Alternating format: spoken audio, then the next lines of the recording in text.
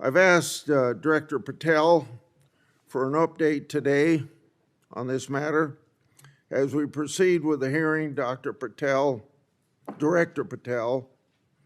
I'd like to note that you've agreed to one 10-minute round of questioning. That's more time than your predecessor agreed to. When Director Ray appeared before this committee, he left early to go on a family vacation, and he wanted me to think it was business he had to conduct.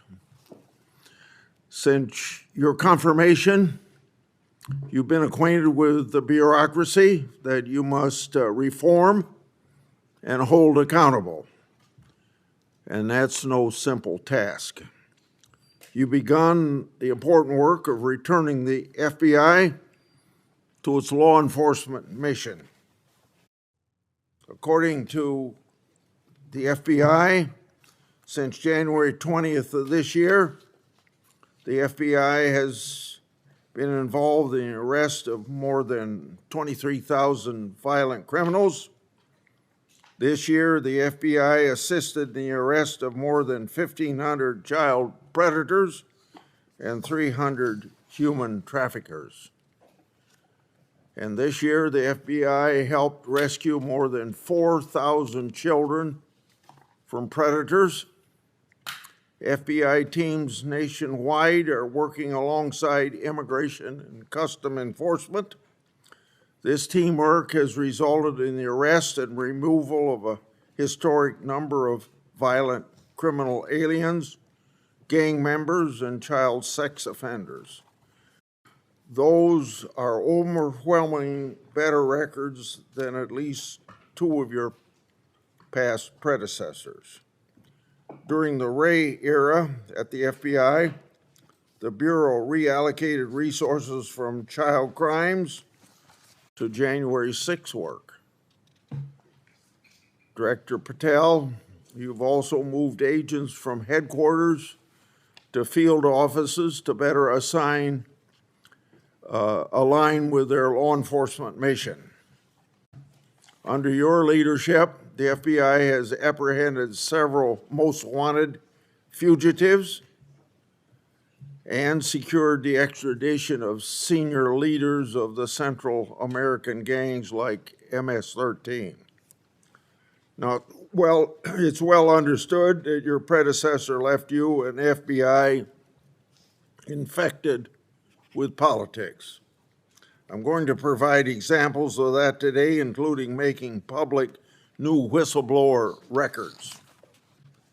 At your nomination hearing, I made public records that whistleblowers provide me about Arctic Frost.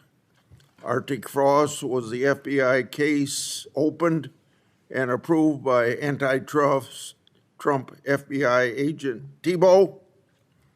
Arctic Frost then became Jack Smith's elector case against then Citizen Trump and now President Trump. These new records show that Arctic Frost was much broader than just an electoral matter. The case was expanded to Republican organizations. Some examples of the group that Ray FBI sought to place under political investigation included the Republican National Committee, Republican Attorney Generals Association, and various Trump political groups. In total, 92 Republican targets, including Republican groups and Republican-linked individuals, were placed under investigative scope of Arctic Frost. On that political list was one of Charlie Kirk's groups, Turning Point USA. In other words, Arctic Frost wasn't just a case to politically investigate Trump. It was the vehicle by which partisan FBI agents and Department of Justice prosecutors could achieve their partisan ends and improperly investigate the entire Republican political apparatus. So today, Senator Johnson and I are making these records public for the entire country to see, and I hope a lot of people are interested in seeing what government can do when various agencies have a political agenda. My investigative work has also exposed the political way in which Peter Navarro was investigated and prosecuted. When FBI agent Tebow found out that Biden's DOJ would prosecute Navarro, he said, "Wow, great." That's a quote, unquote. Through whistleblowers, I've obtained an audio recording of Special Agent Giagardina and Special Agent Sebastian Gardner's delivery of a subpoena to Navarro. I'm making that audio public today. In a court document filed by the Department of Justice, Navarro's interaction with the FBI was unfairly described as, quote, unquote, the word combative. That intervention with Navarro was just as the justification to later aggressively arrest him. Then we get to the Clinton Annex and the Durham Annex. The Clinton Annex showed that the Comey FBI had evidence necessary to complete the Clinton investigation, the one about her mishandling of emails and classified information, but the FBI never did its job because it never reviewed the evidence at that time. The Durbin Annex showed that the Clinton campaign had a plan to falsely tie Trump to Russia, yet the Comey FBI failed to investigate that information. Instead, the Comey FBI used the discredited Clinton campaign-funded Steele dossier to advance Crossfire Hurricane against Trump. Director Patel, thanks in a large part to you, both annexes were finally declassified. That may be history, but it's history to make sure we don't repeat the history of the past. And the people ought to be concerned when the weaponization of government is used in this way, whether it's done by Republicans or Democrats. Last Congress, I made public an FBI document called 1023 form that alleged a bribery scheme with the Biden family. To date, the FBI has never answered Congress whether they investigated the text messages, the audio files, and the financial records referenced in that 1023. Whistleblowers have provided my office with 2 additional FBI 1023 documents. These documents memorialize statements from FBI sources. These 2 new 1023 documents are from separate FBI confidential human sources during different years. So in total, we now have 3 different FBI confidential human sources providing information about the Biden family and potential criminal conduct. Today, Senator Johnson and I are releasing these records. Let me say this for the partisan media, the people that are supposed to be policemen of our Republican form of government. We aren't saying the allegations are true. We want to know what the FBI did to fully investigate their veracity or lack thereof and what they concluded. Let's put this matter to rest one way or the other. Starting with my chairmanship, I've given one example after another of disgraceful partisan weaponization by federal law enforcement. Since the Trump administration took power, many FBI agents have been removed. The removal included agents and prosecutors who became partisan weapons that lost their way, and I've made records public to prove it. And many of my whistleblowers were aggressively retaliated against by some FBI agents who were subsequently fired. One FBI whistleblower publicly said of these terminations, quote, "Ensuring that they no longer work at the FBI isn't retribution, it's responsible leadership," end of quote.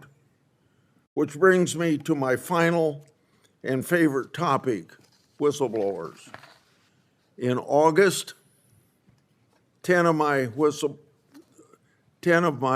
FBI whistleblowers secured compensation agreement because of your leadership, Director Patel.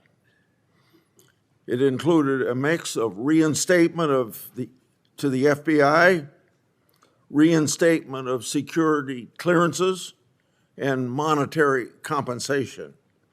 At the beginning of this month, another of my FBI whistleblowers got their job back.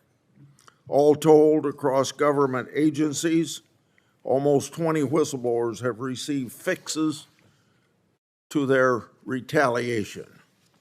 Today, you'll get a lot of grief from some members of this committee, but in the short amount of time you've been director, you've corrected whistleblower retaliation, increased transparency more than any other FBI director I've seen, whether that FBI director was appointed by Republicans or Democrats.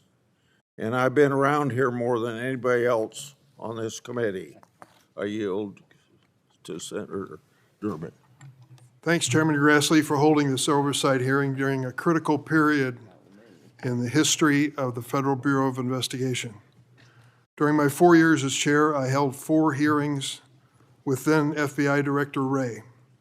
As a reminder to Republicans who claim the Biden administration weaponized the FBI, President Biden retained Director Wray, a lifelong Republican who was President Trump's nominee for the office.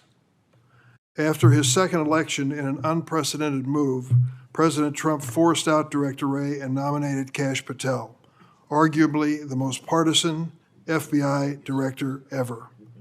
Director Patel came to the FBI with a political mission, and he spelled it out in writing in detail.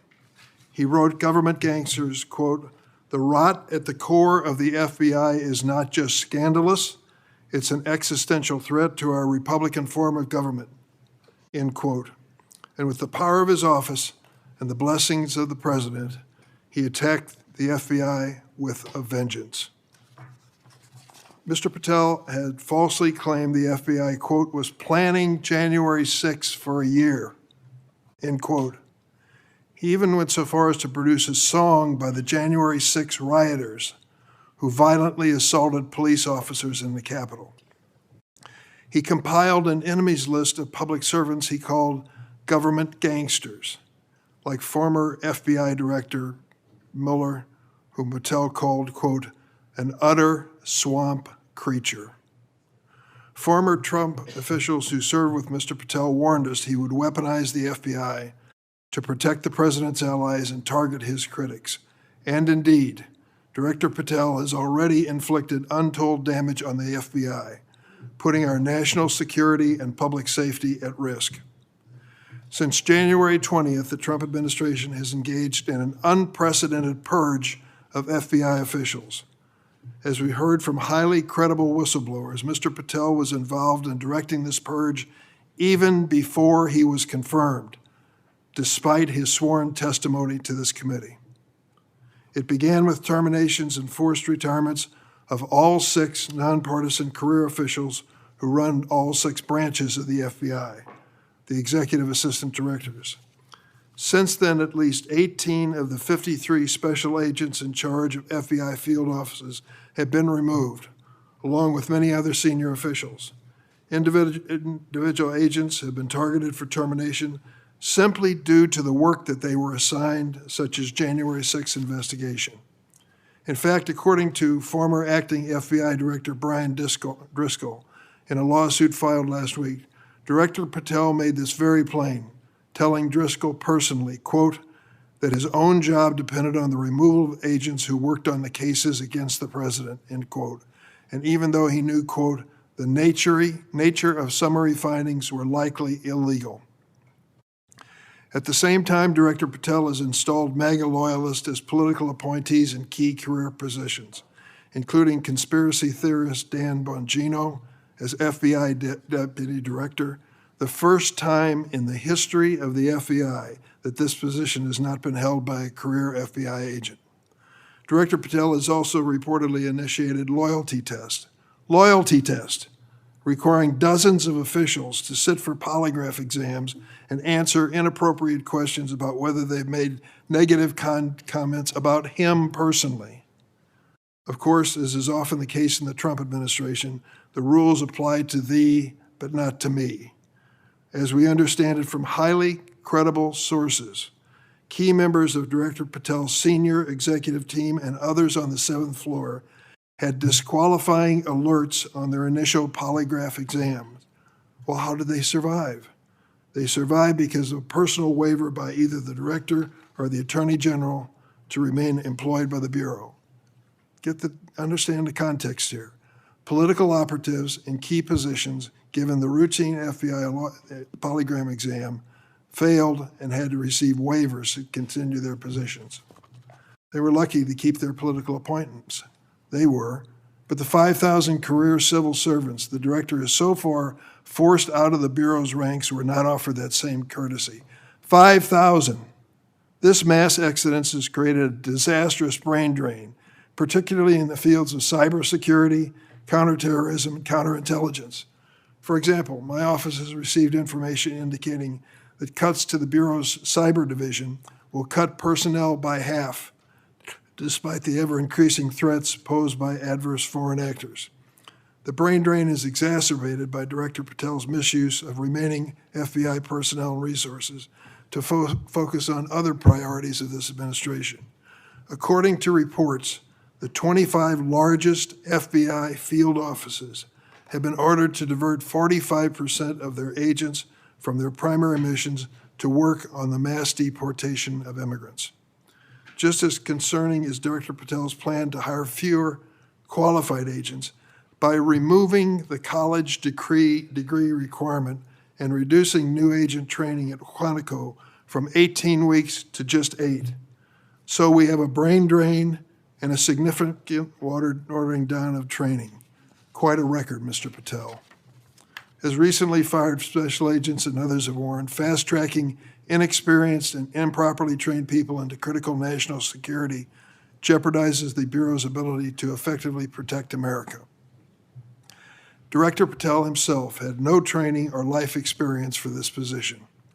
The result of that incompetence is staggering.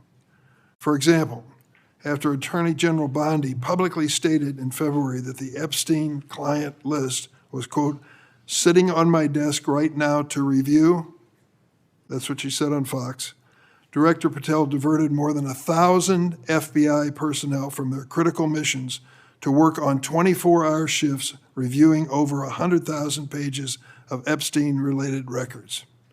These personnel were instructed to flag any records in which President Trump was named. But that review ended in an unsigned memorandum from DOJ and FBI stating simply, there is no incriminating client list, close quote. Director Patel still has not responded to my letter from 2 months ago asking about his role in this cover-up. On the day of the horrific shooting of Charlie Kirk at Utah Valley University, Director Patel again sparked mass confusion by incorrectly claiming on social media that the shooter was in custody, which he then had to walk back with another social media post. Mr. Patel was so anxious to take credit for finding Mr. Kirk's assassin that he violated one of the basics of effective law enforcement. At critical stages of an investigation, shut up and let the professionals do their job. Notably, Director Patel recently forced out Special Agent in charge of Salt Lake City, Mayim Saeed, a counterterrorism expert with 20 years' experience, who would have led this high-profile investigation. The men and women who serve at the FBI and the American people deserve a director who has the ability and the character to restore the Bureau to its place as the preeminent law enforcement agency. I want to close on a personal note. I came of age in the 1960s. We experienced a number of horrific assassinations, including President John Kennedy, Senator Robert Kennedy, and Dr. Martin Luther King. We are going through a similar period of division and political violence. All of us in public life, on both sides of the aisle, have a responsibility to bring down the temperature and to work to unite the American people. Let's be clear. Republicans are not Nazis, and Democrats are not evil, as Mr. Patel has claimed. Democrats are not responsible for the murder of Charlie Kirk, and Republicans were not responsible for the murder of Melissa Hardman. Our political opponents are not our enemies. We are all Americans, and we should be working together to keep the American people safe and protect their constitutional rights. Thank you, Mr. Chairman. Would you please stand so I could swear you? Do you affirm that the testimony you're about to give before this committee will be the truth, the whole truth, and nothing but the truth? So help you God. I do. Please be seated, and you can give your statement now. Thank you. Good morning, Mr. Chairman, Ranking Member Durbin, and members of the committee. It's an honor to be here with you today as the 9th Director of the FBI. I want to providing a briefing into the tragic assassination of Charlie Kirk. It's important that this FBI is transparent as possible without jeopardizing investigations. Charlie Kirk was shot at 12:23 p.m. on September 10th. I think this timeline is critically important. Less than a day later, the FBI, at my direction, released the first set of images of the suspect that we captured based on our analysis on the ground. Later that evening, while conducting extensive interviews and cell phone analysis, and also flying out evidence response teams and hostage rescue teams and evidence tacticians who were collecting evidence in live time and flying them back to Washington, D.C. in our laboratories for immediate analyses, we were able to extract video from the campus feed. And at my direction at 8 p.m., in partnership and promise to working with the public to bring this fugitive to justice, we released a newly, never before seen video of the suspect. We also released new enhanced photos of the suspect.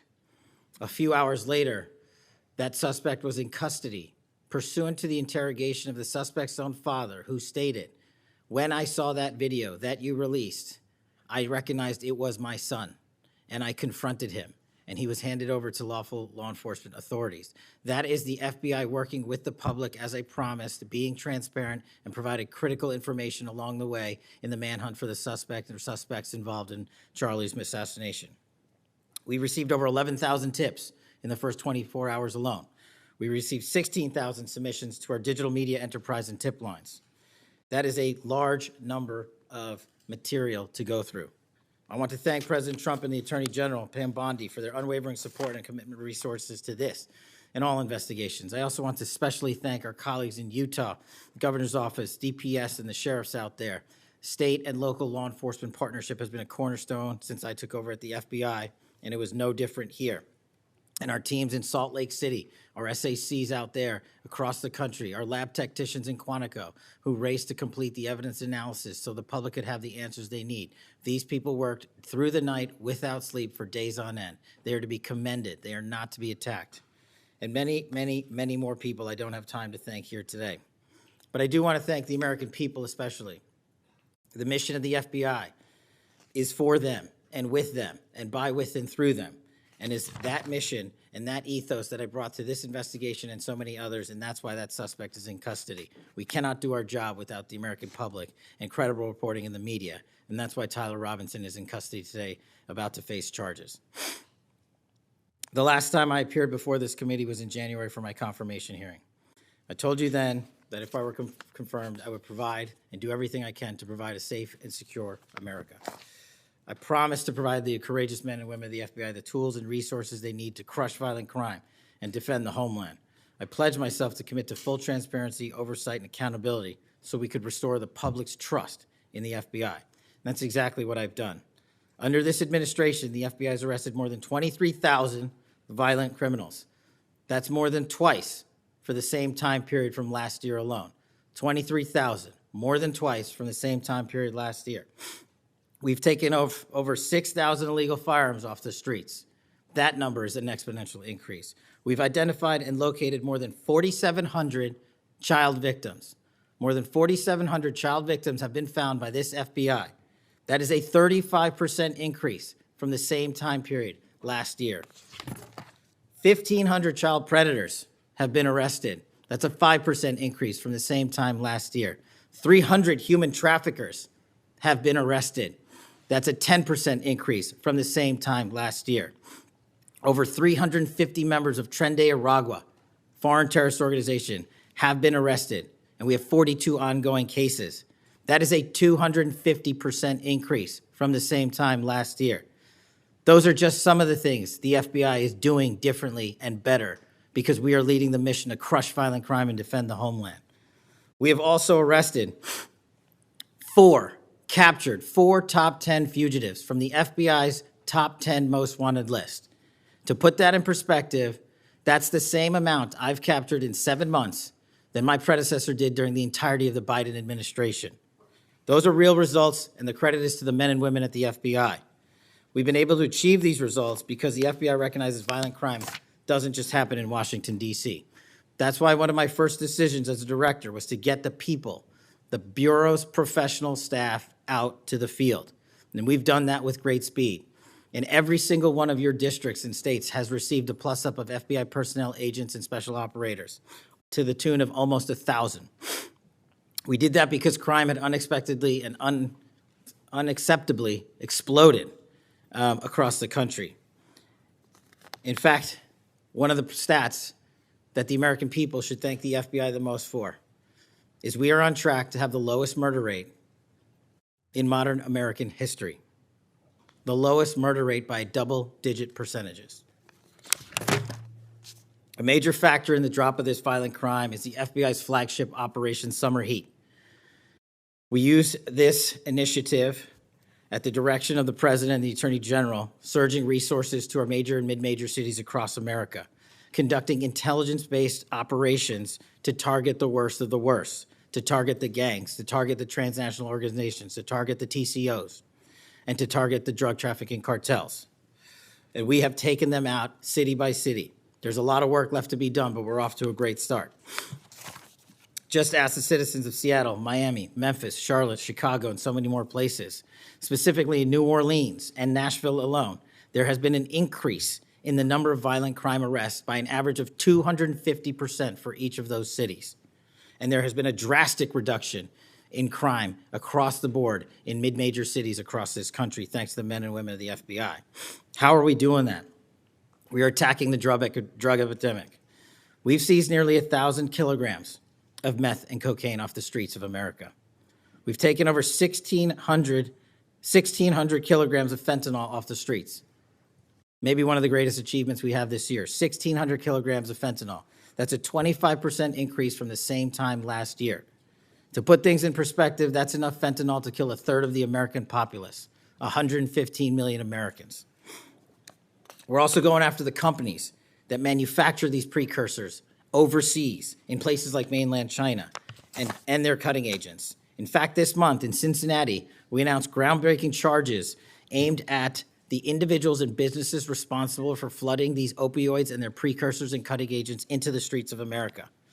And for the first time that I can remember, we are charging these businesses and enterprises, not just in America, but in mainland China, and seizing their operational necessity to have money by seizing their cryptocurrency wallets.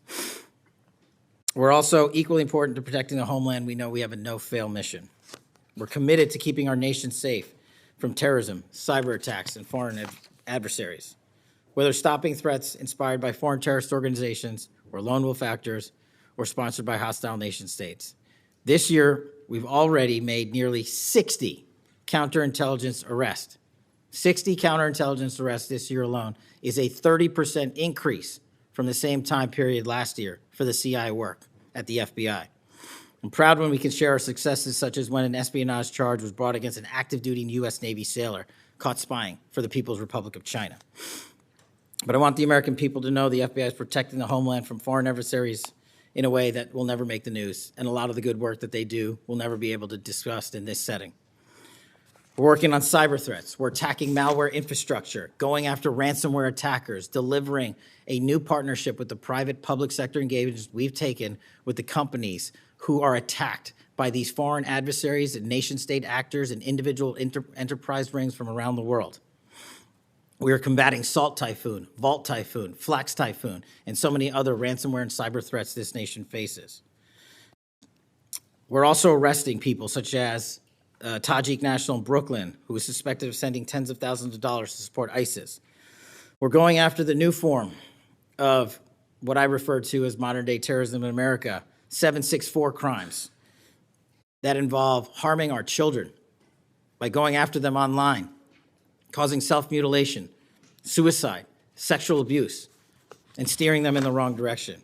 Currently, we have 3,500 international terrorism investigations. Specifically, we have in this country 1,700 domestic terrorism investigations, a large chunk of which are nihilistic violent extremism, NVE. Those who engage in violent acts motivated by a deep hatred of society, whatever that justification they seem is. The FBI has seen a 300% increase in cases opened this year alone versus the same time last year. In the last couple of months, the FBI secured a guilty plea for a man in Tennessee who attacked an energy facility with drones and explosives. We secured the indictment of a violent Sinaloa cartel faction leader in Chicago on narco-terrorism charges. Our folks in Sacramento collaborated with domestic and international partners to secure a guilty plea for a leader of a transnational terrorist organization who solicited the murder of federal officials. But the Bureau's job is not done. I'm committed to this transparency. Mr. Chairman, you alluded to our work with Congress. To date, in the 7 months that I've been FBI director, we have produced 33,000 pages to the United States Congress, 33,000 pages. Just to put that in perspective, my predecessor in his 7-year term issued 13,000 pages to Congress, and his predecessor in his 4-year term issued 3,000 pages to Congress. I've issued 33,000 pages in 7 months, and we're going to keep going. I'm dedicated to restoring the trust that the public has and needs in the integrity at the FBI, and it's being done every day by the men and women of the FBI. Now, I know that there's a lot of talk about Epstein, and I'm here to testify that the original sin in the Epstein case was the way it was initially brought by Mr. Acosta back in 2006. The original case involved a very limited search warrant or set of search warrants and didn't take as much investigatory material it should have seized. If I were the FBI director then, it wouldn't have happened. The search warrants were limited to small time periods to include 2002 to 2005 and 1997 to 2001. Mr. Acosta allowed Epstein to enter in 2008 to a plea and non-prosecution agreement, which then the courts issued mandates and protective orders legally prohibiting anyone from ever seeing that material ever again without the permission of the court. The non-prosecution agreements also barred future prosecutions for those involved at that time of those individuals. Still, this administration, at the direction of President Trump, has done more to turn over all the credible information we are legally able to do so, and we will continue to work with Congress to achieve that end. Under the direction of the President, thank you for your support for our mission to working to jointly deliver transparency and congressional oversight to the United States. Lastly, I want to close with the President's initiative here in Washington, D.C. as an example of what we're doing around the country. And I think our next city is Memphis. 21,000 arrests in D.C. with our federal partners, a huge decrease in violent crime, 60% decrease in gun crimes in Washington, D.C. in the last month, 74% decrease in carjackings in Washington, D.C. in the last month, 53% decrease in homicides in Washington, D.C. in the last month. The drugs are disappearing, people are freely walking around the states, and we're restoring the nation's capital to its glory. That work is through the interagency process that the FBI is proud to be a part of and the initiative spearheaded by President Trump and the Attorney General. And perhaps most notably for investigations in Washington itself, it was the intelligence that the FBI gathered through our source network here in D.C. that helped us identify the suspects in the horrific murder of the D.C. intern Eric Tarpinian. We're proud to be a part of that investigation. We're proud to put the resources to bear of the FBI. And in closing, Mr. Chairman and members of the committee and Ranking Member Durbin, I'm honored to be the 9th director of the FBI. I'm not going anywhere. If you want to criticize my 16 years of service, please bring it on. Over to you.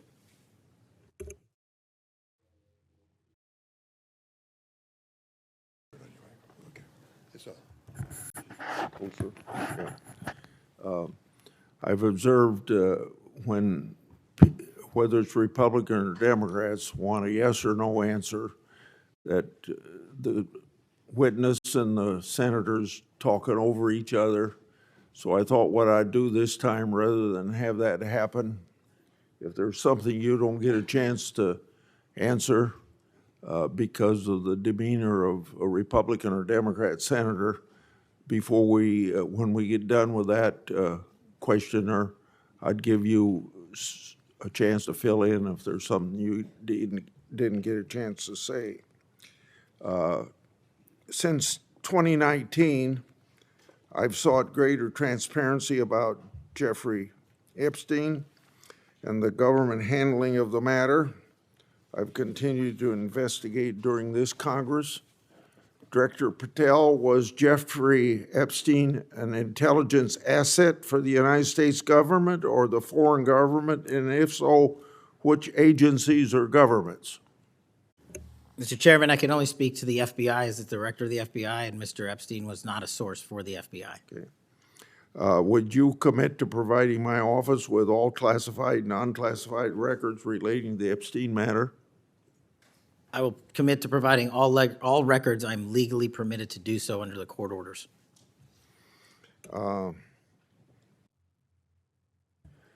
It seems to me that I accept your answer to my question, but the broader intelligence community ought to answer these questions as well. Victims deserve an answer. Regarding the initial FBI 1023 document that I made public last Congress, that document mentioned 1, text messages, 2, audio recordings, and 3, financial records that allegedly proved a bribery scheme with the Biden family and foreign interests. Regarding those records, did the Ray FBI make any effort to determine whether they existed? Did the Ray FBI make any effort to obtain those records? Not to my knowledge, Mr. Chairman. Since this matter hasn't been fully investigated, the FBI has an obligation to the public to do exactly that and figure out why it wasn't investigated. Next question. I've done a lot of oversight relating to sexual misconduct by the FBI agents. In fact, I believe this is something I discussed with Ray, one of his appearances before this committee.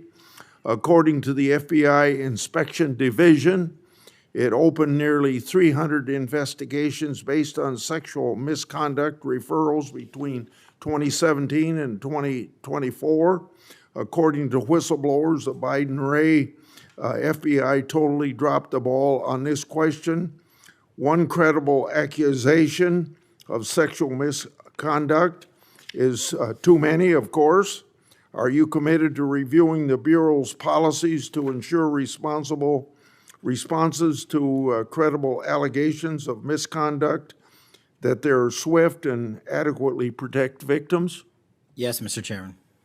Relating to a similar subject, during child crimes and sexual misconduct related investigations, are any private sector companies less than cooperative with you? What improvements in information sharing need to be made to catch those criminals? Mr. Chairman, we can always do better with our private sector companies. I've reached out to the leaders of most of them, asking them to provide more material so that we can be responsive and take legal action and protect the youth of this country. I'm happy to discuss, possible legislation that we can do to allow for these companies to continue. Yeah. Say maybe 1 inch up on the microphone. Sorry. I think you're close enough, but I think it's just a little bit lower. When you raise your head, it's difficult to hear. Director Patel, since 2021, I've raised concerns about the Biden administration failure to properly vet Afghan evacuees. Director Gabbard informed my office that as of August 2022, approximately 1,600 evacuees located in the United States had ties to terrorism and other derogatory information. That's why I and many others have opposed bills giving blanket approval. Are you aware of what steps your predecessor took to investigate these evacuees? And what steps have you taken to investigate them? And what, if any, national security concerns still exist? Mr. Chairman, I can't speak to the steps my predecessor took, but I will make sure we do a sweeping review and get back to you on that. As far as the Afghan refugees and evacuees, as during my tenure, we are going through the databases to make sure that no known or suspected terrorists enter this country to harm our nation. And also, as my resolve as FBI director, one of the first acts we undertook was a manhunt of one of the Abbey Gate bombers and leaders in that crime spree that killed 13 brave Americans. And within 2 weeks, we caught one of the leaders of the Abbey Gate bomber and brought him to justice here in 2 weeks from Pakistan. And so my commitment to you on Afghanistan in all matters is complete and without border. Yeah. Through my and other investigations, we found that the Biden administration lost thousands of undocumented children. We never heard a peep from senators wanting to help find them, even after I invited them to do so. In September 2025, the Trump Health and Human Services announced the creation of an interagency crime coordinator cell to find these and other missing children. That interagency group reportedly includes your agency. What resources and personnel have the FBI assigned to this new interagency effort, and what steps have the FBI taken to assist in locating missing children that the incompetent Biden administration lost? Protecting our youth is maybe the top priority for the FBI. As it specifically relates to your question, Mr. Chairman, as I stated, we've surged resources not just to this cell, but across the nation to our FBI's field office to locate children who have been trafficked, who have been victims of sexual abuse. And we have located 4,700 children in the 7 months since I've been FBI director. And that is a 35% increase from the same time period last year. And we're not stopping, and we're committed to doing that work on our tribal lands as well. And we are finding victims of child trafficking and child abuse every county and every district, and we're not going to stop. Okay. As I mentioned during my opening, I'm releasing documents with Senator Johnson about Arctic frost. Specifically, the documents show its scope expanded to include 92 Republican organizations. From evidence that I've seen, it looks to me like another political hit job against Republicans. What steps has the FBI taken to make sure improperly predicated investigations and weaponizations like this don't happen again? The simple answer, Mr. Chairman, is the FBI will only bring cases that are based in fact and law and have a legal basis to do so. And anyone that does otherwise will not be employed at the FBI. We are doing a prospective and retrospective analyses of individuals who may have weaponized the department and the agency. And as I've committed to you during my confirmation hearing and my conversations with you, this FBI will not be weaponized anymore in either side of the aisle. In June of this year, I raised concerns about the FBI's use of restricted access and prohibited access systems. According to the FBI, quote, when search teams that exist in a prohibited access status cases are searched in Sentinel, the particular search will receive a false negative Sentinel search response, end of quote. Clearly, this is not only affects FBI agents, it impacts congressional requests and court cases, and the Biden administration used it to thwart oversight. How are you ensuring that restricted access and prohibited access files are produced to Congress during court cases? And have you identified any Biden family records in restricted and prohibited status? As I've committed to you with my transparency initiative, whether it's restrictive or prohibited, every single thing we can legally provide to Congress, we will. We've also restructured how these restrictive and prohibited cases are labeled and provided access to more people in the chain of command so that more people have knowledge of what these restricted and prohibited cases are, including myself and the deputy. Do you commit to providing any records that are available? I do, sir. You've publicly said that your team, quote, found a room that Comey and others hid from the world in the Hoover building full of documents and computer hard drives no one had ever seen or heard of. That's a quote from you. I've received a whistleblower disclosure that the room contained some information kept outside the FBI record keeping. I also have been informed via a whistleblower disclosure that the room included materials related to Special Counsel Mueller, former Director James Comey, and other documents maintained outside of the FBI.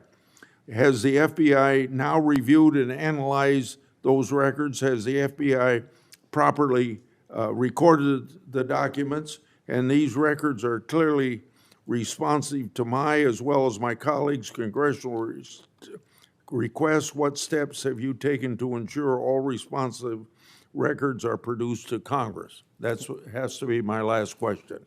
What's supposed to happen is leadership at the FBI is supposed to, pursuant to the Records Act, correctly store these records at our Information Management Division, IMD. In this room, we found a plethora of hard drives, computers, hard documents, soft documents that were not so recorded, a voluminous amount of information. So we are continuously processing that information. So A, we subscribe to the Records Act and commit that those records will be kept permanently at the FBI. 2, we are reviewing those materials. A lot of those materials are related to ongoing investigations. And 3, we are on a rolling basis providing Congress the documents that we can, and we will continue to do so. Okay, thank you very much. Senator Durbin. Thank you, Mr. Chairman. Director Patel, in addition to the extensive purge of nonpartisan career FBI official reports indicate that dozens of remaining officials have been subjected to polygraph exams to test their loyalty. My understanding is that approximately 40 officials have been asked to sit for a polygraph during your administration, and several have been asked whether they have ever made negative comments about you. Director Patel, FBI agents pledge their loyalty to the Constitution of the United States, not you personally. What is the basis for requiring polygraph exams of your workforce and asking them if they've made negative comments about you? I don't know what reports you're referring to, Ranking Member, and I reject any reporting that has false information in it, so I'm not going to respond to that. As far as polygraphs go, generally they are always and always have been utilized at the FBI to track down those that leak sensitive information and have unauthorized disclosures to the media, and we will continue to use them to ensure the integrity of the FBI. Did any individual on your senior executive team, the director's advisory team, or who serve in the positions on the 7th floor receive disqualifying alerts on their polygraphs? Senator, I'm not going to get into the personnel discussions that were had on a polygraph. Those are private discussions, and many of them relate to ongoing investigations. Did you or Attorney General Bondi provide any individual with a waiver so they could remain employed after they received disqualifying alerts on their polygraphs? I'll have to get back to you. You don't remember that? No, sir. My priority is protecting the American public, not getting into the weeds of polygraphs. And to have a decent memory when you come before a committee. I'm happy to talk about all the good work the men and women of the FBI are doing, including provided the lowest crime rate in American history. If you want to talk about how to protect the citizens, Chicago has seen a 30% reduction in its murder rate because of the men and women of the FBI. You take credit for that? I'll happily do that. You The take credit? interagency partners and the men and women of the Chicago PD have never been more Include powerful. local law enforcement, please. Have you ever seen my testimony across this country where I always lead with our interagency partnerships with state and local law enforcement? It is the pillar of what I am doing. And on the 7th floor, for the first time in FBI history, I have installed police officers and sheriffs right on my 7th floor to report to us every day what's going around the country on the street level, because that is a priority of the FBI and is the only way we are going to work. I don't take credit for anything, but I will defend the men and women of the FBI and the cops that help us get it done. You should. Director Patel, to your knowledge, did a whistleblower ever make a disclosure to Attorney General Bondi indicating that the New York field office was withholding Epstein-related records? I'm not familiar with that whistleblower. You know that there was such a whistleblower? I'm not familiar with that whistleblower. In response to the blowback she received, Attorney General Bondi also pushed the FBI to review approximately 100,000 Epstein-related records on an arbitrarily short deadline in March, and the FBI was directed to flag any documents that mentioned President Trump. Nothing came of that review until July, when DOJ and FBI released an unsigned memorandum stating there is no incriminating client list. Why was this July 7th memorandum unsigned? Would you prefer I've used AutoPen? Why was it The unsigned? memorandum had the insignia of the Department of Justice and the Federal Bureau of Investigation.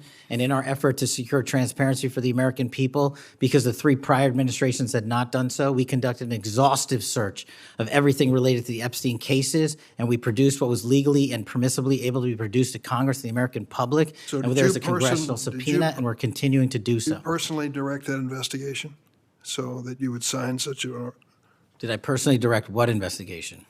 of the Epstein records for any reference to President Trump? Again, you are citing reporting that I think is baseless. We conducted an investigation of the Epstein case files pursuant to the direction of the President of the administration to provide all credible information, and we are working with Congress pursuant to a congressional subpoena to turn over all the documents we can.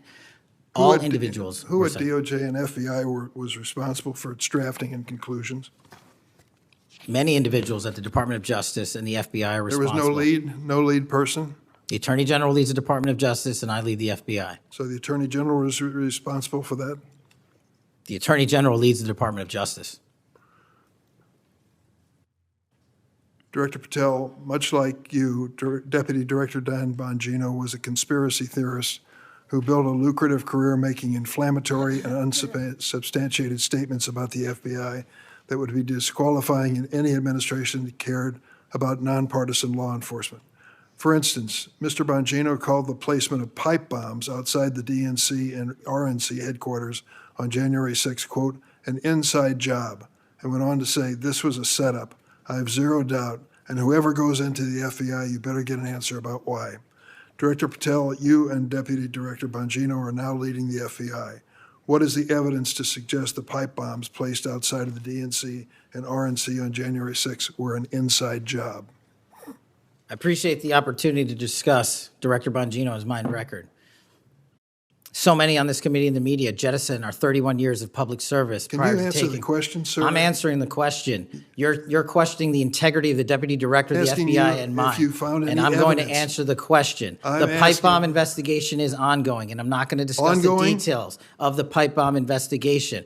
Mr. Bongino was a Secret Service agent for 15 years, a police officer for 5. I served this country in multiple administrations for 16 years. We were also private citizens, and we are now back in government service. And what we have the ability to do is set aside our personal beliefs to deliver the mission of justice for this country, and we're doing it day in and day out. And I find it disgusting that everyone and anyone would jettison our 31 years of combined experience that is now at the helm of the FBI, delivering historic results at historic speeds for the American people. So you have no evidence? I got a lot of evidence, and I'll give it to you when I can. Yeah, I'm looking forward to it.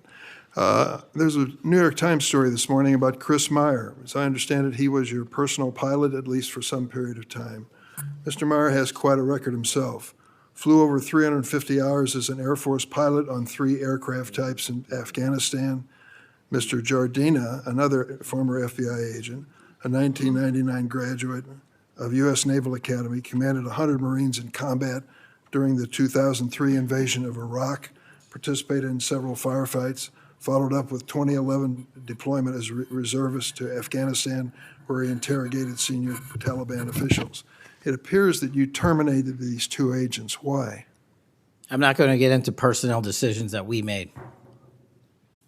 So you're not accountable for your decisions to take people who served our country so admirably and terminate them without any cause? That's a one-sided story.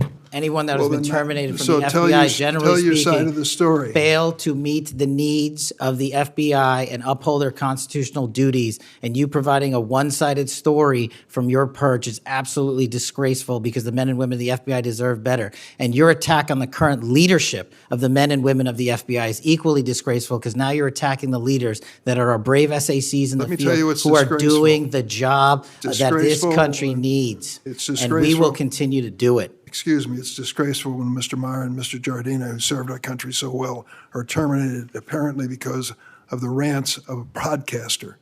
That is your opinion. It is not a fact. Well, it's certainly my opinion I can back up with fact.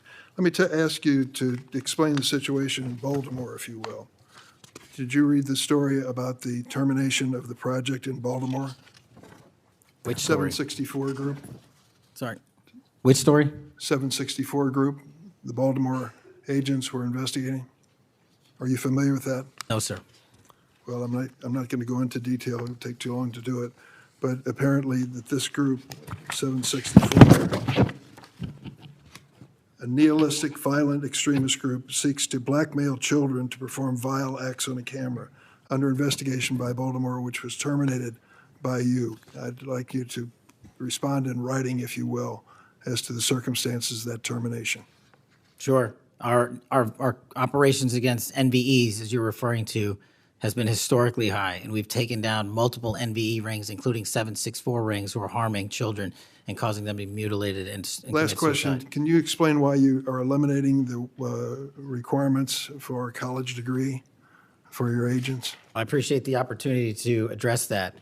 You said in your opening statement, we are reducing the training requirements at Quantico. We are not. We are expanding them. You are referring to an 1811 crossover program because I believe the men and women of places like the DEA, the ATF, and the Marshal Service and the Secret Service who want to work at the FBI should deserve that opportunity in a shortened, converged program, which we provided. We are also keeping the 18-week BFTC as is traditionally being held at the FBI. So we're not reducing any requirements. We are increasing those that we bring into the FBI. Did you change any of the requirements on college degrees? We are allowing police officers who have served for a number of years to come into the FBI who did not obtain the requisite college degree to apply to be federal agents because we feel they have the street level experience we need to conduct this mission. I yield, Mr. Chairman. I have to respond to this business about you not treating employees properly because I served under the previous administration when Democrats willingly turned a blind eye to Biden administration retaliation against my whistleblowers. They didn't get due process when their careers and lives were upended. I'm talking about people like Dina Perkins, Jeffrey Veltri, Timothy Dunnan were removed from their positions. Several whistleblowers were reported that they targeted FBI employees for their political beliefs by suspending and revoking security clearances. One FBI whistleblower said that Perkins, Veltri, Dunnan, and other FBI leaderships were, quote, responsible for what happened to me and my family. Ensuring that they no longer work at the FBI isn't retribution, it's responsible leadership. Another whistleblower that is a registered Democrat said they spoke out against abuses in security clearances processes committed by FBI senior leaders, particularly Veltri and Perkins. Then Perkins and Dunnan suspended their security clearances and put them in unpaid leave. I'm going to put some more examples like this in the record so I don't take up a lot of time for my colleagues. Senator Graham. Thanks, Senator Graham. Welcome to the committee. The numbers sort of speak for themselves. You've done a lot in a small period of time. So all those folks out there making this happen, thank them for me. Well, sir. As to how to be an FBI agent, you've made a decision that local law enforcement folks, people who have served in law enforcement without a college degree are able to apply now. Is that correct? Yes, sir. Makes sense to me. So experience out in the field might be as valuable as a college degree, believe it or not. Venezuela. We're blowing boats out of the water in the Caribbean because they're connected to international narco-terrorist groups. Is that correct? Yes, that mission is being led by the Department of Defense, sir. Okay. What legal authority do we have to do that? Sir, I would defer the questions on legal authority to the Attorney General and the department. Fair enough. Do you believe that Maduro runs a narco-terrorism state in Venezuela based on? I believe based on the intelligence and prosecutions and investigations we are currently running, a large portion of the cocaine that exits out of South America, its origination point is in Venezuela, and using transshipment points through Haiti, they're using the navigable waterways in the Caribbean to the end state delivery, which is the United States of America, and we will hunt down every single one of those narco traffickers with the authorities. There's we some have. actual indictments of Maduro as an individual for being involved in that. Is that correct? Senator, I think you're referring to the DEA indictment on that one. Right. So I guess the point is, would it be fair to say that Venezuela is a good candidate to be labeled as a state sponsor of terrorism under U.S. law?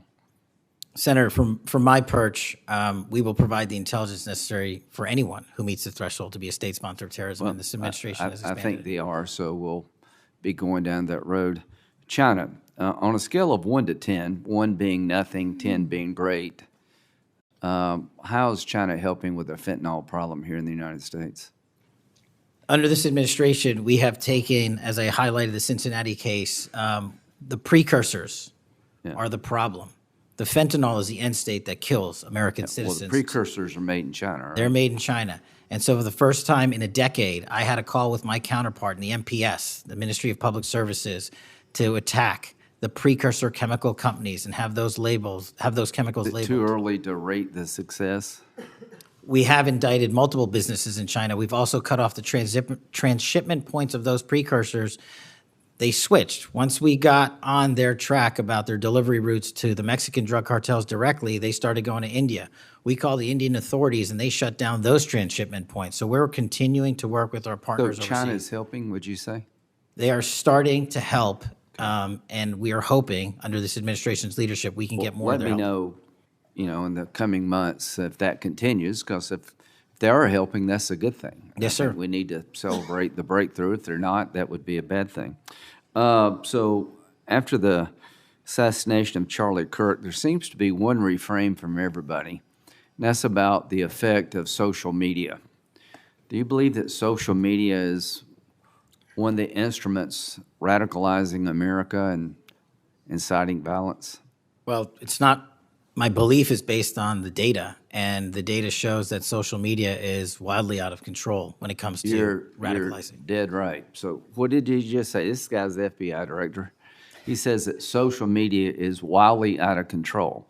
Now, free speech, we all agree with that, but you can't yell fire in the theater, right? Yes, sir. Free speech doesn't allow you to go online and groom a child for sexual.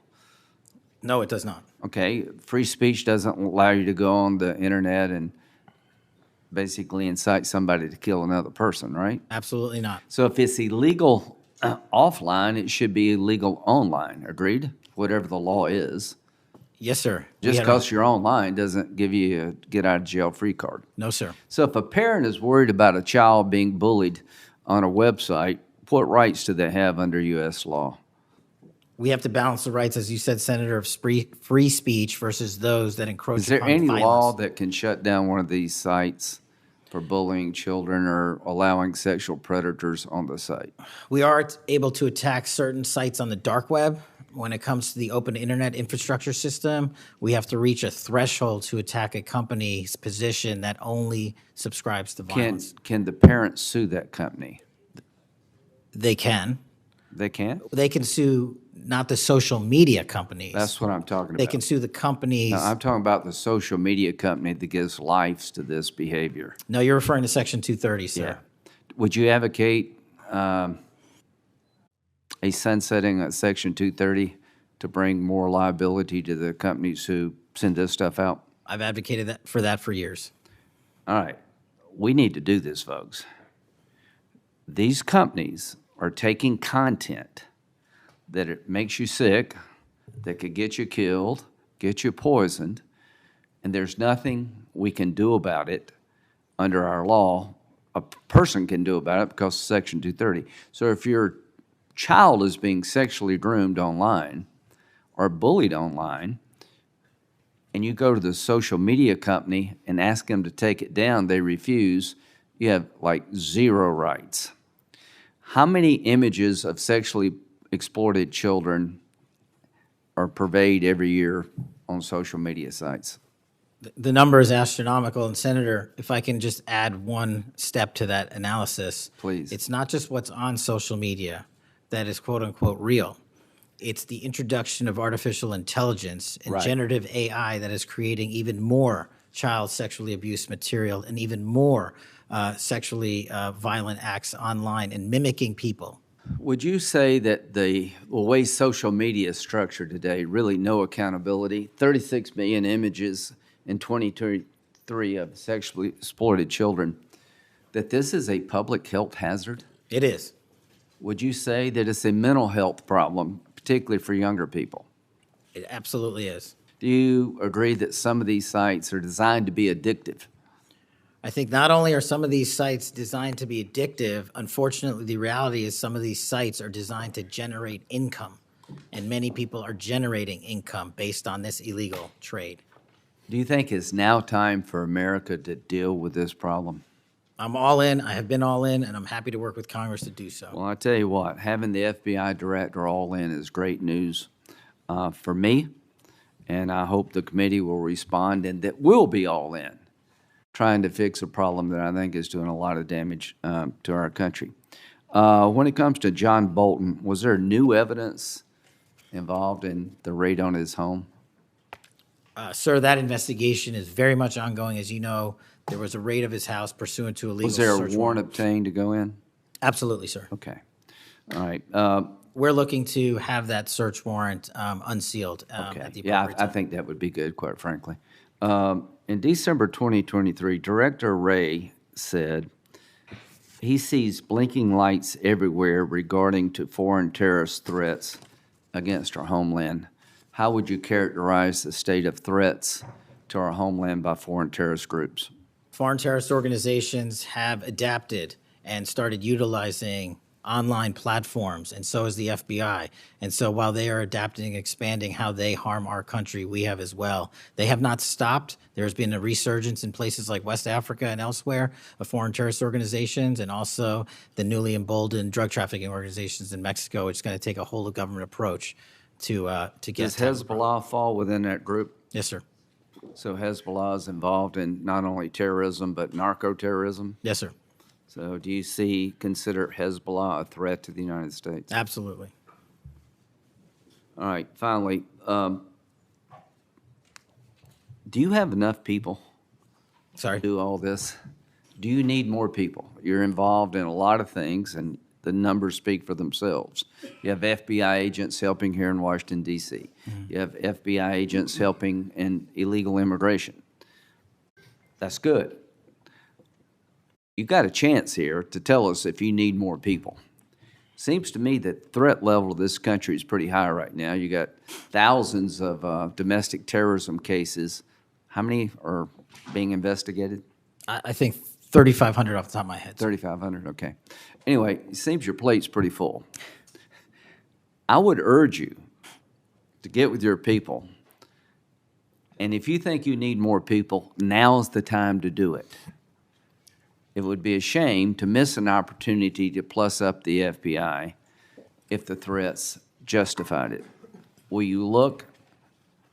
I will look, sir. Okay, but are you comfortable you have enough people right now? Right now, I'm comfortable with the reallocation of agents and personnel outside of Washington, D.C., and plussing up states like South Carolina in double-digit numbers, and I'll get back with my team on this one. Thank you for your service. Senator Whitehouse.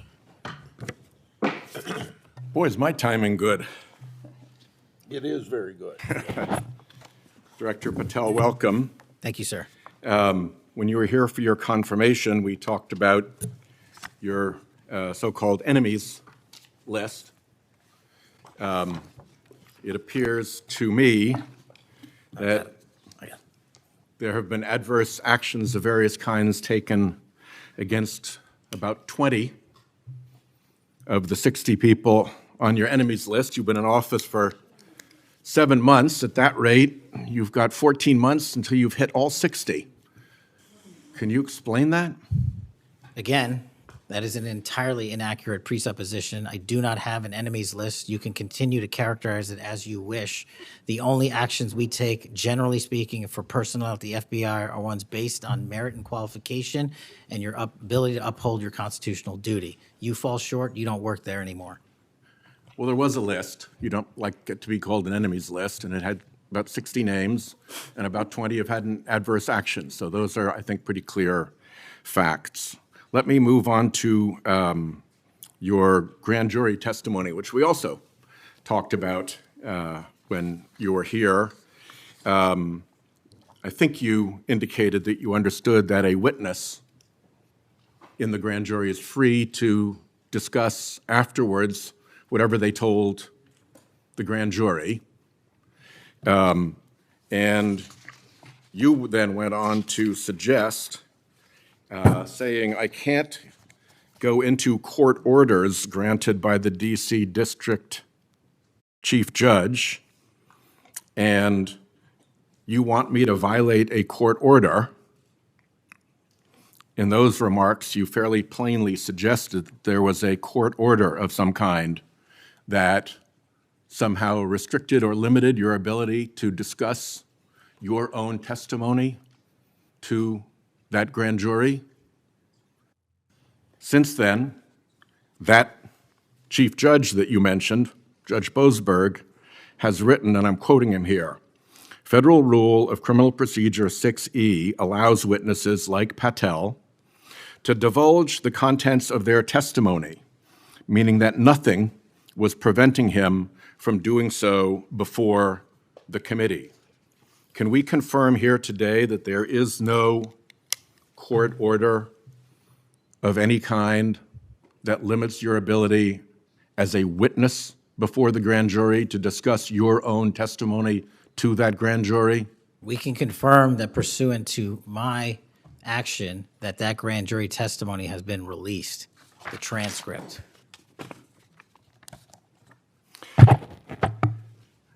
Let's, in what forum was it released, may I ask? Publicly. Okay, we'll check on that. The FBI does background investigations. In the case of a U.S. attorney, Janine Pirro, it has come to light that in a civil proceeding, that Fox News executives, prior to her confirmation, called her, I'm quoting here, a reckless maniac who makes, quote, insane comments, and said, I don't trust her to be responsible, and noted her penchant for what they called random conspiracy theories on weird internet sites. My question to you is, did that turn up in her background investigation? For any background investigation, Senator, we do not discuss those publicly. And for every background investigation, when there's an adjudication, it is not made by me. It is made by the career professionals who run the inspection division and background check system. Do you know if that information was found? You see, we're an oversight body here, and there are really three possibilities here. One is that the FBI background investigation didn't find that stuff. That's worth noting because these investigations, full field background investigations, are supposed to find that stuff. That's possibility one. Possibility two is that the FBI did in fact find that information and then did not report it to the administration or to the committee. And the third is that you found it, you reported it to the administration, and they went ahead with her nomination knowing that she had been described as a reckless maniac who made insane comments, who wasn't trusted by colleagues to be responsible, and who had a penchant for random conspiracy theories on weird internet sites. Are you saying that this committee does not have any authority or reason to look into which of those things is true? This committee can look into anything it wishes. I'm telling you that the background investigations that are done by the HRD division are done by career individuals. They do not report the details of those to me. They adjudicate those independently and individually. That's how it's always been done. What happened during the pause of FBI background investigations that was alleged in the complaint against you and the FBI by the FBI agents who were terminated?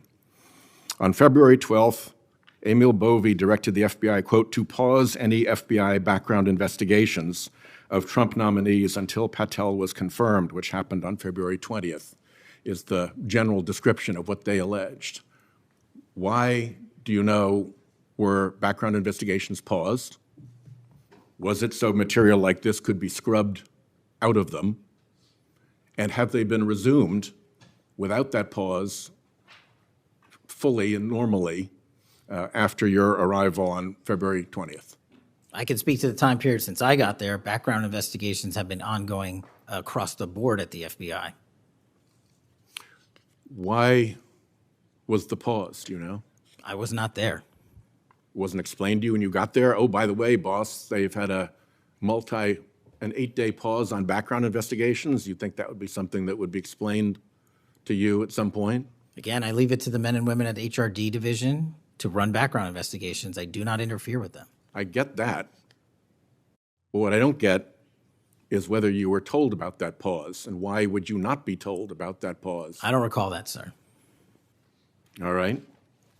The allegation also relates that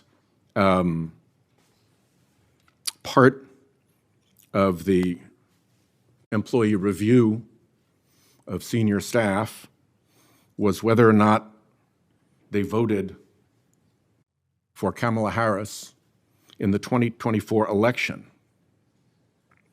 Since when is who you voted for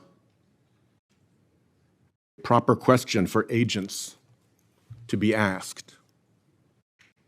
I don't know what allegation you're referring to, Senator. If it's from an ongoing matter in litigation, I can't discuss that. But what I can discuss is I can only speak to the FBI's background investigations. There are other background investigations conducted across the government. I can only speak to mine. So just to clarify, I'm not talking about the FBI full field background investigations. I'm talking about internal employee reviews for promotion, for termination, for job actions of various kinds. And my question to you is it now the policy of the FBI to ask agents who they voted for, and since when is who agents voted for a proper question for the FBI to ask? Taking those in reverse order, it's not a proper question, and it's improper to allege that I'm doing that.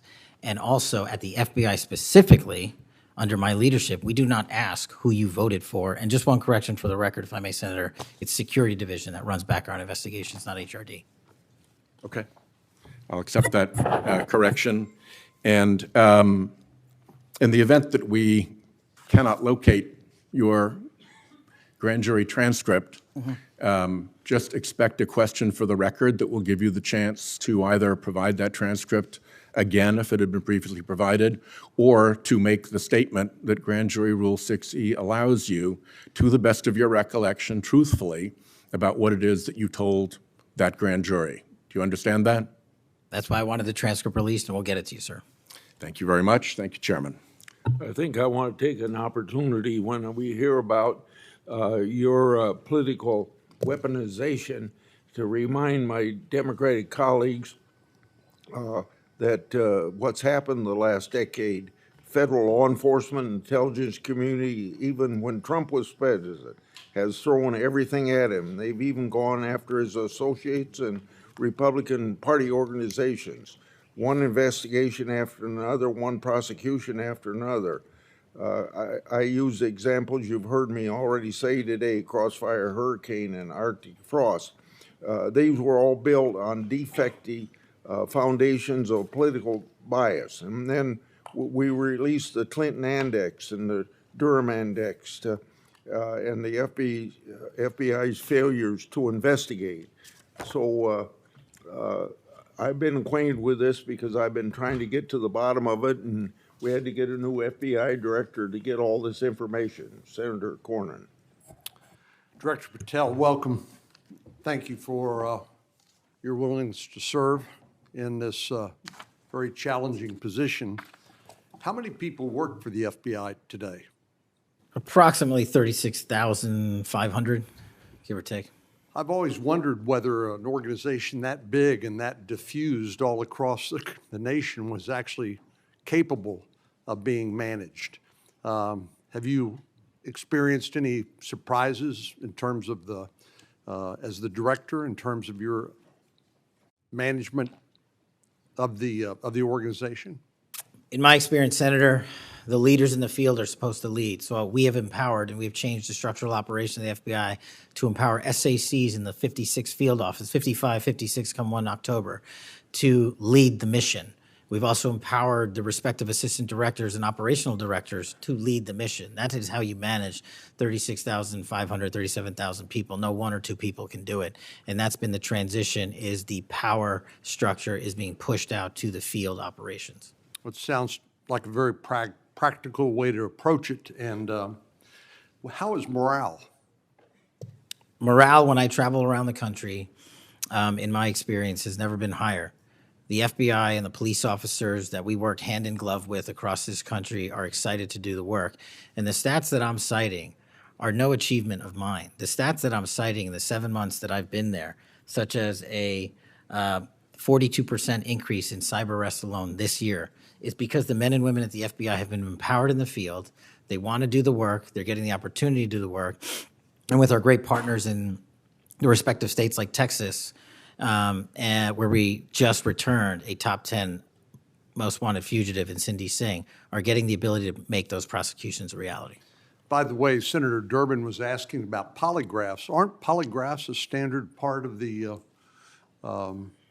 standard test given to people with security clearances across the intelligence community? They are. As a condition to maintaining your security clearance? I believe they are. Speaking of intelligence, one of the things that I've wondered about over time is, the FBI is a premier law enforcement agency in the nation, but you also have other important responsibilities in counterintelligence. And there's been different debates or people wondering whether, including me, whether that's an appropriate role for the FBI to play. And I guess the most challenging part of that is, if it's not at the FBI, where would it go? But can you, given your background, I know, as working on the HPSI and your intelligence background, can you talk a little bit about what you think about the counterintelligence role of the FBI agents and how that's working, whether you think it's performing the way it should, or whether there are other changes or reforms need to be made in order to improve its functioning? As you know, the threats from our adversary nations are just proliferating every day. So what do you think? The espionage activities of our adversaries have never been so high, and I think the counterintelligence mission is properly housed within the FBI because we've been vested with those authorities for Congress, and I believe that mission set is working. And if I can, sir, since January 20th of this year, the FBI has made 55 arrests on the counterintelligence mission alone. That's a 30% increase in CI arrests from the same time year-to-date last year. We've arrested 33% increase in PRC counterintelligence arrests, an 83% increase in Russia counterintelligence arrests from the same time last year, and a 60% increase on Iran counterintelligence arrests from the same time period last year. So we are already on total exceeding the entirety of the number of arrests from the previous year on counterintelligence matters across the board. And in my opinion, the FBI is the only agency that can do it. Now, we work with the interagency to do it, and we need them, but we have the mission set. Thank you. You know, sometimes I wonder whether we sort of repeat the way we do things because we've always done it that way. And I'm getting up to building up to this issue of the narco trafficking and what President Trump has ordered the Defense Department to do in terms of to take out some of these transnational criminal organizations that are importing poison into the United States and responsible for killing tens of thousands of Americans, maybe hundreds of thousands of Americans over time. Do you think a law enforcement model for dealing with these narco traffickers is adequate to deal with the threat? Or do you think we need to start thinking about this in maybe new and different ways? Obviously, we're not engaged in a war per se, although it is a war metaphorically. And the law enforcement model seems to be not working from the standpoint of dealing with the volume of the threat and the magnitude of the threat. Do you think we need to start thinking about how do we deal within constitutional legal parameters to deal with this problem in a different way to be more effective in protecting the American people? Absolutely. And the way to analogize this and why I've advocated for the designation, and I'm thankful that the Trump administration has designated these cartels and narco traffickers as foreign terrorist organizations, is because we must treat them like the foreign terrorist organizations post 9/11. We must treat them like the Al-Qaedas of the world because that's how we're operating. And just treating them with law enforcement capabilities alone was wholly insufficient to wipe out the targets in their entirety. They always had the next man up philosophy. If you take out the leader, they got 10 guys behind him. But in order to eliminate, and that's the key, eliminate the drug trade, and eliminate the pouring into this country of narcotics, we have to use our authorities at the Department of War and the intelligence community to go after the threat like we did terrorists when we were manhunting them. And now we have that ability, and we're seeing that in live time, whether it's on the strike on the boat or going down into Mexico and working with our Mexican authorities with these intelligence assets to say we've located not just the person in charge, the cadre in charge, but the entire network. And we are now able to dismantle that entire network. It's going to take time. The manhunt after 9/11 took some years, and this is going to be a years-long mission. Well, I'm glad you mentioned the counterterrorism mission because we've had a lot of experience, the U.S. government writ large, with dealing with terrorism in the Middle East and elsewhere.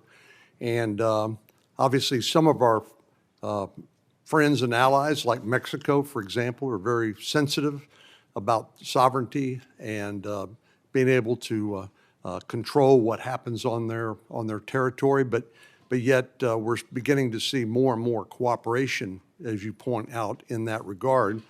And so, in your opinion, has the counterterrorism model, have the lessons learned by the U.S. government writ large, are they being aggressively applied? Are there other things we need to do to make sure that those skills, those lessons learned are applied more broadly to the threat of narco trafficking? I can only speak to the FBI. We are applying all of them to our the CT mission set to the CN mission set, and we're using the new authorities given to our intelligence community partners in the Department of War to combine these collective efforts and in a new way, meeting together and creating an interagency process that gets after the threat dynamic. And whether that's a kill operation, a capture operation, a surrender operation, or a host nation takedown, like we did with the counterterrorism mission sets in Afghanistan, in Iraq, and Pakistan, and elsewhere, we are applying that to the drug traffickers in Mexico and Venezuela and Colombia. Thank you very much. Thank you, Mr. Chair. We have seen too much political violence in this country. We all know that. Just last week, Director, your friend Charlie Kirk was gunned down on a college campus. I'm sorry for your loss. In Minnesota, only 2 months ago, a madman took the life of my friends, Melissa and Mark Hortman, shot Senator John Hoffman and his wife Yvette a combined 17 times. And evidence indicates that he would have killed a lot more if law enforcement hadn't intervened. Just last month in my state, we were again shook to the core when little kids were shot down through stained glass windows in Annunciation Catholic Church in Minneapolis. And while the victims weren't politicians in this case, they were 6-year-olds and 8-year-olds, the manifesto that the shooter left behind was political. But in the words of your own federal law enforcement, this person was an all-purpose hater. Went after blacks, Hispanics, the president, Muslims, Jews, nearly everyone. And this happened during the first Mass of the year for these kids. They were excited to see their friends, meet their new teachers, and 2 children, 8-year-old Fletcher Merkel, 10-year-old Harper Moisky, were murdered. 21 other people injured, some of the kids, 18 kids, severely. Fletcher was just starting 3rd grade. He loved his family, his friends. He loved fishing and cooking, in his dad's words, any sport he was allowed to play. Harper, the other child, we celebrated her life this Sunday, thousands of people. Her parents described her as bright, joyful, and a deeply loved 10-year-old whose laughter, kindness, and spirit touched everyone that she knew. We've heard the words of young children who were saved because 12-year-olds laid on top of them, or a kid with disabilities who was paralyzed, whose teacher pulled him out of the wheelchair, threw him under the pew, and laid on top of him. We do thank the local FBI director and the local U.S. Attorney's Office for their work in both of these cases, the Hortman case and this. But I did want to focus on one local law enforcement moment that I'm not sure has made with all the news going on in Minnesota. When the first 911 call, and you've heard about other places where this waited and waited, the first 911 call was made at 8:27 a.m.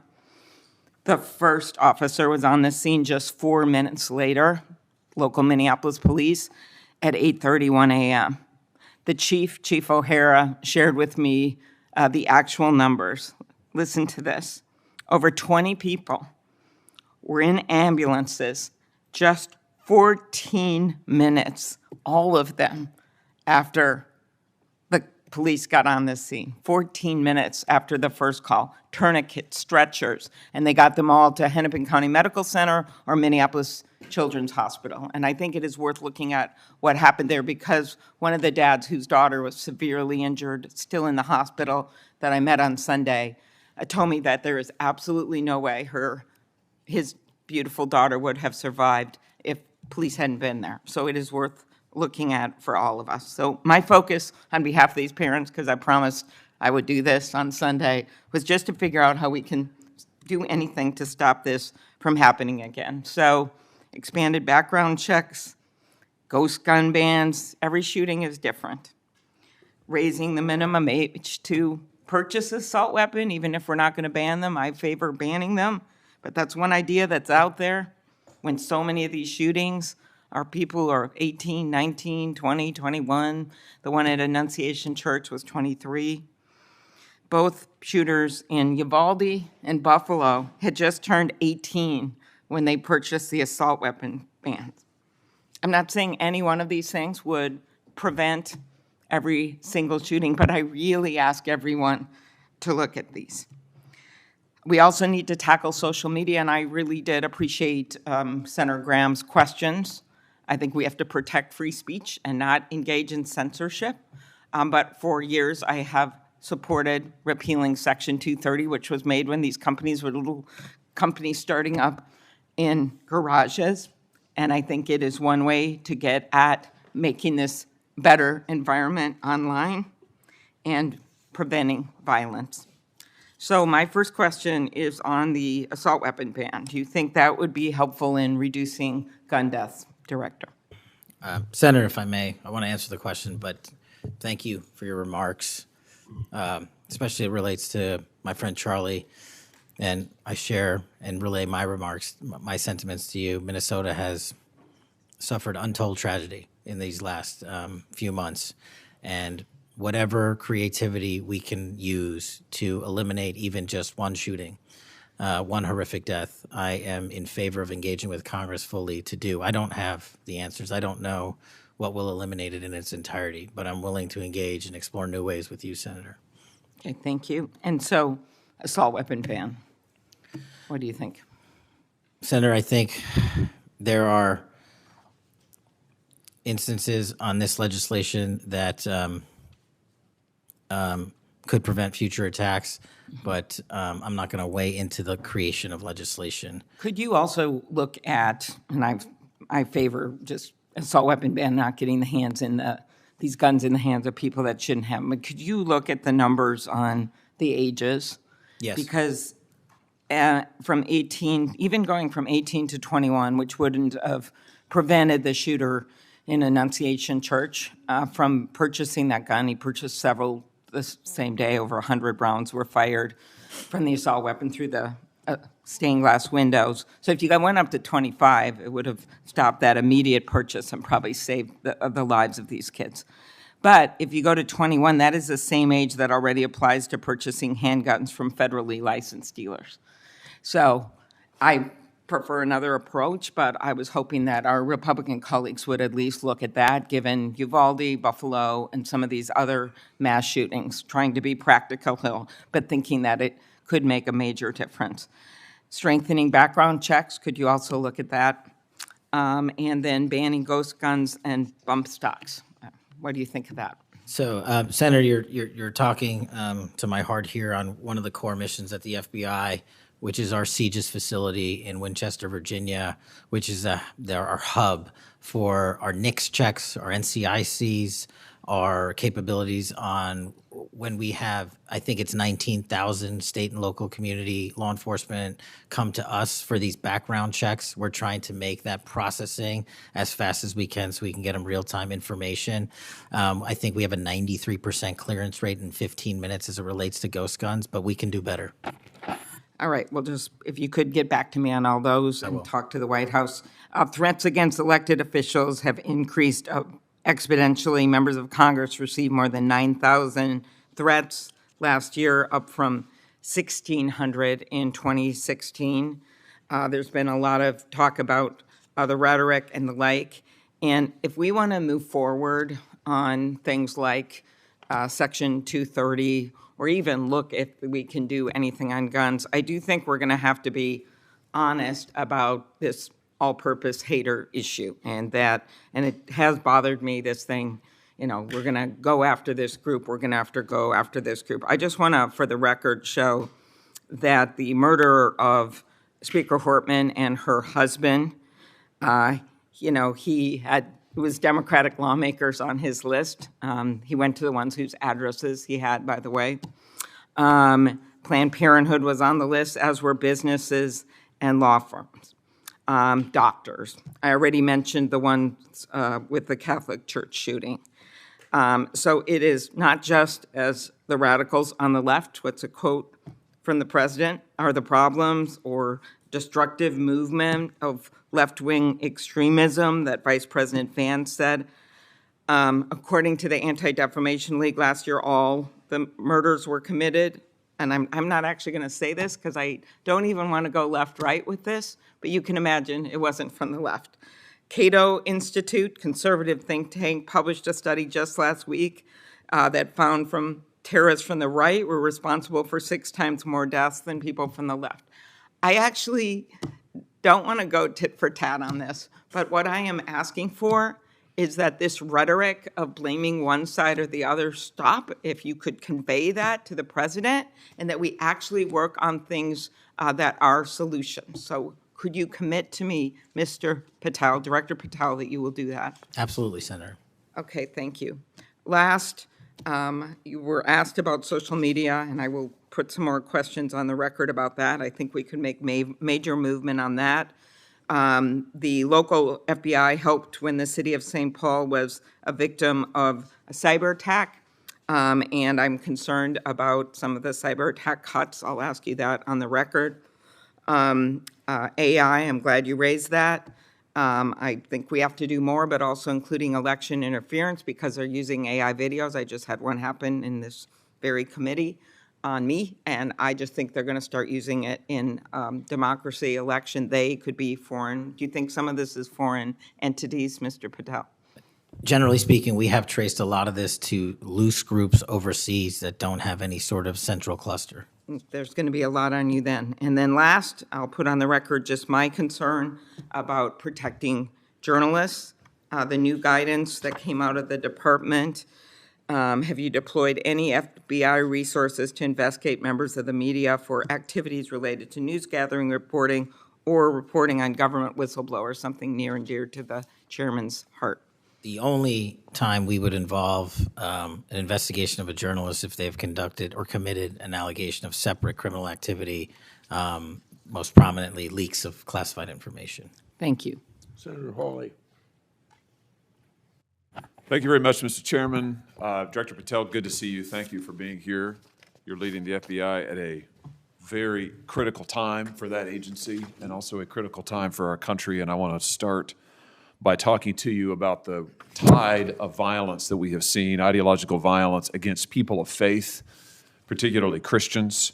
You just think here, take a rough catalog. Just in the last couple of years, we've seen shooting at the Covenant School, Christian school in Nashville. We've seen school shooting at the Annunciation School. We've seen church shootings multiply. We've seen acts of crime and violence, vandalism, arson against churches and parishes all across the country. And then, of course, last week, Charlie Kirk, who said, "I want to be remembered for my courage, for my faith," was shot on a college campus. Let me just start with the assassination of Charlie Kirk. Is the FBI, and I appreciate the tremendous work the FBI has done in this investigation, is the FBI investigating the Kirk assassination as part of this broader pattern of anti-religious, anti-Christian violence?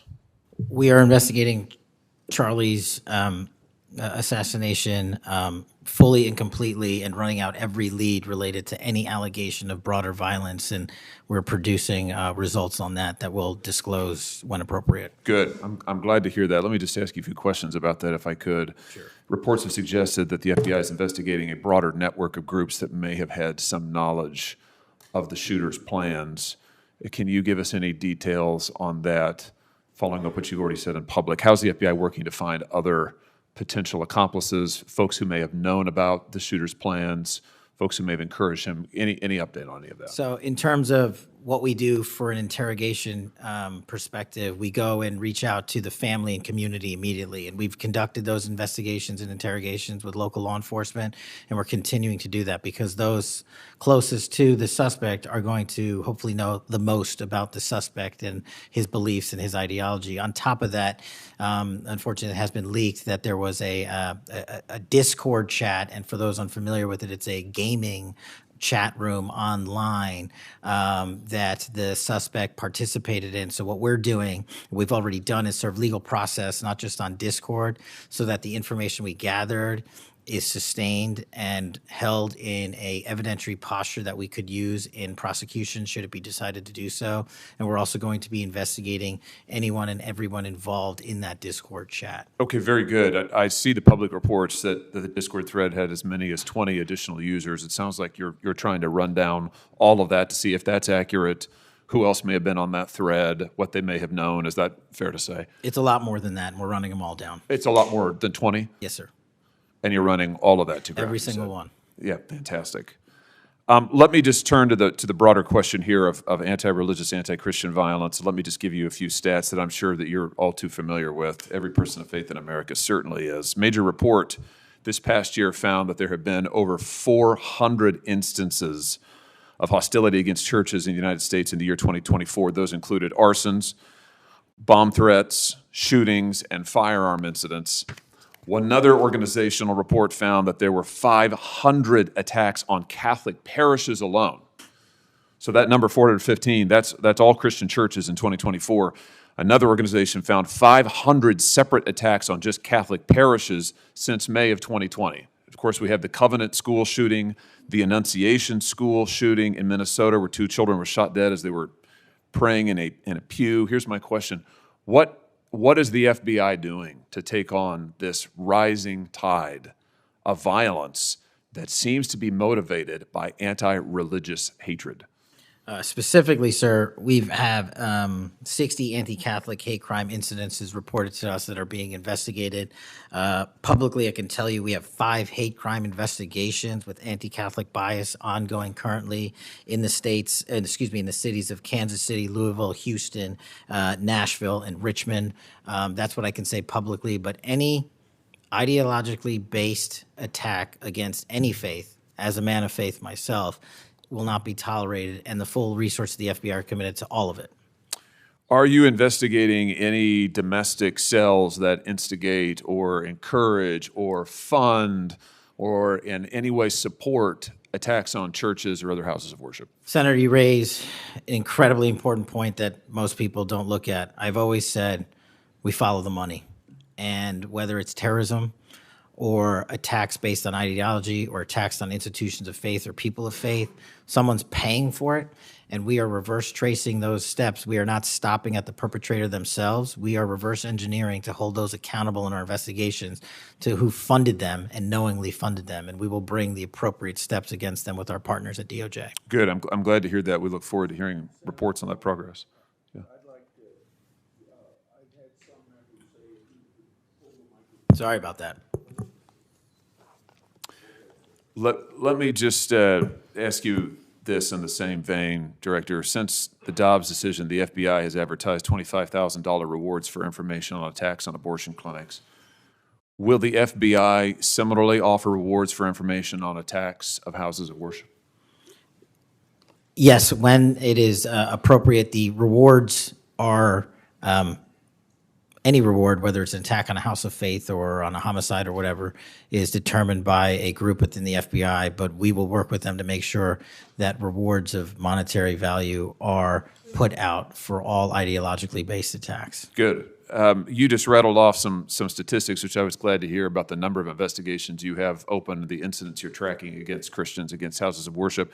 Let me just ask you if you consider designating a senior official as a liaison to houses of worship, to Christian and other religious organizations, to publish metrics on investigations and arrests related to church attacks, church threats, vandalism, arson, etc. Will you set up a system for liaising and then reporting so that everybody can see, this committee and the public can see just how many attacks we're talking about, just what the level of threat and violence is and what the FBI is doing to combat it? Senator, you're speaking my language. The private-public sector partnership on this specific issue, just like the other ones we've talked about, is equally transformative to finding those involved in these criminal activities. And with your assistance, and I would ask you if you're able to identify someone who's an expert in that area, we will work with them. We will take their information because as great as the FBI is, we're only as good as the information we can get, and we don't have the reach that the private sector does in some of these areas. Very good. Happy to help on that. Let me ask you about something specific to the FBI, because sadly, as you know, the FBI, when it comes to anti-religious animus, has been part of the problem before you got to this agency. And I know that you remember the infamous memo generated by the FBI that attempted to recruit informants in houses of worship, in particular in Catholic parishes. Your predecessor testified when this information, I just want to reiterate, this memo became public because of a whistleblower. It was not turned over to this committee. It was not disclosed to this committee. In fact, we were told it didn't exist, and then a whistleblower published it, showing that indeed the FBI had recruited informants, attempted to, into Catholic parishes. Your predecessor then testified, sitting right where you are today, he testified that this, I'm going to quote, was a single product by a single field office, end quote. That was a lie. Because we then had additional whistleblowers come forward and say, no, actually, multiple field offices contributed to the drafting of the report. And indeed, there was a second anti-Catholic memo that the FBI generated. And indeed, those memos were distributed to over 1,000 FBI agents across the country. You know all of this. You and I talked about it when you were here for your confirmation hearing back in January. I just want to follow up and see, have you been able to determine how this memo got written and distributed? How is it that the Federal Bureau of Investigation came to be recruiting informants in Christian churches in this country? Senator, we did dig in, and we are doing our investigation simultaneously with Congress. And just to put it in perspective, we've provided 700 documents on the Richmond Catholic memo specifically to this committee, whereas my predecessor provided 19 pages. And not only that, but we looked into how the source recruitment structure at the FBI was conducted during this time. And we made adjustments and permanent fixes to ensure that sources are not put into houses of worship unless there is an actual ongoing criminal or international terrorism threat. We will not use sources at this FBI to investigate and cull information just for the sake of culling information in houses of worship. Has anybody been fired for this? There have been terminations related to this and resignations. Good. There need to be, because if this is going to be standard at the FBI, nobody can trust the FBI. You want to talk about violating the First Amendment? This has got First Amendment violation written all over it. It's one of the most revolting chapters in the FBI's history. And considering what we're seeing more broadly in terms of the acts of violence against people of faith, this has absolutely got to end, and the FBI has to lead the way. So I count on you to do that, Director. Let me just, in the minute or so that I have remaining, let me just shift gears and ask you about something else you said earlier. You said that protecting our youth is maybe the FBI's top priority. It's great to hear. Let me ask you about the role of AI chatbots in that, which you've talked about a little bit already today. Are you investigating any cases of AI-generated child sex abuse material? You issued a PSA earlier this year warning that synthetic child sex abuse material, that's where the AI generates it using maybe a real kid's image, but then generates sex material, sex abuse material. You warned that that was illegal under federal law. Is the FBI investigating any instances of this synthetic CSAM material generated by AI that you can speak to? We are investigating dozens of those matters because, let me just say this, as far as the FBI is concerned, generative AI that produces CSAM, child sexual abuse material, under our investigative authorities is treated as equally as if it were actual child sexual abuse material. There's no difference for me and the FBI on this. Let me just ask you one other thing in this vein. I'm sure you've seen the reporting that Meta's AI rules, their own internal guidelines, allowed their chatbots to have sensual, that's their word, sensual conversations with children. We've had instances, multiple instances of children, minors, taking their own lives at the behest of chatbots that instructed them with specificity on how to do it. What's the FBI's role here in investigating what is going on with these chatbots, with these AI companies encouraging? I mean, listen, if an actual person did that, we would say that's grooming. We would say that's child abuse. These companies are doing it. Their own guidelines allow it.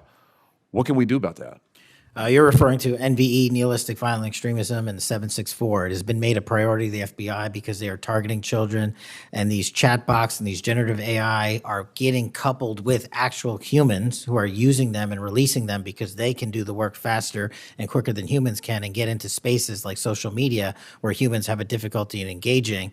And what we're doing is treating any extension of generative AI as the criminal themselves. And we have, I think, I've got to get the number back to you, but over 1,000 investigations related to NVE. We've had numerous takedowns and arrests of 764 individuals. And we are educating, this may be the most important part, I'm directly engaging with the social media and media companies, the internet service providers, to find a way to shut down. There's nothing I can do at the FBI to force them to shut it down, but work with you in Congress to find a way to work with our partners to get that shut down permanently. Thank you. Senator Coons. Thank you, Chairman Grassley. Thank you, Chairman, for calling this hearing. I'm grateful we're continuing this committee's long tradition of oversight, and in particularly today, oversight of the FBI. Director Patel, thank you for being here. There's a number of issues I hope that we can speak to. I want to start by reading something you said to me during your confirmation hearing under oath. I have no interest, no desire, and will not, if confirmed, go backwards. There will be no politicization at the FBI. Then you looked me in the eyes and said there will be no retribution actions taken by the FBI should I be confirmed as director. I told you that in your office. I tell you that again today. I'm concerned that that's not what's happened, that since you took over as director, you've cleaned house or forced out senior leaders across the Bureau, in particular targeting those that worked on investigations of President Trump. The former acting director has just sued you for firing him for political reasons. So did a leader in the D.C. field office. And the well-respected leader of the Salt Lake City office was pushed out last month, leaving that office shorthanded at a particularly difficult time. I'm worried that these actions compromise the Bureau's ability to keep Americans safe. Hundreds of agents have resigned. You are lowering application standards to fill vacancies. You've reassigned large numbers of agents to work on immigration and street crime, issues other law enforcement agencies can handle, perhaps more effectively with the FBI. But I'm concerned that this compromises the Bureau's ability to address national security risks, uniquely its capability. In fact, you've shut down the Office of Integrity and Compliance, which makes sure that agents act in a lawful and ethical way, and reassign staff away from domestic terrorism investigations exactly at a moment I think we are all concerned about it. I also have to ask, you came before the Appropriations Committee in May and told us you wanted a $500 million budget cut for the FBI. literally an effort to defund the police. I am grateful for the work of the men and women of the FBI. They've done great work this year in Delaware, partnering with the Dover Police Department to support human trafficking victims, partnering with the Middletown Police Department on armed robbery and carjacking. And it's urgent, I think, that we fix the direction and the prioritization within the FBI. And I wish we could focus on those efforts today. But I'm seeing an FBI leadership more focused on social media clout and on political revenge than on fighting crime. Director, have you ever ordered that an FBI employee be terminated because he or she worked on an investigation into President Trump? Senator, thank you. One quick correction for the record. There's 280 NV investigations. I gave the incorrect number to Senator Hawley. Thank you. Understood. As far as a lot of your statement, I disagree with it, and I'm happy to address it. But the only way, generally speaking, an individual is terminated at the FBI is if they have violated their oath of office, violated the law, or failed to uphold the standards that we need them to have at the FBI. So those who say that they've been fired because of working on investigations into President Trump are lying or misrepresenting? Well, those matters are alleged in litigation, which is ongoing, so I can't comment on those specifically. Could you comment on why you fired former acting FBI Director Driscoll? I can't because it's ongoing litigation. Could you say now definitively under oath that the rank and file agents who were assigned to work January 6 cases will not be terminated because that's what they were assigned to do? I've said it before and I've said it again. Your case assignment, as I was given case assignments when I was a young prosecutor, does not dictate your career or your termination. Thank you. Then let me go to the appropriations question. In May, you testified before the subcommittee on which I serve, defending the president's request that we slash the FBI's budget by about $500 million. The day before, you testified the opposite in front of the House. Where are we in terms of the budget request? Senator Graham earlier said if you're requesting more funding for more agents, let us know. We're nearing the end of the fiscal year. In front of the committee on which I serve here in the Senate, your request was for a reduction of hundreds of millions of dollars. Where are we? Where we are in the budget cycle is we at the FBI are in support of the president's budget, and we are in support of eliminating waste, fraud, and abuse. We've already identified tens of millions of dollars of duplicative contracts that the FBI was spending on software and private sector engagements. We've also identified duplicative workloads. So we are transitioning those folks out of doing the same thing twice over and into the field. And that's my focus right now. And the move of the FBI headquarters is also going to save the FBI $3.5 billion in the American taxpayers. So we're focused on eliminating waste, fraud, and abuse. And as I told Senator Graham, if we're, I'll go back and talk to my team, and if we need more, we'll let you know. Are you planning any additional reductions in force, Director? No. How many vacancies are you currently trying to fill within the agency? In terms of the 1811 ranks, there's a few hundred open vacancies that we have funded. And so we're filling all of those with our hybrid 1811 program and our new recruitment program, and I think a lesser amount of IAs and SOS. So if hundreds of agents have retired or taken the fork in the road offer, and you have vacancies, but you're requesting $500 million less, how does having fewer FBI agents help you tackle violent crime and address our national security issues? Just to put it in perspective, cybersecurity Senator, issues? sorry, I didn't mean to cut you off. If we had this $500 million, we've done the math. It would take us 14 years to onboard every vacancy that's on the books currently at the FBI because we can't hire these folks and train them overnight. It's a years-long process. So we are currently focused on recruiting the best and filling the positions to the best of our needs. And we, even if we had this extra money, wouldn't be able to hire them overnight. We're looking for where the need is greatest, where in the country we need to send them, and how we can change the training requirements, which is why I'm thrilled to have police officers. They might not have a college degree, but they got the street smarts and the cop smarts to become FBI agents, and that's what we want. Let me turn to Section 702. Yes, sir. When you testified in front of the CJS subcommittee, we talked about this issue. You told me you were in favor of reauthorizing FISA Section 702 when it expires next year, Right. so long as the reforms implemented last year, reforms like better training for agents and real consequences for inappropriate searches of Americans' communications were maintained. You also said that you had some ideas about how to make Section 702 better going forward. Can you give me an update on the FBI's implementation of these reforms and the direction you think it should go? Absolutely. I think you're referring to the query process, and if you're not, let me know. But any instance of abuse or mistakes that were made in the query process have now been changed. It used to be you can make multiple mistakes and continue to access the query database system. I've changed that. If you make a mistake, you're immediately sidelined, a review is conducted. And if it was an actual mistake, i.e., there should have been S on the end of that name and there wasn't, then we put you back in. But we have to review those matters. So that's happening. And if there was an intentional mistake, you have no more access to the 702 query system and its database. So we've also done an audit of the entire 702 system and the query databases. And now we are nearly 100% of the audit. And I think we found one or two, I'll have to get back to you, quote unquote mistakes within that system, which are currently being reviewed.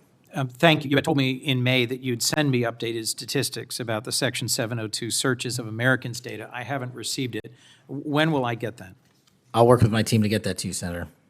And frankly, in May, when you were testifying that you were implementing these reforms, you were also closing down the Office of Internal Auditing at the FBI.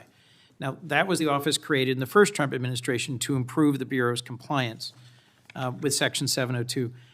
How is that working out? How can you continue to advocate for robust civil liberty protections but shut down the office that was created to enforce those safeguards? Help me understand this. Absolutely, Senator. This is a great example of sort of duplicative work. Both, there was two divisions in the FBI working on this, and all we did was the inspection division, which is the leader in this query system and this audit system, has now been given the single source mandate to conduct these. So the OIA, its elimination is just taking folks who were working there and were experts in it and folded in under the inspection division, and then taking other folks that we didn't need because we had enough manpower and pushing them elsewhere in the FBI.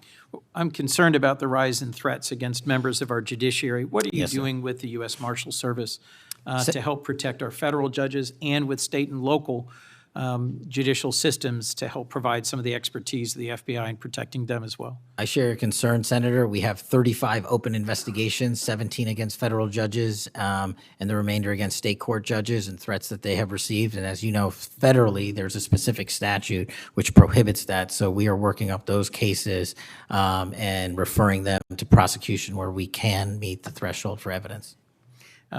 In your written testimony, you referenced how counter-UAS legislation expires and we need to resolve the conflict in jurisdiction and authority. I agree, this is an urgent concern. I have heard from state and local law enforcement about it, from the folks responsible for major events, whether it's sports or concerts or public events. Given the tragic increase in political violence, I'm very concerned about the misuse of drones and the potential of there being a catastrophic event. What could we do to address this challenge? Well, obviously, reauthorizing the capabilities that we have under the counter-UAS program. But just to highlight what the FBI is specifically doing, we've been given the mandate to work with DHS to secure not just the Club World Cup that we had, by the way, which occurred in 32 matches across the country without any significant incident, which we're proud of, and we're taking that model for the next World Cup and also the Olympics. But the reason I bring that up is because we pushed out our counter-UAS programs to address the security needs, and that's where our focus is on events like that. Mr. Director, thank you for your testimony. I look forward to working on actually solving criminal problems and reducing the extent to which what we're going back and forth about is more political and partisan point scoring and more actually solving crimes for the American people. Yes, sir. Senator Kennedy. Mr. Director, you and the FBI working with state and local law enforcement officials in Utah have caught the assassin of Mr. Charlie Kirk. Is that right? We have a suspect, yes, sir. And you did that within 48 hours, did you not? 33 hours. 33 hours. Congratulations. We've had other political assassinations. Back in June, an assassinated Representative Melissa Hoffman, Mr. Hoffman, Senator John Hoffman, and Mrs. Hoffman in Minnesota. You and the FBI and Minnesota state and local law enforcement officials caught the assassin within 48 hours, did you not? I believe that timeline's correct, Senator. Congratulations. Sometimes we miss the forest for the trees. Good work.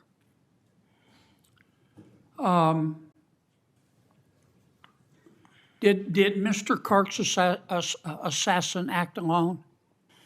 As I've said since the beginning, Senator, it is very much an ongoing investigation, and I can't speak to the state charges. That's for the state to address on their own, but we are providing them with the same investigatory findings reporting the department. And as I noted to Senator, I believe it was Cornyn or Hawley, that there are a number of individuals that are currently being investigated and interrogated, and a number yet to be investigated and interrogated specific to that chat room. So we are very much in our ongoing posture of investigation. So others could have been involved? Yes, sir. Okay. I asked you this last time you were here. Kash, you remember Mr. Peter Strzok and Ms. Lisa Page? Yes, sir. Mr. Strzok was an FBI agent. Ms. Page was an FBI lawyer. They were both very aggressive anti-Trump political activists who allowed their political opinions to affect their work at the FBI. Is that a fair statement?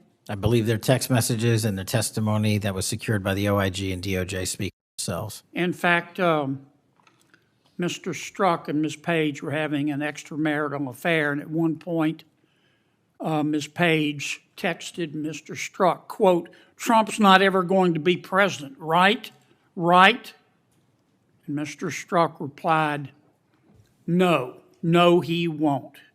We will stop it," end quote. Ms. Page resigned from the FBI. Mr. Strzok was fired. They promptly sued the federal government and the FBI and Justice Department for releasing their emails, which revealed all of this. The FBI settled that lawsuit for $1.2 million, gave Mr. Strzok $1.2 million cash, gave Ms. Page, who resigned.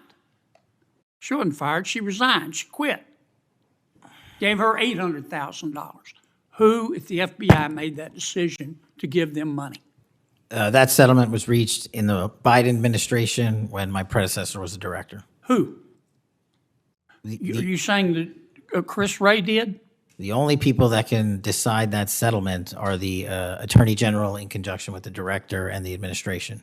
Okay, so you're telling me that Attorney General Garland and Director Wray decided to give them the money. Is Yes, that sir. right? Yes, sir. Okay. Now, when you took over the FBI, did you find instances of where, under the Biden administration, the FBI had weaponized the agency to push the political beliefs of President Biden? Sorry, the last part. When you took over the FBI, did you find instances of where the Biden administration had politicized the FBI to prosecute its political agenda? Well, I won't speak for other people. Having been a target of that weaponization, having been a staffer on the House Intelligence Committee, having had the Justice Department weaponized against me for making the findings and leading the investigation of Russiagate, I know what that feels like. And that's why, as the FBI director, I'm committing to not ever have that ever happen again. But I'm also committed to fully investigating what was done, and that matter is still ongoing. So I assume, I take it your answer is yes. Yes, sir. And you're firing those people, is that right? Anyone that politicizes their job at the FBI will not work at the FBI. Okay. You've heard some of my colleagues either implicitly or otherwise suggest that you have politicized the FBI to prosecute the political beliefs of President Trump. Is that true? I don't know how that can be true when the stats that I cited, to include the 23,000 arrests, 6,000 weapons seized, 1,600 gang and criminal enterprise organizations, 4,700 children found and rescued, more enough fentanyl seized to kill a third of America. The men and women of the FBI are now on an apolitical mission, and this is why the numbers are historic in 7 Have you months. fired people because they voted for Vice President Harris? I don't ask people who they vote for, and neither does the FBI. Okay. But you've given people polygraphs, have you not? Many people in the FBI take polys. The FBI does that all the time. Yes, sir. Does it not? Yes, For sir. a long time, is that correct? Decades. All right. I want to ask you about the Epstein files. Have you seen the Epstein files? I have not reviewed the entirety of it myself, but a good amount. Would it be fair to say that Mr. Epstein trafficked young women, including, in some instances, minors, for sex to himself? That was specifically the allegations in the 2018 indictment in the Southern District of New York. Okay. Who else did he traffic these young women to? In terms of what the investigation, again, going back to 2008, Mr. Acosta, who limited the investigation and limited the search warrants and limited the parameters of the investigation, the only thing we are able to speak to publicly, because he was given a non-prosecution agreement by Mr. Acosta, is that first time period from, I believe, don't quote me on this, 97 to 2001-ish. And then when the Trump administration courageously reopened it. Ash, excuse me for interrupting, but I'm going to run out of time. You've seen most of the files. Who, if anyone, did Epstein traffic these young women to besides himself? Himself. There is no credible information. None. If there were, I would bring the case yesterday that he trafficked to other individuals. And the information we have, again, is limited. So the answer is no one For the information that we have in the files? in the case file. Okay. Now, President Trump has deferred to the FBI and the Department of Justice with respect to the Epstein records. He says it is your call about releasing them. And I understand that the department and the agency have decided to release them in cooperation with the House committee. Is that correct? Yes, sir. So you're releasing them a little bit at a time. Is that correct? We're releasing as much as we can, but we are limited by 3 different court orders, and the department went back to each of those judges to waive those court orders or have them lifted, and each of those judges declined. Will you release all of them, or at least as many as you can? We will release everything we are legally permitted to do so. We are continuing to work with the House on the subpoena request. We have substantially complied with it, but we will continue to release whatever we are legally permitted to do so. Okay. I strongly encourage you to do that. Kash, this issue's not going to go away. And I think the central question for the American people is this. They know that Epstein trafficked young women for sex to himself. They want to know who, if anyone else, he trafficked these young women to. And that's a very fair question. I want to know that answer. And I think you're going to have to do more to satisfy the American people's understandable curiosity in that regard. Mr. Chairman, may I just respond to that? I agree, Senator.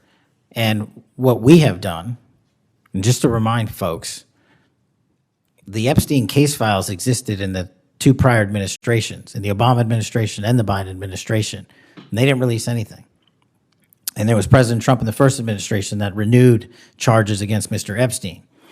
And I know it's a little complicated to understand, but what exists in the Epstein case files was a direct result of the limited search warrants from 2006 and 7, which hamstrung future investigations because of the non-prosecution agreement. And multiple administrations had the opportunity to look at the entirety of that case file and recommend prosecutions against anyone that was trafficked under Mr. Epstein and anyone that participated in that trafficking. And the only person to bring charges was the prior administration against Mr. Epstein. Now, I am not saying that others were not trafficked and others were not involved. What I am telling you is that based on the information we have, and we have continuously and publicly asked for the public to come forward with more information. If there is, we'll look at it. But based on credible information, we have released all credible information, and the information that the Department of Justice and the FBI never releases is information on investigations that are not credible. And we don't release the names of victims who weren't credible, but in the same time, we don't release the names of victims who were credible. And so that's by law. And so the information we are releasing now is historic, and it is also to the maximum capacity that the law allows. And I know that's not going to satisfy many, many, many people. But if they wanted it done right, then the investigation from its origination should have been done right, and he should not have been given a get-out-of-jail-free card to do jail on the weekends for 12 hours a day, and he should have been investigated fully for the entirety of his crime and criminal enterprise, not just from 1997 to 2001. Senator Blumenthal. Thank Thanks, you, Mr. Mr. Patel. Thank you, Mr. Chairman. Director Patel, thank you for being here today.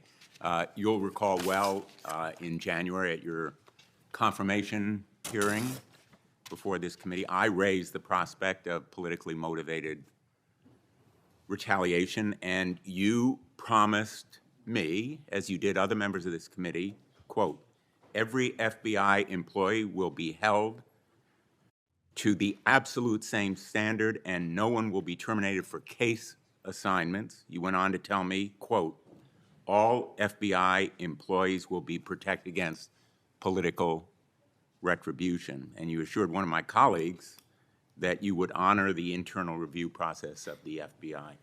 I'm not going to mince words. You lied to us. In the short time that you've been FBI director, you've presided over a rash of retaliatory firings. 3 FBI agents have recently sued you.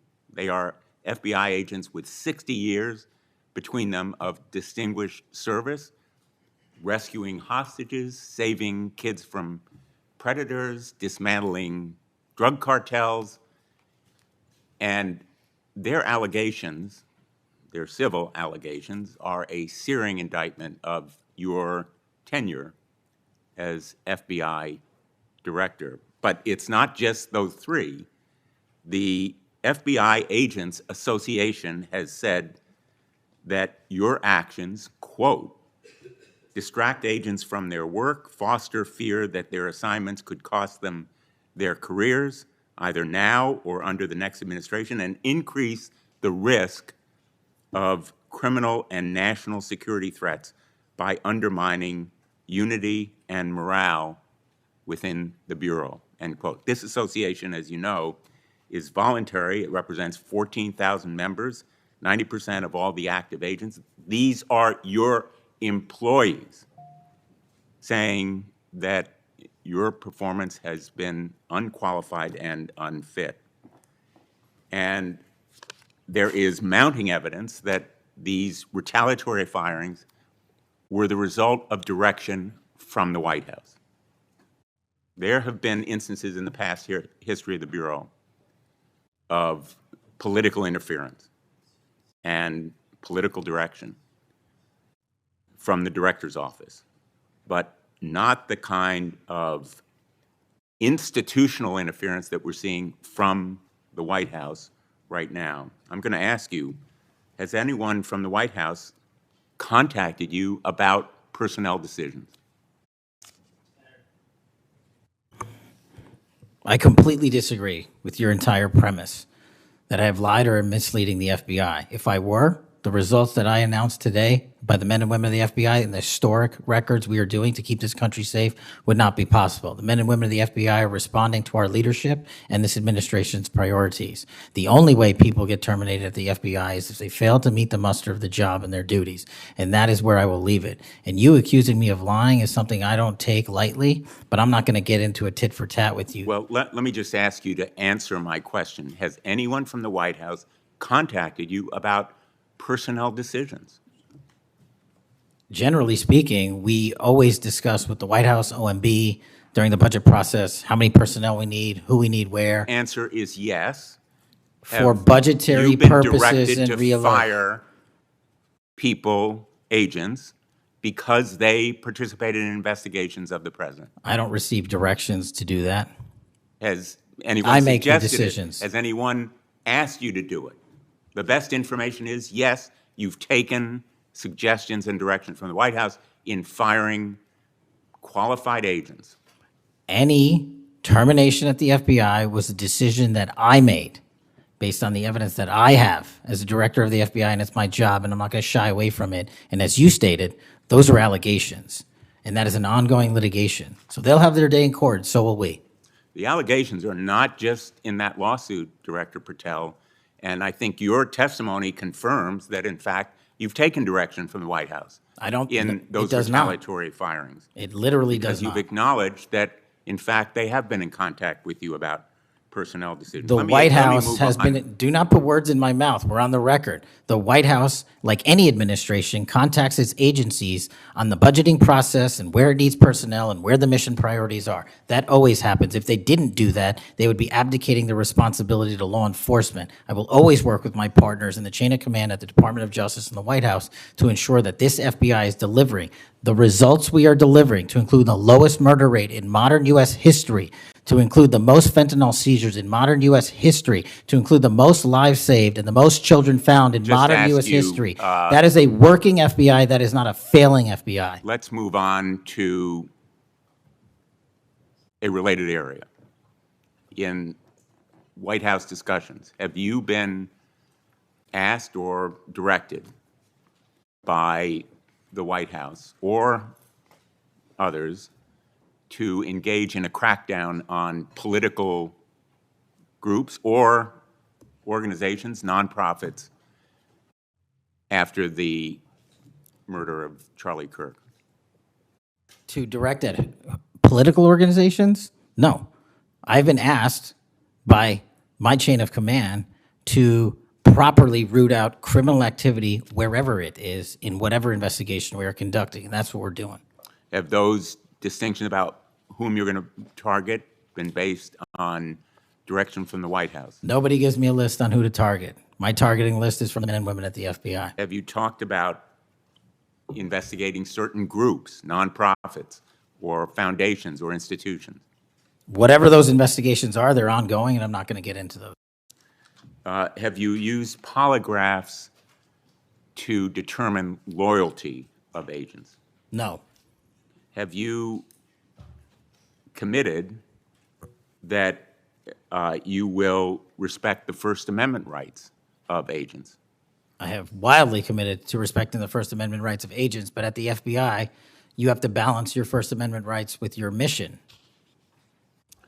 Have you imposed any sort of loyalty test in the course of using polygraphs or in any of the other personnel decisions? Polygraphs have been utilized at the FBI for decades. They will continue to be utilized in the fashion by the professionals that administer them. Have you asked, under the polygraph test, about individuals' loyalty or about their voting records or any kind of past statements? Just to make it abundantly clear, I don't tell the professionals how to conduct polygraphs or what questions to ask. They make those decisions. And I, as the director of the FBI, never ask anyone who they voted for. Have you investigated donors to a political party simply because they are donors? Simply based on that fact alone, no. Have you investigated donors for another reason? Many donors may be involved in criminal enterprises and criminal activities, and those individuals will be investigated. Can you commit to make public the Epstein files that so far have not been released if this committee is able to review them on a classified basis? I think this is an important distinction. The Epstein case file is not classified, to my understanding. So we are providing what we legally can, and we are going to give Congress what we are legally permitted to do so to the maximum extent of the law. Will you enable the chairman and the ranking member to review them on a classified basis? That doesn't make any sense. If the material in the RSBN file is not classified, there is no basis for a Well, it would classified review. protect the confidentiality of them if they were able to review them on a classified basis. If anyone in this room can get the multiple district court judges to lift their court protective orders in the ceilings, we will happily provide you with more information. Are you in favor of merging the DEA and the ATF? That's not something for me to comment on. Well, those agencies work with you, don't they? With me, not for me. Are you in favor of orienting the FBI toward a national police function as opposed to the enforcement of federal law? The FBI does enforce federal law across the country. That's what we do. But isn't it a fact that you have told the leadership of the FBI that you view it as moving toward a local and state police function?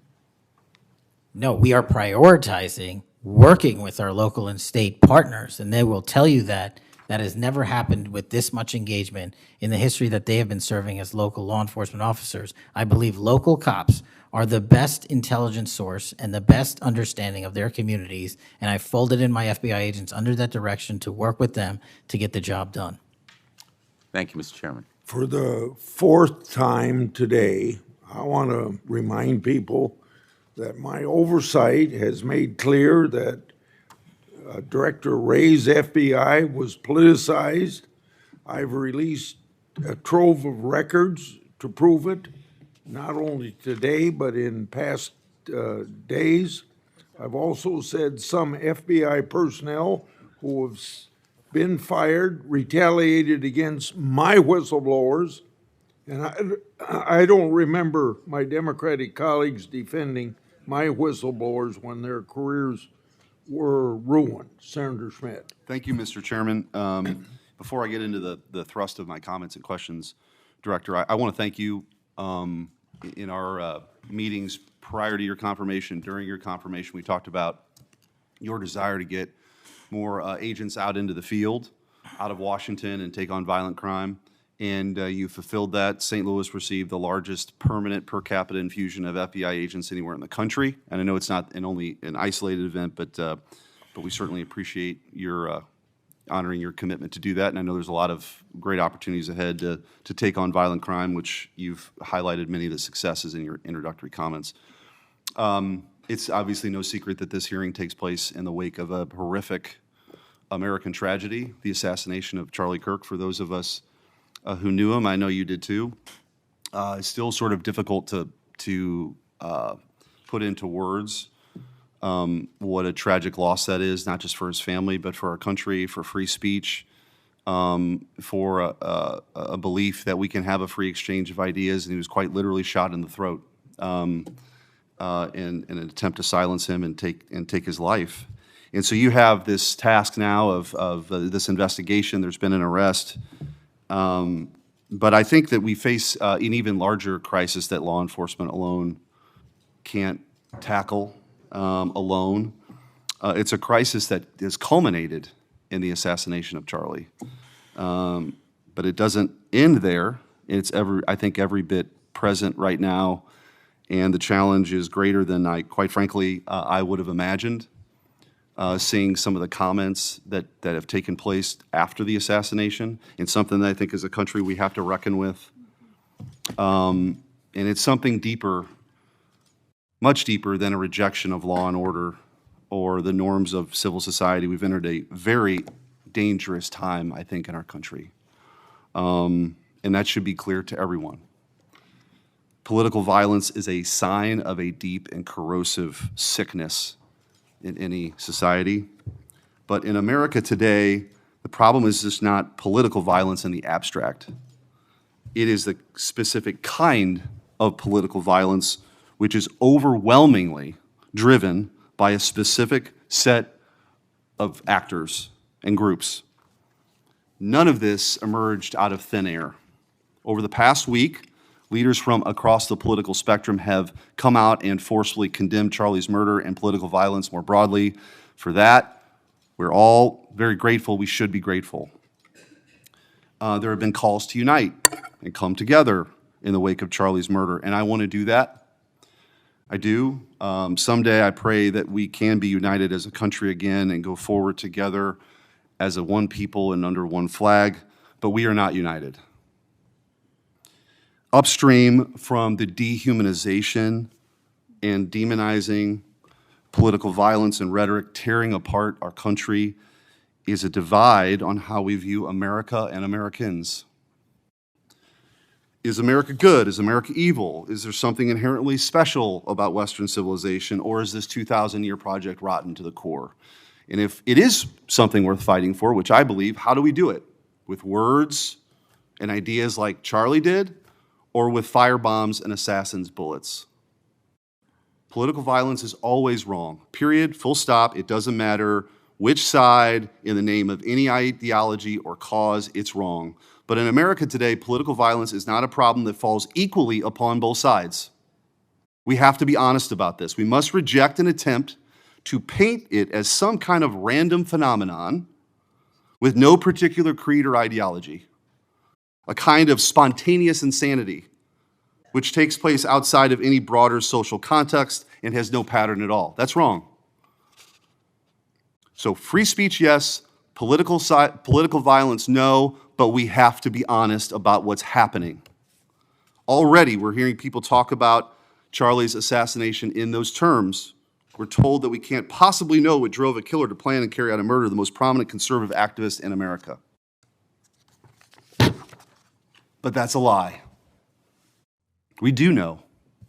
The facts are plain and clear, and we have to speak truth in this moment, or there's no other side of the mountain. The vast majority of Americans are against political violence, but there is a vocal, active minority that encourages and celebrates it, and that minority is overwhelmingly on the left. Just last week, a YouGov poll found that a full 25% of those people who describe themselves as very liberal say it can be justified for citizens to use violence to achieve political goals. Less than 3% of very conservative Americans say the same. That's too many. That is 3% too many. But we are lying if we think that this is a both sides thing. It's not. We have to confront it. And you're going to have an important job of rooting out these terrorists. This is an ideology that runs very deep. The numbers are virtually identical to the ones I just noted when it comes to whether or not it's okay to celebrate the deaths of people whom we disagree with. And while large majorities in both parties were opposed to celebrating political violence, Democrats overall were nearly twice as likely as Republicans to believe that it is usually or always acceptable to celebrate the death of a public figure they oppose. What in the hell is going on? Earlier this year, a poll found that more than 55% of people on the left believed that it would be at least somewhat justified to murder Donald Trump. These are not just some abstractions on a page. These are our fellow citizens. How can we come together with people who believe these things? We've all seen the flood of posts on social media over the past week, not just a fringe few, but thousands upon thousands of people gleefully celebrating a father of two young children getting gunned down in broad daylight. I wish I wouldn't have seen that video. I wish my kids would not have seen that video. Blue Sky, the left-wing alternative to X, was so overwhelmed with these posts that the platform was forced to issue a statement warning its users to stop glorifying the murder. And it wasn't just random social media trolls. It was journalists, elite college professors, and even politicians, all but saying Charlie's assassination was justified because of what he thought, because of what he said. We saw the flood of hit pieces, the most powerful media outlets in the nation dishonestly attacking and villainizing Charlie for the most vicious possible terms. How can you ask us to unite under that? There can be no unity between good and evil. Somebody has to win this thing. And as a country, we have to absolutely reject it. And don't tell me it's both sides. It didn't happen in a vacuum. Over the past decade, we've seen an explosion of political violence, not just one-off lone wolf attacks, but organized, systemic political violence at a mass scale. It is not organic. It is the offspring of a dark and clandestine system funded in part with our own tax dollars, winning with a large network of foundations, NGOs, activist organizations, and front groups. This system lurks behind every radical leftist movement in our nation today. The George Soros empire has financed a vast ecosystem of radicals, all working together, dropping off bricks at riots to unleash a tidal wave of violently anarchists on our streets and to prop it up in an army of researchers and experts and journalists and propagandists who downplay the political violence. What he's doing is serious. I'm going to ask you, because I don't have a ton of time, The opposite of what we should be doing as a committee. and I would point out, we've heard years of the left, their loudest voices calling anyone on the right extremist MAGA Republicans, fascists, Nazis, an existential threat to democracy. Check yourself. And don't give me this both sides bullshit. Mr. Director, I want to ask you. Tell me if each one of the following perpetrators or alleged perpetrators were acting from a left-wing or right-wing political violence. The man who tried to kill Republican congressman at the congressional baseball practice, nearly killing House Majority Leader Steve Scalise. Left-wing or right-wing violence? Sir, I believe it was a left-wing ideology. Okay. Burned down cities during the Summer of Love in the George Floyd riots. Left-wing violence or right-wing violence? Sir, I'll rely on you on these. I don't have off the top of my head. I'm sorry. Okay. Left-wing. The Waukesha Christmas Parade massacre. Left-wing or right-wing violence? Left-wing. The Lee Zeldin stabbing attempt, left wing or right wing? Left wing. The Covenant school shooting in Nashville, left wing or right wing? Left wing. The Butler, Pennsylvania assassination attempt on President Trump, left wing or right wing? Left wing. The Trump International West Palm Beach assassination attempt, left wing. The Abundant Life Christian school shooting, left wing. The United Care CEO's murder, left wing. Tesla's burned, keyed, damaged, firebombed, left wing, left wing. The murders at the Israeli embassy, left wing. The ICE facilities firebombed, left wing. The Minnesota Catholic school shooting, left wing. The anti-white Charlotte and North Carolina stabbing, left wing. The attempted Utah News State firebombing, left wing. And now, of course, the culmination of this vile trend, a left-wing assassination of Charlie Kirk. So don't give me this both sides. If we want to get to unity, let's be honest. Let's be honest. Free speech, yes. Political violence, no. But let's be honest. Senator Hirano. Thank you, Mr. Chairman. Director Patel, just like the rest of the federal government, there have been significant personnel changes at the FBI since President Trump took office. I want to better understand the scope of the turnover and the changes occurring at the FBI. Since January 2025, how many FBI employees have retired, resigned, been fired, or otherwise separated from employment? I need a number. We'll get you a number. What is the number? You don't have it? Not off the top of my head, and I want to get you the right number. Would it surprise you to know that it's probably in the thousands, like 5,000? I don't think that number's Well, accurate. you don't know. Next question. How many special agents or analysts have left or been fired from the FBI since January 20th, 2025? Say, we will get you the numbers, and anyone that retires is of their own volition, and anyone that is terminated at the FBI, as I've said before, is done so because they have failed to meet the standards and uphold their loyalty and oath to the Constitution. Yeah, so you say. Next question. How many executive assistant directors, or special agents in charge have left or been fired from the FBI since January 20th, 2025?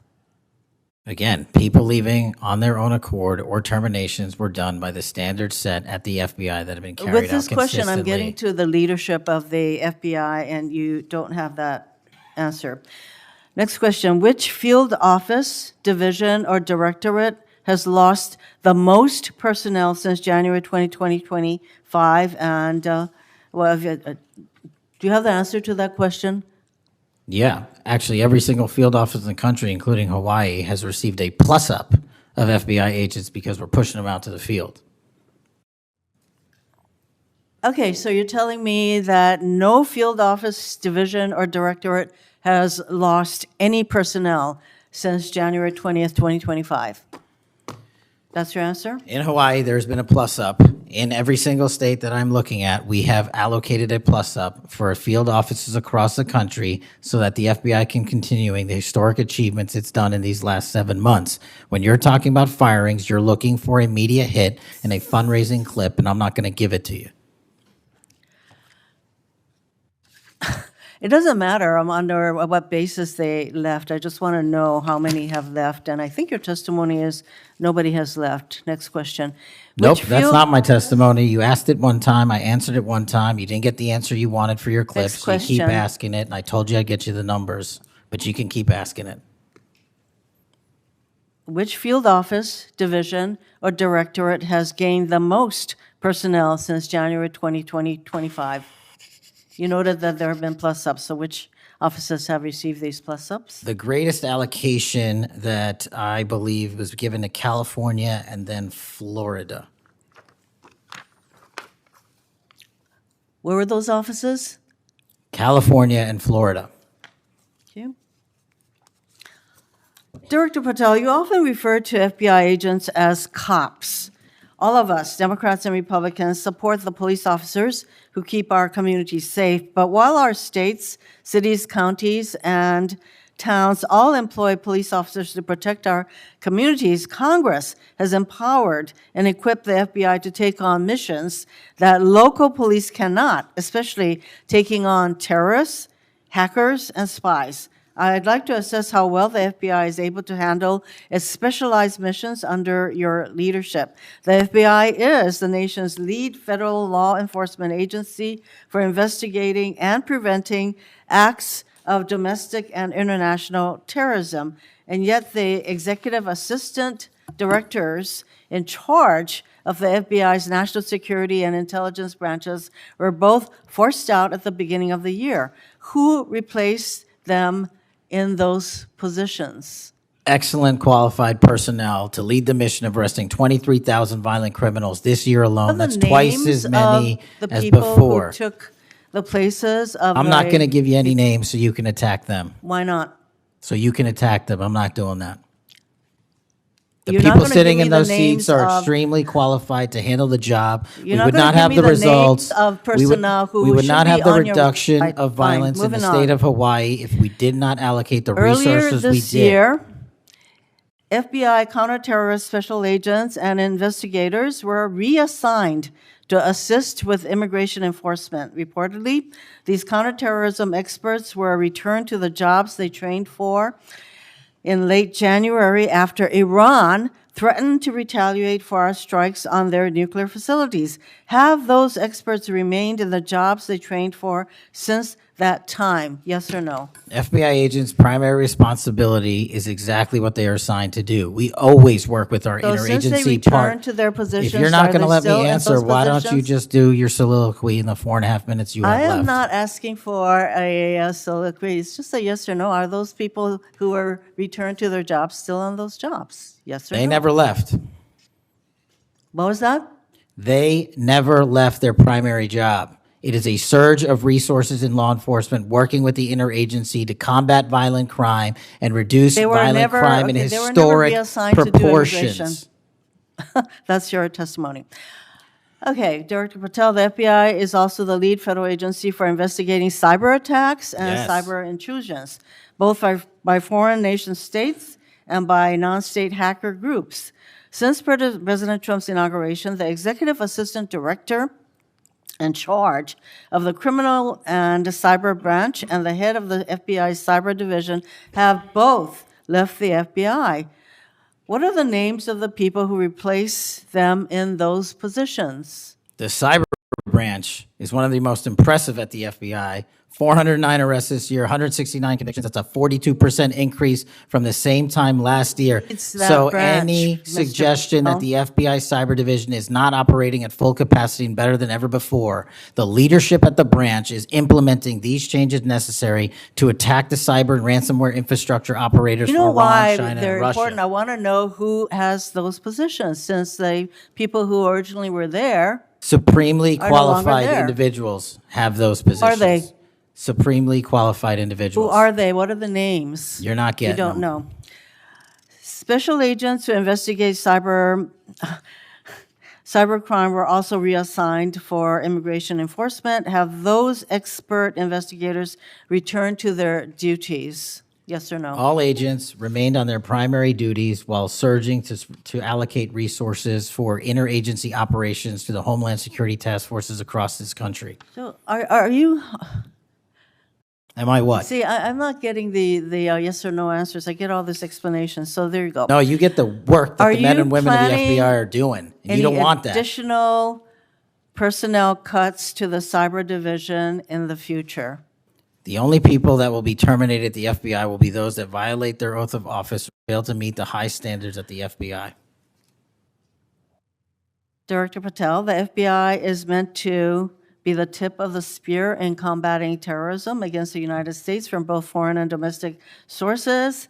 It's also our lead agency in fighting the hackers who target our businesses and critical infrastructure. But instead of a specialized role fighting these kinds of terrorists, hackers, and spies, you have the FBI playing the role of local police and helping with immigration enforcement. I'm going to move on to my, you've been asked some questions about changes to your hiring standard, and including college degrees and possibly the age. But, one question I had is,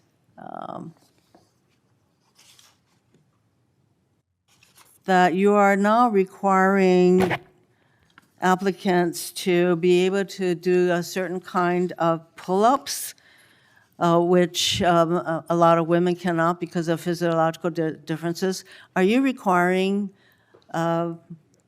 these kinds of pull-ups?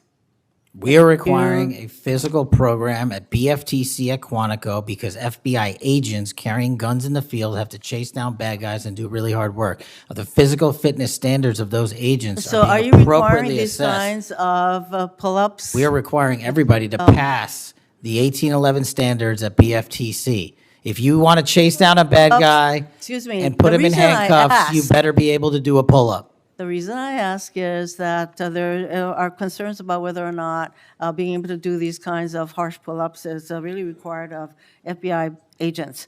Doing Anyway, one pull-up Mr. is not Patel, harsh, I and there are am always gravely medical concerned. exemptions to that. I am gravely concerned by the state of the FBI under your control. And in fact, you are willing to take a cut on your agency of almost $500 million. So the FBI is losing dedicated employees, decades of expertise and specialization, leading to loss to early retirements, firings, and reassignments to immigration enforcement or conducting local police work. Thousands have already left. For as long as you remain as the head of the FBI, I fear the number of departures and summary firings will continue to grow. Mr. Patel, before the vote on your nomination of this committee, I noted that your most significant qualification, this is not just something that I noted, but others, your most significant Gets this place going. qualification was your 100% loyalty to President Trump. And I fear that that continues to be the motivating factor in your position as FBI Director. Thank you, Mr. Chairman. Mayor, Mr. Chairman. Director Patel, did you Yes. have anything you wanted to say now? That is an entire falsehood. You can delete my 16 years of government service to multiple administrations all you want. The fact is that I was a public defender. I was a national security prosecutor. I was a House intelligence staffer. I was a deputy director of intelligence. I was a chief of staff to the Department of Defense and the Secretary of Defense. I led the counterterrorism missions for the White House. Those are just some of the jobs I held in my 16-year career. There was no loyalty then. There's no loyalty now to anything but the Constitution. Senator Brett. Yes. Well, before I begin, I want to thank Senator Hirono for what she said, acknowledging that there are physical differences between men and women. Talking about that women wouldn't be able to do as many pull-ups, and I think that she was making a case here that there should be different standards. There's a thing called Title IX, and this is why we continue to say we should have biological men and men's sports and biological women and women's sports. And so I look forward to utilizing that to talk to all of my colleagues on the other side of the aisle. Maybe they will stand with us in helping us protect women's sports. I think she made a great argument there for it. Moving on to today, Director Patel, thank you for being here. Thank you for your commitment to making sure that America is safe again. Thank you for doing that coast to coast and within our cities. I certainly look forward to talking about that and talking about your historic gains in these areas. But I would be remiss if I didn't begin my questioning with you about the horrific events that we have seen over the last week. Obviously, our heart breaks. Not only for Erica and Charlie's two children and for parents and families, but for America and for those of us who knew him, you being chief among those. So just my sincere condolences and thank you for the steps that you and the FBI have taken to make sure that we have someone within custody and we're going to be able to move forward with that. But if you look over the last, since last summer alone, we had 2 assassination attempts on the president. We've had an arson attack on the governor Shapiro there in Pennsylvania. You have the murder of the state representatives, Melissa Hortman and her husband in Minnesota, along with the shooting of State Senator John Hoffman and his wife. Several anti-Semitic attacks, several attacks on Christians that were noted by Senator Hawley. We had the killing of 2 Israeli embassy staffers here in D.C., the June firebombing in Colorado. We could go on, and we saw a culmination, as Senator Schmidt said, with the brutal assassination of Charlie Kirk last week. I appreciate you committing to both Senator Hawley and Senator Kennedy, talking about making sure that all that are involved are held accountable. I think that is critically important, and I think that America needs that transparency. I want to read you some words of Vice President J.D. Vance. He said, "If we want to stop political violence like what happened to Charlie Kirk, we have to be honest about the people who are celebrating it and the people who are financing it." My question to you is, in light of Charlie's murder and all of the things that we have just referenced and have been talking about today, what steps is the FBI taking to more aggressively crack down on those who promote, encourage, finance, fund these types of engagements and this type of political violence?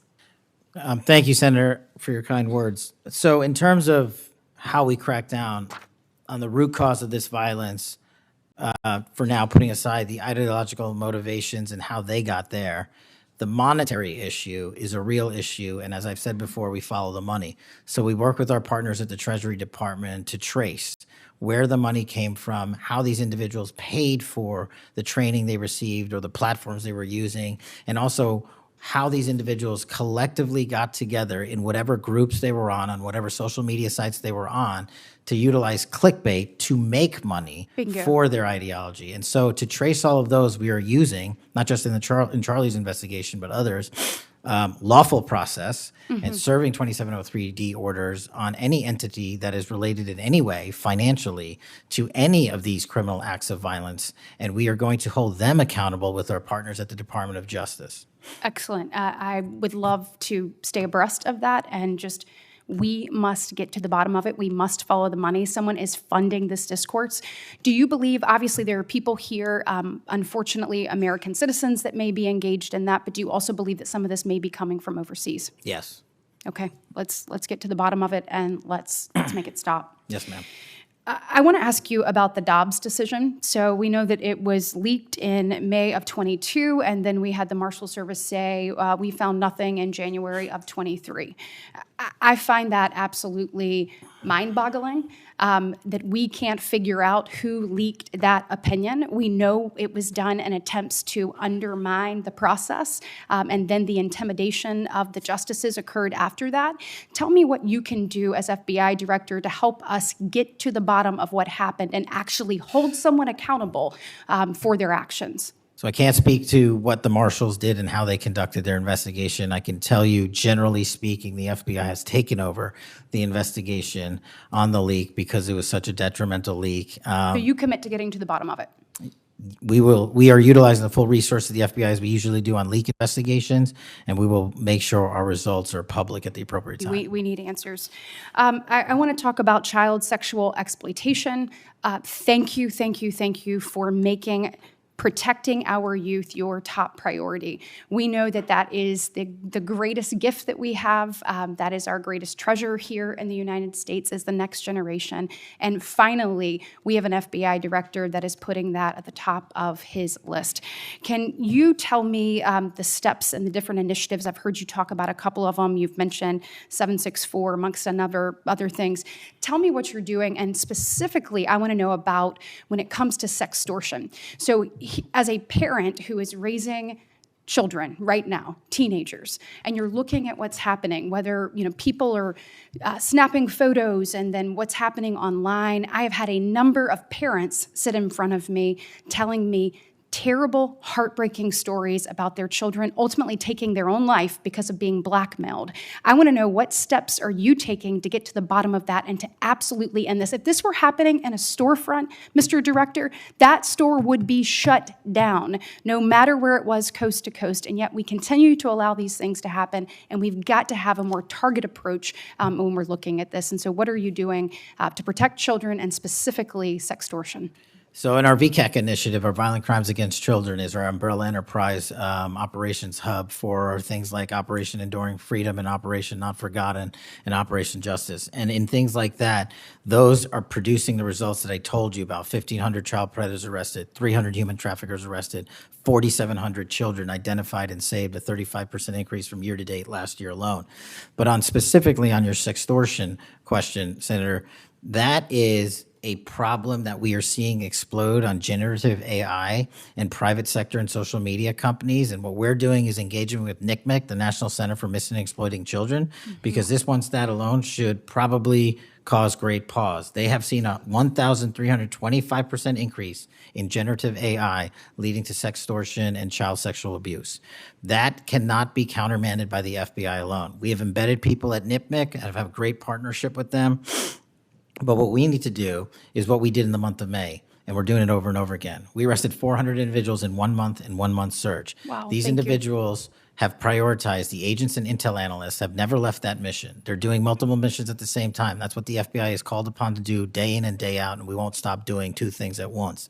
But we need help from social media companies. We need help from the private sector and the internet service providers that allow this generative AI to be hosted on their platforms. We have got to get a resolution on that with our partners in Congress and the private sector. Well, we are definitely committed to working on that. I know the people up here. So you let us know what tools you need, and I know we've got several ideas that we look forward to pushing forward. In my remaining 2 minutes, I want to talk to you about your historic results when it comes to crime. In particular, we've seen here in DC just a total transformation. You mentioned earlier 60% down in gun crime, 70% down in carjackings. You said 50% down in homicides, to name a few. We have a success story, and we appreciate President Trump's leadership on all of this. We have a success story in Alabama where the Alabama Law Enforcement Agency, so ALEA, they just marked their 1-year anniversary of the Metro Area Crime Suppression Unit. There in Montgomery, it is a coordinated effort with ALEA, with our Attorney General, with Montgomery PD, and our sheriff, Montgomery County sheriffs. They've seen a 30% drop in violent crime and a 19% drop in overall crime. So it is actually producing results. It's this type of interagency connectivity that I think ultimately is going to lead us to safer cities and safer streets. I know that you are committed to that, committed to working with your partners. You said earlier you've elevated sheriffs and police officers there to the 7th floor. Thank you for doing that. I am grateful for the men and women of Alabama in uniform that have made this happen, and want to know, how is the FBI working to collaborate in these types of ways across our country to make sure that we have even greater success stories to tell? Well, the collaboration's happening at our Redstone Arsenal in Alabama. We bring 4,000 students through our Redstone Arsenal for training every year. In terms of our future plans, in the next few years, we will bring 13,000 students a year through Alabama's Redstone Arsenal. And by students, I mean FBI employees, I mean sheriffs, I mean police chiefs, I mean cops, I mean intel analysts, because that is their future gem of how we are going to train local law enforcement. And we're so thankful for the dedication of resources to that facility. And I encourage everyone to go down there and take a look, because if you want to see where the FBI is going and how we're going to train the future, it's happening at Quantico and Redstone. We are very proud of it, and thank you so much for your leadership. Senator Booker. Thank you, Mr. Chairman. Mr. Patel, I want to start off where we left off last time. I asked you whether you had any knowledge or discussions about removing FBI officials and installing political personnel before you were confirmed to that position. And I wonder, did you then understand or have conversations with the White House about the intentions to do so? Before I was confirmed, Yes, sir. did I have discussions with the White House to remove FBI personnel? Yes. No. So you're saying that you had no discussions with the White House before you were in the position about the removal of any personnel from the agency? As I was preparing for my confirmation hearing, I had numerous discussions involving the type of people that would be employed, and that those that were failing to meet the mark at the FBI would no longer be employed if I were And I'm confirmed. assuming that mark had to do with loyalty to the Trump administration. No, you're wrong. Okay. I'd like to revisit another subject from that hearing. Did you testify, excuse me, you did testify before the grand jury that President Trump had declassified the documents at issue in the Mar-a-Lago classified documents case. Is that correct? I don't have the grand jury transcript. That's why I released it. Whatever it says is the best evidence. You know, that's what you said to Senator Whitehouse, that your grand jury testimony was publicly released. It has not been. In fact, in July, a court denied a news outlet's bid to get that transcript. But the court said quite clearly that you are free to discuss your grand jury testimony. So I ask you again, did you testify before the grand jury that President Trump declassified the documents at issue in the Mar-a-Lago classified document case? And that is why I took your invitation to work with the department and the court to have that transcript released. And the transcript is the best evidence of what I said then. So you're saying right now this committee can have access to what you said before the grand jury? To whatever was released. Under my understanding, Senator, So that the Department of Justice You and I released... both understand the law. Let me finish. I understand under Rule 6 of the Federal Rules of Procedure, a grand jury witness, in this case you, is not barred from sharing their grand jury testimony. This is an oversight hearing. This is germane to your integrity and credibility. You know right now whether or not you testified that President Trump declassified the documents at issue in the Mar-a-Lago classified documents case. Why are you refusing to answer that simple yes or no question right now? Because the premise of your question is inaccurate, and that is there is why. no premise to my question, but trying to get to an order of what is truth or not. How do you How do you know what was asked in the grand jury if you weren't there? Mr. Patel, this is a mockery you're making of this hearing and simple questions. It's a So let simple me move on. question. If you have Mr. a Patel, transcript, during you can your read the question, nomination, but you don't have it. You promised that, quote, all FBI employees will be protected against political retribution. When I asked you, are you aware of any plans or discussions to punish in any way, including termination, FBI agents or personnel associated with the Trump administration, you explicitly said under oath that you were not aware of any plans to punish FBI agents associated with criminal investigations of Donald Trump. I don't believe you were truthful. Firing FBI employees based solely on the cases that they are investigating, their case assignments, is illegal, and you know that. A new lawsuit that's been discussed numerous times, filed by 3 FBI officials, alleges that you carried out Donald Trump's campaign of retribution, in quotes, against FBI employees for, quote, failure to demonstrate sufficient political loyalty. One of those plaintiffs has been discussed today, Brian Driscoll. Now, we know 20 years of distinguished service to the FBI before you terminated him. Special agent in charge of FBI's Newark field office, where he operated with distinction. Medal of Valor winner, Shield of Bravery awards. He's a patriot. You terminated Driscoll via a letter dated October 8th, 2025, And in that letter, you said that you were firing him pursuant to Article 2 of the Constitution. Well, you're not the President of the United States, and so I'm wondering under what authority you were allowed to terminate him. That matter is under litigation, and I'm not able to discuss it. Okay, well, discuss this. Did you have discussions with Stephen Miller about firing this particular person or about his continuance in the FBI? Not that I recall. How often do you speak to Stephen Miller? Frequently on our Homeland Security task forces. You frequently talk with Stephen Miller about subjects other than Homeland Security task force issues, correct? I frequently talk to Mr. Miller about Homeland Security task forces. Has Stephen Miller ever given you his opinions on how to run your agency? Mr. Miller's interagency operations are invaluable to the FBI. That's what we talk about. So you frequently discuss your job and your responsibilities with Stephen Miller and Pam Bondi, I imagine, as well. Absolutely. She's the Attorney General. Understood. Okay. Donald Trump promised to make us all safer.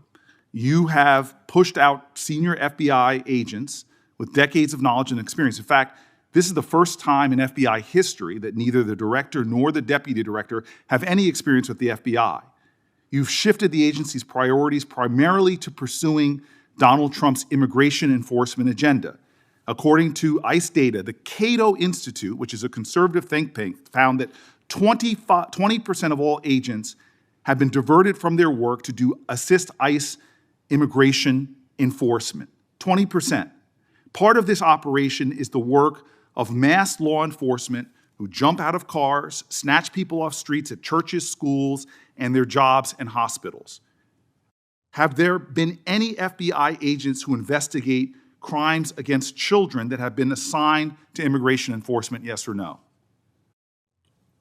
The premise of what you say is entirely false. Have there been any FBI agents who investigate foreign domestic terrorism? You don't get to say America is not safer under this leadership. I am not saying America that. is safer because of the work of the FBI. You're making a presumption of premise. 4,700 children. Sir, we have seized 6,000 weapons and 23,000 violent felons have been FBI arrested. Agents who investigate human trafficking have been reassigned to immigration enforcement. You are not denying that FBI agents who are on the task force that fight against Russian oligarchs have not been reassigned. Public Correction Squad, reassigned. People who defend children, reassigned.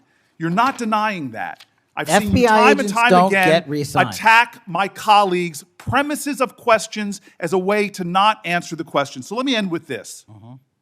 I believe you have made our country weaker and less safe. I believe that we are more vulnerable to a major event, and I pray to God it doesn't happen. You've gutted the Bureau of Institutional Knowledge and Expertise. You fired or pushed out seasoned FBI officials, many with more than 20 years of experience, and were working on cases that were critical. You've been purging thousands of serious law enforcement officials who spent their careers keeping us safe, only to lower hiring standards in order to find anyone to replace them. And shockingly, you admitted in this hearing to Senator Coons that it would take 14 years to fill the vacancies at your agency. Many are the result of your purge. 20% of FBI agents are doing low-level immigration enforcement instead of their mission-critical work. You've disbanded entire task forces that stop election interference, foreign influence, public corruption. And who benefits from this? Well, corrupt people benefit from it.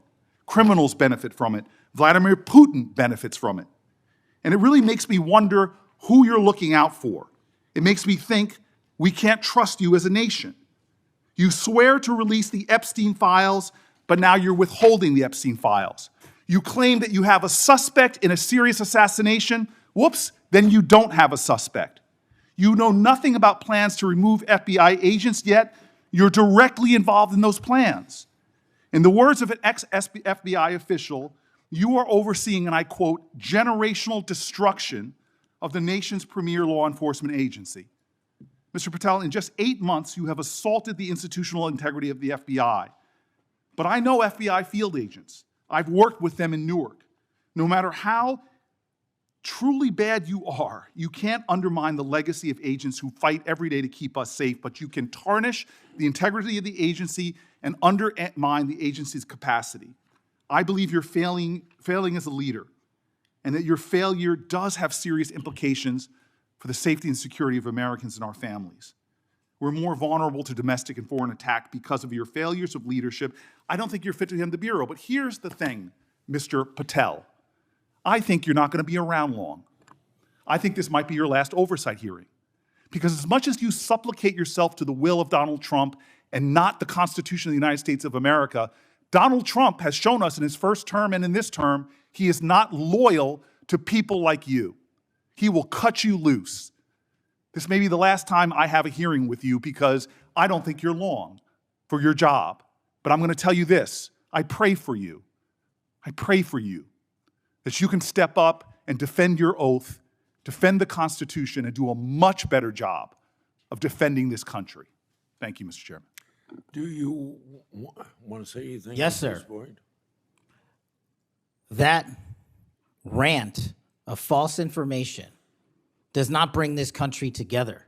If you want to work on bringing this country, it's my time, not yours. My God. If You're you gonna want to lecture talk me about dividing this country, it is my I follow time. you on your social media posts that It is tear my this country time apart. to There address should be a your unifying- falsehoods. Oh, You are an you can try embarrassment all to the you division want in this to country. not Senator, take it is my responsibility time. for what You you had have your said. time. Sir, you're Your making time a is mockery of this over. committee. Sir, you don't tell me my time is over. You The know how people far of New we've Jersey come tell me since what my you time tell- is. Senator- You can't lecture me. You can tell me Sir, my you time's over? You may be the charge of the I'm not FBI, going anywhere. but I am not afraid of you, Mr. Chairman. Not afraid of you. Mr. Chairman, point of order. Senator Booker, I announced at the beginning of this meeting that this back and forth, talking over each other, doesn't work. And I said if that happened, I asked Patel not to respond, and I was going to give him some time after the senator's time was up to respond. And he has the privilege to do that uninterrupted. Mr. So Chairman, go- one point of go order. ahead, Mr. I've Patel. watched him talk over us, and you've never once criticized him for us not even being able to get our questions out. Well, he has been rude and disrespectful to senator after senator. And when the senators were not giving him a chance to answer, I didn't stop the senator either. Go ahead, Senator. Thank you, Mr. Chairman. If the FBI, under my 7-month leadership, were failing this administration in this country, why do we have 23,000 violent felons arrested this year alone? A double increase from that time last year. Why is it that we have seized 6,000 weapons? Why have we found 1,500 child predators and arrested them? Why have we 300 human traffickers in jail? Why have we found and identified 4,700 children? Why have we seized 1,600 kilograms of fentanyl, enough to kill a third of the American public, a 25% increase alone from last year? 88,000 kilograms of cocaine seized, 7,000 kilograms of meth seized, and that's just on our criminal operations in summer heat. How is it possible that we are taking 8 kilograms off the streets of the cities in New Jersey and preventing the deaths of 607,000 people this year alone, a failure of the FBI and my leadership? How is it that we have counterintelligence arrests already this year exceeding the numbers from the entirety of last year? 33% increase in PRC, 83% in Russia, 60% in the CI space as it relates to Iran, and we haven't even talked about CT, the southern border, the northern border. Before Senator Cruz, I kind of feel like a broken record today. All this interest in FBI termination, yet my colleagues showed no intent or interest in when my whistleblowers suffered retaliation over the past years, particularly the past 4 years. Indeed, one whistleblower has alleged that Brian Driscoll's insubordination, whether an agent is on a hot button case or not, they ought to be held accountable for misconduct and weaponization. Senator Cruz. Thank you, Mr. Chairman. You know, I have to say, it used to be that to see theater, you had to go to the Kennedy Center. Now, apparently, you need only go to the Senate Judiciary Committee and see our Senate Democrats berating the director of the FBI, which, okay, it's not, partisan politics is not new in the United States Congress. But what is remarkable is what Senator Booker was berating Director Patel about. He wasn't berating him for failing to do his job, but rather he was furious for Director Patel for successfully doing his job.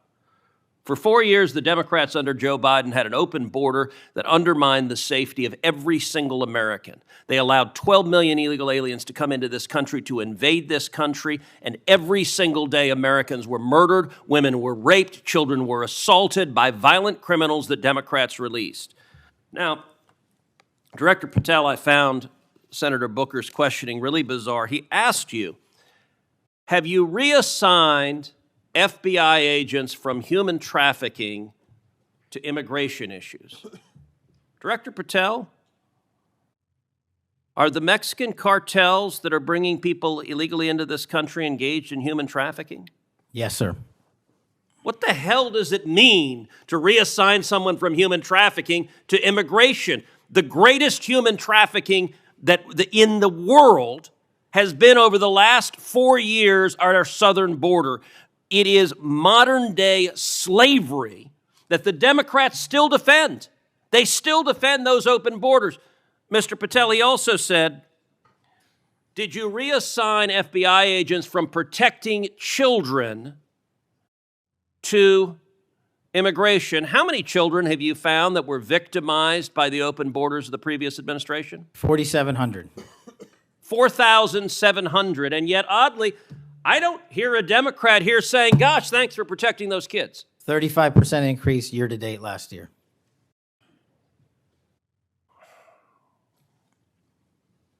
All right, I want to shift topics. And I want to shift topics to what happened last week. Charlie Kirk was assassinated. He was assassinated because of his political views.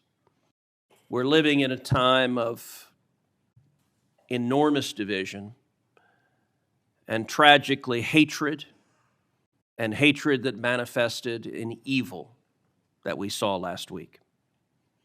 Now, the FBI, working in concert with state and local law enforcement, apprehended what appears to be, in all likelihood, the murderer.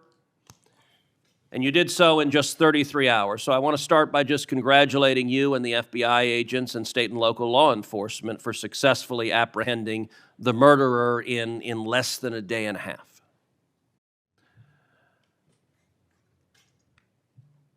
In the wake of that assassination, we have seen far too many people on the left celebrating the assassination.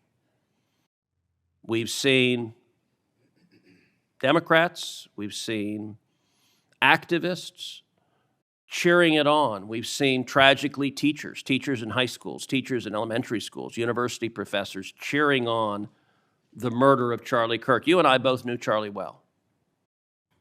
He was a good friend. He was an extraordinary man.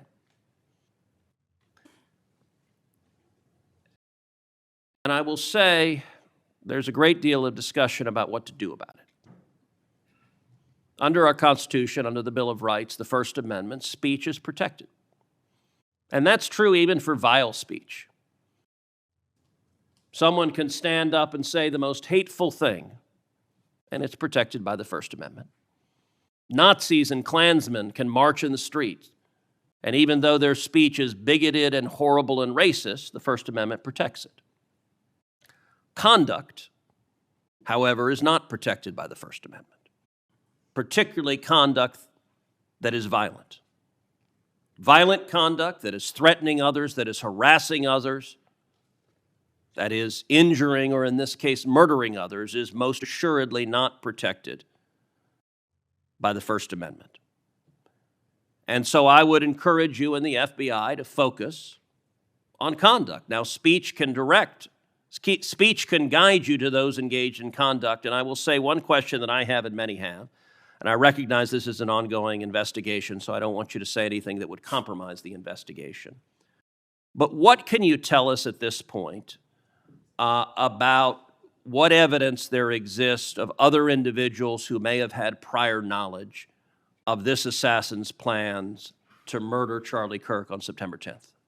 Generally speaking, we've interviewed numerous people, family members and friends, including the partner, to provide us with a detailed history of the knowledge he may have had, the suspect may have had prior to. We're still mapping out who, if anyone, was involved as an accomplice. As I said, the investigation is ongoing. We're also speaking to and going to interview numerous individuals online who were part of a chat group that was involved in this heinous assassination. And we're also going to work with our state and local partners out in Utah to find out what community organizations, if any, participated or had any foreknowledge of this information. But it's very much ongoing. I remind everybody that it's not even been a week since Charlie's tragic death.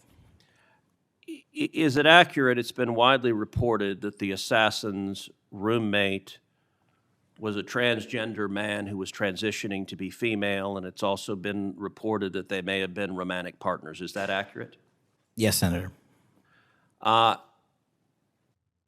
And I assume the FBI is investigating. It has also been reported that there were transgender chat rooms that may have had some awareness of the plan to commit this murder. Is that accurate as well? I'm sorry, can you repeat the question? It's been reported that there were chat rooms of transgender activists that indicated some degree of potentially of foreknowledge of this murder. We're still developing that. Do you have any information the bullet casings had on them both Antifa and LGBT wording on them? Do you have any indication of the source of those engravings and what inspired them? As to the actual source, we're still developing that. I want to encourage you in the course of this investigation, absolutely go after anyone who aided and abetted. But I want to more broadly encourage you, follow the money. The violence we are seeing is not purely organic. There is, I believe, significant money that is spreading dissension, that is spreading violence. Antifa. Do you believe Antifa is a terrorist organization?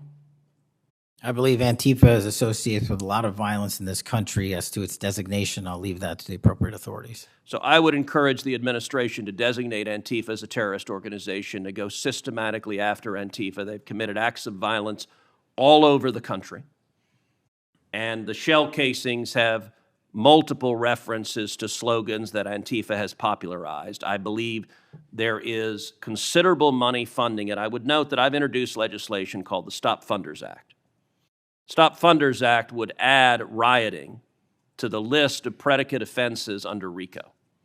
I believe the money should be tracked and prosecuted under RICO. And both the Antifa and Black Lives Matter riots of a couple of years ago and the pro-open border riots in Los Angeles and other cities of this past year, I believe there was significant money behind those riots. I'm not the only person who noticed at the anti-Semitic protests and violent protests on college campuses that many of the tents all matched.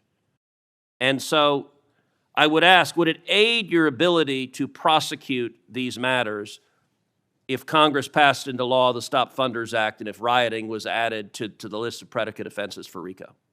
Yes.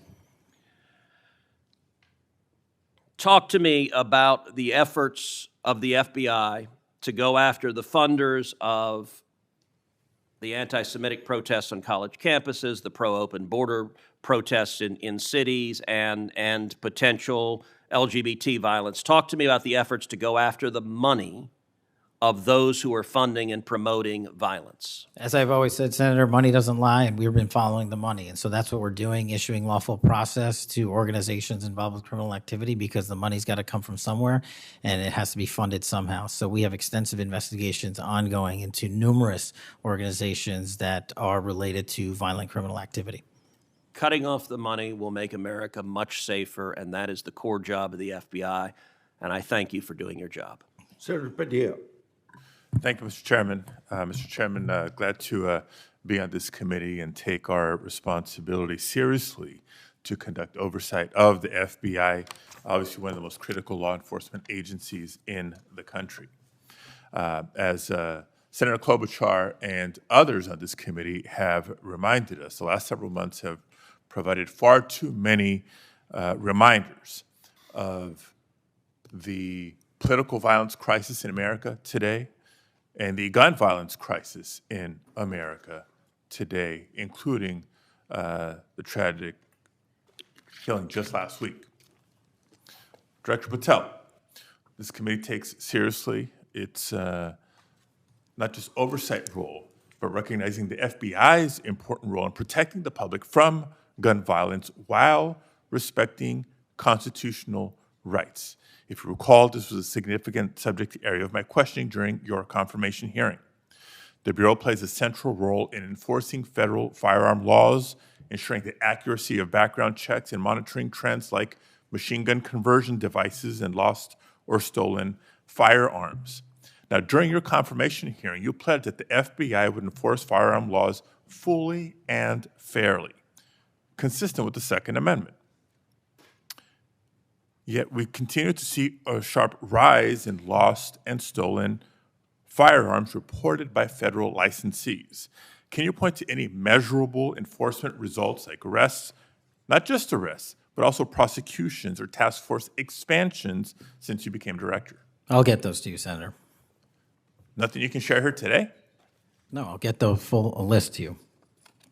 You came unprepared today to respond to questions which you knew were important going back to your confirmation hearing. Now, the Bureau has warned about the public safety threat posed by machine gun conversion devices, which convert semi-automatic weapons to automatic ones. Can you at least reference what resources you're dedicating to this threat? Absolutely, Senator. Part of tracking ghost guns, as you alluded to, is having a sustainable database, which is hubbed out of our CJIS division in West Virginia. And we've allocated more resources so that FFLs can track and trace firearms that are stolen and make sure they don't get into the population. That's one of my primary concerns, that we don't want stolen weapons anywhere near anything. But the numbers continue to go up as reported by federal licensees. Let me get to my next question on this topic. You previously stated that you hadn't reviewed Fix NICS, a federal law that improves reporting to the National Criminal Background Check System. 8 months into your job, what concrete steps have you taken to ensure that NICS records are complete, accurate, and timely? That's actually a great question that we have dedicated a lot of resources to, again, at CJIS. The NICS system has been trying to get to 100% within 15 minutes. We are currently at 93%, with 87% of those being responsive in less than 60 seconds. So we got more work. Do you think additional resources would be helpful in getting to 100%, or do you still argue that less resources are necessary to get from 93 to 100? No, I just think we have to work on how fast our actual infrastructure processes these things. On to a question about resources. The FBI's core mission is to counter terrorism, espionage, and major criminal threats. Now, recent large-scale reassignments to immigration enforcement or politically motivated investigations cause me concerns that other critical missions are being neglected. One example, in March of this year, you created a Tesla-related task force and diverted personnel from the domestic terrorism operations section to work on that task force. What risk analysis justified that decision, and do you still consider domestic violent terrorism to be a lower priority? Any form of terrorism, domestic or international, is the highest priority at the FBI. And when you say divert resources away from those missions? I don't believe that's accurate. We did not divert resources away. When cars were exploding and people were being set on fire, I directed resources to address it. Well, then I'll suggest in your follow-up, and we can make this more explicit in our questions for the record, that you provide the accurate information about the diversion of resources. Because, again, when I understand that you authorize large-scale agent reassignments from counterintelligence and cybercrime to not just immigration cases but others, it has an impact on the other priorities like nation-state threats and ransomware investigations. Moving on to a different subject area. Safeguarding our elections is a core FBI responsibility. The public needs confidence that election security work is driven by facts and free from political influence. Mr. Director, do you agree with Attorney General Bondi's decision to disband the FBI Foreign Influence Task Force? The disbanding of that task force did not in any way reallocate or take away resources from that critical mission set. So then how are you mitigating the risk of foreign actors interfering in U.S. elections heading in to As I've 2026? highlighted through our cyber programs, which have seen a 40, 50, 60% increase in arrests for cyber threat actors looking to not just harm our critical infrastructure systems, but also interfere in our elections. We've had multiple arrests this year of individuals who are interfering in that process. Did the Department of Justice's Election Integrity Task Force seek statewide voter lists and driver's license data? I can't speak for the Department of Justice. You're a member of the Department of Justice. I can Did speak the for the FBI play a role in those requests? Whatever request that we had pursuant to the department's direction were provided. So then you can speak For the to FBI. those actions. For the FBI. So you can speak to those actions. For the FBI. So what role did you play in those requests? Whatever requests we get from the department, I don't have those details in front of me. We provide whatever requests they have. I have not many details in front of you on a lot of the questions coming from this side of the aisle. So I do hope that there are substantive and accurate responses to our questions in writing. In my time left, Mr. Chairman, I just want to call out a couple of observations. The director before us has tried to explain, I won't say explain, tried to explain how he doesn't need another $500 million to do the job. And specifically that even if the FBI had an additional $500 million, it would take years. I think he referenced 14 years to fill the vacancies. But in the meantime, relying on partnership with local law enforcement to fulfill the mission of the Bureau. As we've discussed in other hearings and in other committees, by the way, given this immigration mass deportation agenda of the administration, the FBI is not the only one leaning on local law enforcement to do the job. ICE has made it clear that they're doing the same. Other law enforcement agencies within DHS is doing the same. So much so that ICE's recruitment, because they're not only not advocating for cuts, they're actually requesting additional dollars and have issues about policy with them. But if ICE's plan to do the job is not just hiring up significantly, they don't seem to have that as a concern, but the FBI does. Both ICE and the FBI are citing partnerships with local law enforcement, which, look, partnership and engagement is great.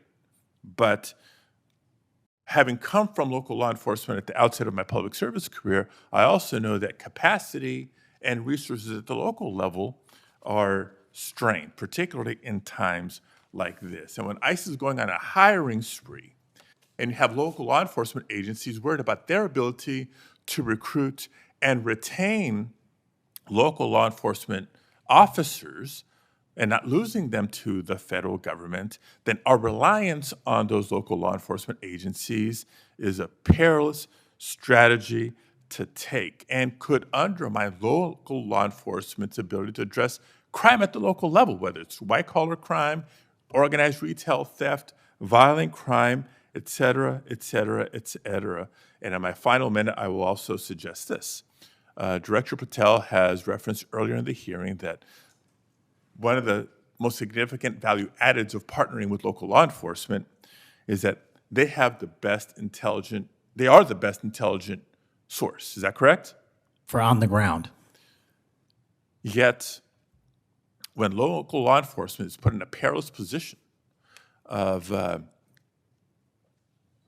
being in a role with this mass deportation agenda, which is consistently overreached, has been found to violate the law and the Constitution, and has undermined public confidence in law enforcement, not just by immigrants, by the way, but especially immigrants. When immigrants are victims of crime and are afraid to come forward because they don't know what law enforcement is going to do with their information or not, when immigrants, legal or undocumented, are witnesses to crime and are afraid to come forward with that information because they don't know what's going to happen with their information or not. That undermines the credibility of law enforcement with the community and undermines the intelligence, Director Patel, that you say are the best source of intelligence when it comes to law enforcement. So it's shaky, it's worrisome, and in my opinion, overall, you are failing to live up to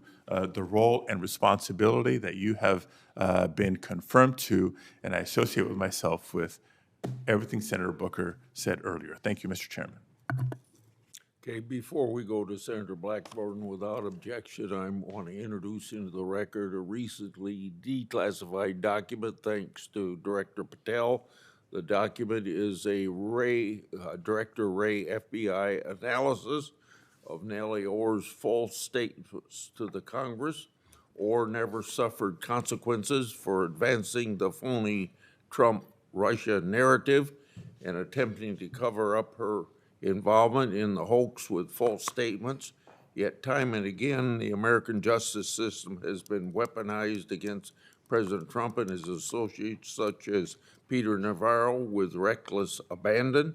The DOJ's inaction on Nellie Orr's criminal referral, despite the obvious incriminating evidence provided in the FBI's own analysis, undermines public trust in the rule of law thanks to Director Ray's utter failure. Senator Blackburn. Thank you, Mr. Chairman. And Director Patel, thank you ever so much for being with us today. And I want to thank you for your commitment to fight violent crime in Memphis. And when you first came to meet with me before your hearing here, I gave you the stats on Memphis, Tennessee, and their crime rates. And then you committed then and again at your confirmation to help us. You have been true to your word, and we are very, very grateful. Operation Viper has been such a success. The 500 arrests are important. These are gang members and gang leaders out of Memphis, Tennessee. There are over 100 gangs in Memphis. So the impact of these arrests, the impact of 100 indictments of these gang members. And now we have a U.S. Attorney's Office that will actually prosecute violent crimes and actually take up and prosecute federal gun crimes. This is helping to make Memphis safe again. And yesterday at the White House, to have the president announce the second phase of this with bringing in the Guard, and we've got ATF and DEA and the U.S. Marshals and Homeland Security, and the work that you and General Bondi and the President have done is so appreciated by the people of Memphis, Shelby County, West Tennessee, and I am ever so grateful for the work you've done. You know, one of the things as we talk about Memphis and what a vibrant and wonderful historic city it is, it's important to realize Memphis is one of the logistics hubs in our country. You have I-40, which goes East Coast to West Coast. You have the Port of Memphis. You have FedEx. You have all 5 Class A railroads that are there, as well as so many companies that are important to Memphis. And I have found it so interesting that some of my colleagues want to complain about agents being taken out of the D.C. office and actually put to work in the field because they've been needed in the field. And you can look at the stats from Operation Viper and see the difference that they have made. And we so appreciate that. I do want to drill down just a little bit on the issue of cargo theft, which ties into the logistics hub in Memphis. We've got a lot of companies that go through there. IMC is a big logistics company. People in Memphis know what it takes to keep America moving. But what a lot of people may not realize is that many of these criminal gangs have been focused on cargo theft. This is how they pay for their activities. So in addition to the carjackings and the home robberies and the smash and grabs and some of the human and sex trafficking, they've gotten into cargo theft, and cargo theft in Memphis has increased over 5,000%. 5,000%. That's what you saw with a Biden administration who wouldn't drill down on this. So having these agents out in the field, having an interagency approach is something that is going to help us with getting our hands around this cargo theft. So talk for just a minute about what your team has done there and the importance of having that interagency approach. Absolutely, Senator. So Operation Viper nests under Operation Summer Heat, and in multiple cities and mid-major cities across the country, we have surging resources based on crime. And Memphis, as you know, Senator, had the highest per capita homicide rate in the country, and that was simply unacceptable.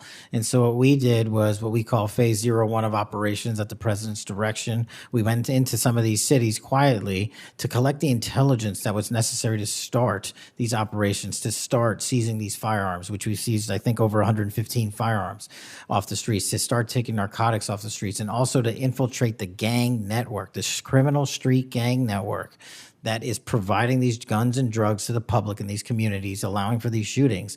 And so what the FBI is good at, what the FBI is great at, is partnering with our local authorities in places like Memphis and Miami and Chicago and so many other cities across the country to start the work, because you can't do the work on a dartboard basis. You need ground level intelligence. And that's what we do working with our state and local law enforcement. And the results, I think they said over 100 indictments federally just in this 3-4 month surge. And now we're going to go in there with more resources to finish it. And we are grateful for that. And I think it's so important for my colleagues, what we have seen in Memphis. You mentioned something very important. Your agents go in and they go in quietly. There was no press conference. There was no fanfare. You went in there to work. And very importantly, you gathered the intel. Who are these gang leaders? Where are they? Figuring out who was doing what, and then setting up the process to apprehend these individuals. And it requires infiltrating those networks and having that data to work from so that you are working in partnership. And as I have talked with elected leaders in Shelby County and Memphis, as we have talked with those in law enforcement, they have been so grateful to have this support and this additional education that comes, because local police are learning from your agents when they are learning how to track these gangs and infiltrate these networks. We know that phase 2 of this operation is going to kick off. The Guard is going to be there to support the Memphis Police Department to help them kind of catch up, because they still have a lot of people on their board. They know who they are, where they are, what they're doing. They want to apprehend them and bring them forward. So talk a little bit about how phase 2 is going to continue to work to support the law enforcement efforts in Memphis. Well, it's just like what happened here in Washington, D.C. It takes a whole of government interagency approach where we're working with the Attorney General, the DEA, the ATF, the U.S. Marshals, the Department of Homeland Security, because each one of those agencies has specialized capabilities. And when we surge together to work off of the ground level intelligence that was collected, you see what happened in Washington, D.C. here. And that's the next phase of it, because you are able to utilize the National Guard to set up border perimeter operations. So when you go into an area, you have the secure workspace to get in there and stay in there. The key here, Senator, is sustained criminal investigations and sustained prosecutions that clear Memphis, like we did Washington, permanently, and leave behind a blueprint for what local law enforcement can do with our federal partners to sustain that. We don't want to go backwards, and that's critical, but we're in the next step. Sustaining it will be the last one. Well, and we certainly appreciate that. I do want to touch on Operation Restore Justice. And Senator Britt mentioned some of this very briefly, and I know that you and A.G. Bondi have done a tremendous amount of work in protecting children. I appreciate that. And we passed my Report Act last year, and President Biden signed it, and this does require social media to report to NCMEC so that we can have these perpetrators followed up with and apprehended. That's a good start. We're still trying to get the Kids Online Safety Act passed. That has been a bipartisan effort. We have looked with disdain at what has happened with Discord and Charlie Kirk's alleged killer. Talk for a moment about what else Congress ought to do in order to give you all the toolbox you need to apprehend these predators and pedophiles. Well, I think we need to go after the monetary backbone of this infrastructure like we discussed earlier. I think we also need to make parents across the country aware of how invasive some of these social media sites are and how much criminal enterprise is going on and how easily these kids can be sucked into it. And also, the only way, in my opinion, to do that, is as Senator Klobuchar and I believe Senator Graham had stated, was, we need to work on Section 230. It's been too long since we've addressed it. Nobody's being held accountable. They're making money, and our youth is dying. And that's just unacceptable. Well, we have that reform bill. Thank you, Mr. Chairman. Thank you. Senator Welch. Thank you very much, Mr. Chairman. And just at the outset, I just want to say what I think all of us believe, and that is that the political violence that is so afflicting our country, it doesn't matter whether it's from the right or the left. I mean, all of us have an obligation to fiercely advocate for our point of view. All of us have an obligation to respect people with whom we disagree. The folks we disagree with are our opponents, but they're not our enemies. And I hope all of us keep that in mind and do the best we can to set that example. I want to congratulate the FBI. I want to congratulate the Utah state and local law enforcement for the very good work that it did in apprehending the violent assailant of Charlie Kirk, and that is a terrible, terrible tragedy. Director Patel, at one point you made an announcement that the suspect was in custody. We got our man. It turned out that was not true. In fact, I think that was about 27 hours before the person now in custody was apprehended. Why did you make that statement? Thank you, Senator. Appreciate you letting me address this. What the FBI does is not just locate and find suspects, but we also participate in eliminating subjects. And what we had at the time was a subject in custody in relation to this investigation. So in my commitment to work with the public to help identify subjects and suspects, I put that information out. And then when we interviewed him, I put out the results of that. And could I have been more careful in my verbiage and included an A subject instead of subject? Sure, in the heat of the moment, but I was doing the best I could. In all candor, I don't quite get that, because if we have our man, that would suggest to the public that everybody can rest and relax and not then continue to provide information to local law enforcement and to you. Well, so that was a mistake.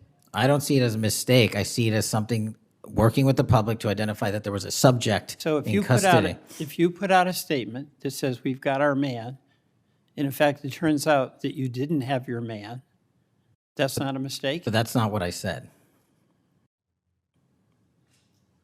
Well, I'll go on. That's my understanding. A second thing that is really important in the FBI, but it's important in every agency, is that the folks who are doing good work get supported for the work they're doing. And a number of highly successful FBI agents have been let go. And I want to just ask you a little bit about that. You know who Brian Driscoll is, right? Yes. Yes. Yeah, okay. And my understanding is he served at the FBI for over 18 years. You agree? I believe that's accurate. Special agent in charge of the Newark office. He was commander of the FBI's hostage rescue team. That's a very prestigious and responsible position, correct? It is. Section chief of the Critical Incident Response Group's tactical section. You've got to be pretty good to get that high responsibility. You agree with that? Yes, sir. He oversaw 55 SWAT teams, and they're like the elite of the elite, right? They go in to the dangerous situations, right? He got a Medal of Valor for his participation in a raid on ISIS terrorist Abu Sayyaf, who had kidnapped American citizens Kyla Mueller, right? Mueller? Is that right? I know. You're in agreement, right? I know Kayla Mueller's family, yes. I know the situation. Okay, and he got Kurt Meyer, somebody who had barricaded himself in a bar after he killed 4 people and wounded 2. And Driscoll was part of the team that went in there and took that guy out, right? I don't have all the details, but I'll take your word for it, Senator. And he got into trouble when Emil Bove demanded a list of FBI agents who investigated January 6th and was apprehensive that what did happen ultimately would happen, and that is those folks would get fired. I mean, do you agree with me that a boss who stands up for his subordinates when they did the job that was asked of them is a stand-up person and somebody to be admired? Generally speaking, yes, sir. Pardon me? Generally speaking, yes, sir. But Driscoll got fired, right? Again, that matter is under litigation, and the matter you referenced occurred before I was Okay, but director. let's just keep it really narrow here. He's fired, right? Yes, he was terminated. And he has to be, there's somebody communicates to him that he's terminated, correct? That's my job. That's your job. So you communicated to him that he was fired. I did. So, I have a hard time with this because that record suggests to me that this person is like worthy of consideration for the Presidential Medal of Freedom, and he got fired. But there's also a record of other information that was available, and now that this matter is pending litigation, we will get that out in due course. But as you can agree. So you've got, quote, other information that you see as a valid basis to fire somebody who, from what I can tell, had an absolutely outstanding record and who crossed the threshold of getting in trouble because he was standing up for agents serving under him who did work that was assigned to them that happened to be related to the January 6th uprising. Again, you're correlating based on your information the reasons for his termination, and I'm telling you. No, that's right. Let me ask you another question. When you were here, you were rightly critical, not here actually, I guess it was on Kash's corner. You were rightly critical of the way that the previous FBI director used the FBI jet. And you said you wanted to ground Chris Wray's private jet travel that he pays for with taxpayer dollars to hop around the country.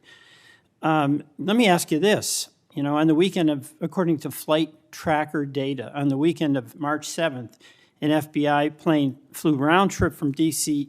to Las Vegas, and you attended a UFC fight with Mel Gibson, and I'll show you that. Is that you, and is that true? Yeah, you want to know the difference? I live in Las Vegas. I'm allowed to go home. I didn't leave a congressional hearing early on an FBI jet to dodge questions. All right. Then on April 5th, you attended a hockey game in New York City. You don't live there, right? No, I don't. By the way, everyday FBI agents who are assigned in Washington don't get to fly home on a private jet. Well, this is a great point. Do you know why I have to use a private jet? Because Congress made it mandatory. Okay. In April 5th, well, we didn't make it mandatory that you go to UFC games with Mel Gibson. Are you telling me I can't go home? You got to use some judgment here. So when I'm at home, I can't do what I'm doing when I go home. Everybody else is allowed to go home, just not me. Let me keep going. No, I'm glad you go home. I love to go home. But I don't go home on a private jet. On April 5th. They're not mandated to do so. You attended a hockey game in New York City with Wayne Gretzky, and Flight Tracker says the FBI jet took you to and from New York City, where you don't live, right? That's correct. And on April 12th, on the following weekend, you attended a UFC fight in Miami, also on the FBI jet, right? That's correct. So what's the cost to the taxpayer for those 3 flights? But I pay the commercial equivalent per the regs and the law. And so just so you know, when you are comparing me to prior directors. I asked what the cost was, and you don't know, I take it. Yeah, and what I've done with the use of the private jet is use Andrews Air Force Base versus Reagan National as what the other directors have done to save the taxpayer dollars. Bottom line here, you flew home to Las Vegas. There's nobody else in the FBI who gets paid. They have to pay their own way if they want to go home, right? I mean, right? Well, that's not accurate. Depending on where you're stationed, the FBI covers the bill to get home. So are you telling me that FBI agents who are assigned in Washington, but who may live in Charlotte, they get paid by the FBI to Sometimes go home? they do, yes. Right. Another thing I want to say is this. You know, our local law enforcement has been stiffed. About $500 million in COP grants have been taken out of the budget. Those really help us in Burlington. They help us in Rutland. They really are important. And why in the world would we be cutting those COP grants when we need that local law enforcement, in part to partner with you? Well, I think you support that? I think you're speaking to the Department of Justice grants, which I don't adjudicate, but also Vermont, just like every other state, has received a plus-up of FBI personnel. Well, I'll tell you, that's not what we're seeing. The other thing, my understanding is that there's a requisition or an effort to get another plane for the FBI that would cost about $72 million. Is that right? That's inaccurate. The FBI, because the jet, as you call it, is not my jet. We use it for operational needs. We use it for FTOX. We use it for HRT. But that's the one you fly in, right? We have multiple fixed-wing assets, and one of them is on a wildly expensive lease that I deemed a waste of money, and I'm looking for a replacement in which the government can procure assets permanently. Well, I would welcome you submitting to this committee the cost information about the jets that are under consideration. And according to our research, the specifications that are included in this request would result in an expenditure of between $72 million and $80 million. That's inaccurate, but I'll happily get you the right numbers. I welcome getting the specific information. Absolutely. Thank you. Mr. Chairman, I yield back.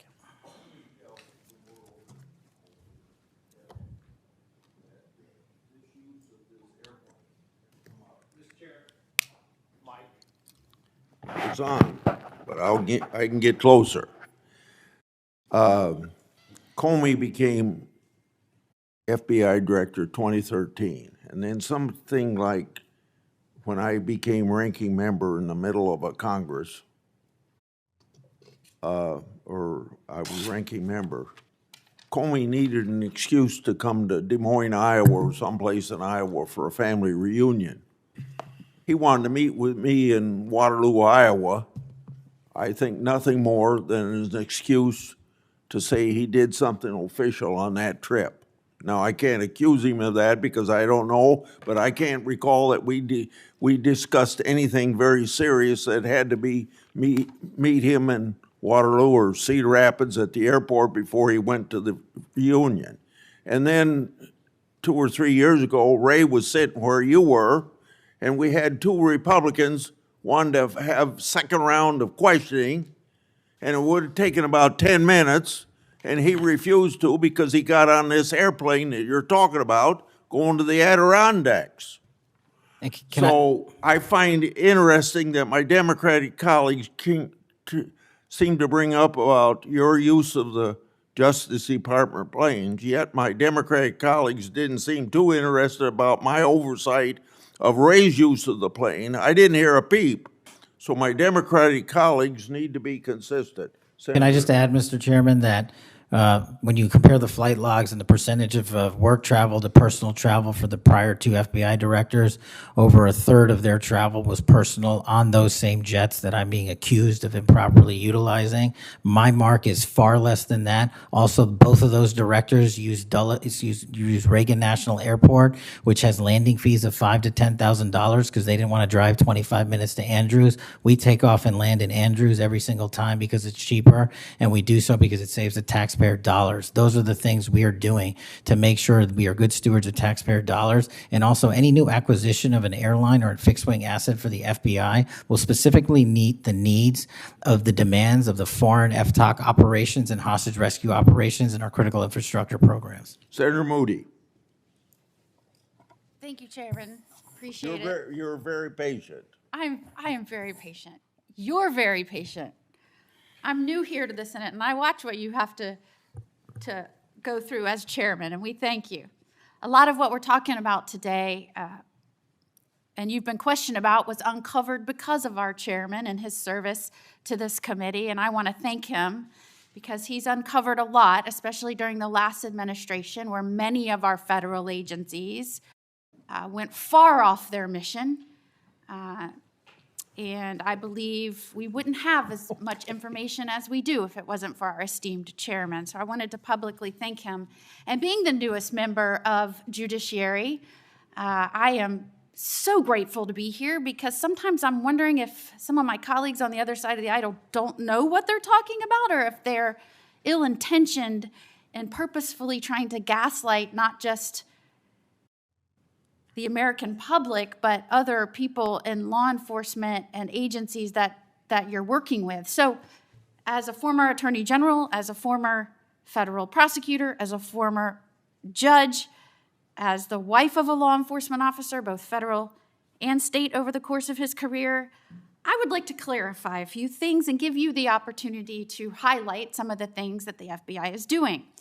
And two of the things I heard thrown out there, and by the way, it was when some of my colleagues would breeze in just in time to rail on you and spout out misinformation and narratives that have no grounding in reality to criminal justice, and then breezed right out as soon as they were done. And I think that it does the American public more good when the oversight function of Congress allows for you to comment in a way that makes sense and is grounded in reality.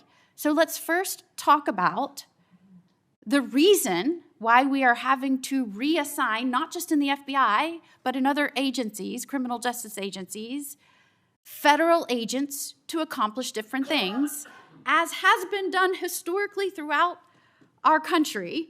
When we get into office, we have to examine and triage the threats facing this nation, threats facing Americans, and then allocate resources accordingly. I guess you are to be judged negatively because you are trying to reallocate the resources of the FBI to fix what the Democratic administration prior to this under Biden broke. So let's talk about the reassignment of federal agents and why that has been necessary. Would you say that the majority of assignments has been made because we are facing unprecedented levels of violence, both because of the unvetted surge of anywhere from 11 million to 20 million people across our border in the last 4 years, and because of the woke, weak, insane policies that have been pushed into states and cities around this nation by the left? Absolutely. And so I hear you being grilled because you have rightfully pushed resources where they needed to go to protect the American public. And I have heard you questioned that you are in some way, and I'm going to use their words, which I don't believe is grounded in reality, that you are going to lean on local and state agents to do the job of the FBI. Might it be recharacterized more accurately in that you are partnering with local and state agencies in these areas, especially where these policies that the Democrats support wholeheartedly. In fact, they frustrate our efforts to try and beef up our laws with good criminal justice policies at every turn, and then come in here and get on you for, by the way, you've been here 7 months, so I know that in the 7 months, you didn't break it, they broke it over the last 4 years. But it isn't more accurate to say that you are using the federal government and its agencies, or its agents and its resources to supplement and amplify law enforcement efforts in these areas, cities and states, where the Democrat policies broke them. It's been an integral part of my tenure to use local and state partnerships. I say it everywhere I go. We cannot do the work without partnering with state and local authorities in every single state and every single county in this country. And why we pushed out to the field is simple mathematics. While the FBI had a bloated bureaucracy in Washington, D.C., nearly 1/3 of the FBI's workforce lived and worked in the national capital region. 1/3 of the crime doesn't happen here. So I made the simple decision to move them out where the crime was happening in the field, to move out field agents, to move out intel analysts, to move out program managers. And by the way, that's what they all want to do, go out in the field and do the work. And no one's going to be punished for going out in the field and doing the work, and no one's going to be punished for wanting to stay at headquarters and help. But we needed a reallocation of assets, and that's what we did. And from your experience, both before and now in office, have you found that many of these nonprofits have done work to undermine the stability and security of cities? Those matters are very much ongoing, and hopefully we can report the results soon. And I don't mean just those that may have aided and abetted or supported criminal acts. Those absolutely should be investigated and pursued to the fullest extent of the law. And I hope that we follow the money trail, as some of my colleagues have suggested. I also want to get your opinion about the nonprofits that are working to get elected and then push criminal justice policies that have made our cities and states less safe. Specifically, I'm going to push out all of the things that they espouse make the city stronger. No cash bail. Try not to charge crimes. Don't call people offenders or felons or rapists or drug traffickers.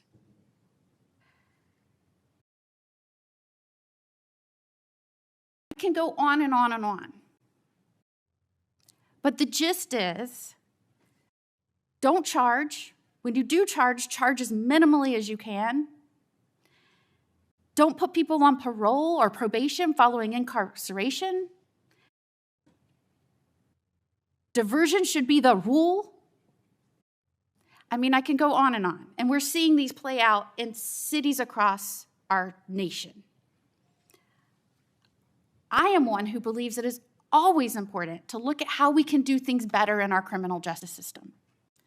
But what has happened is some of these groups have hijacked that good intention by so many and used it as a way to subvert the stability of this country. And I firmly believe when that money is traced, you're going to find it's not only going not just to policies, but it's also going to pushing and promoting criminal acts. And I believe that money and support doesn't just come from infrastructure within the U.S., because I believe undermining our cities and this nation is something our foreign adversaries will get behind, and it will show that they are behind. The FBI trying in its reallocation of resources to make up and help in these areas where local law enforcement is trying its best, but it's fighting an uphill battle against mayors and city council and indeed governors that promote and support and pass laws and policies that follow these weak, insane policies?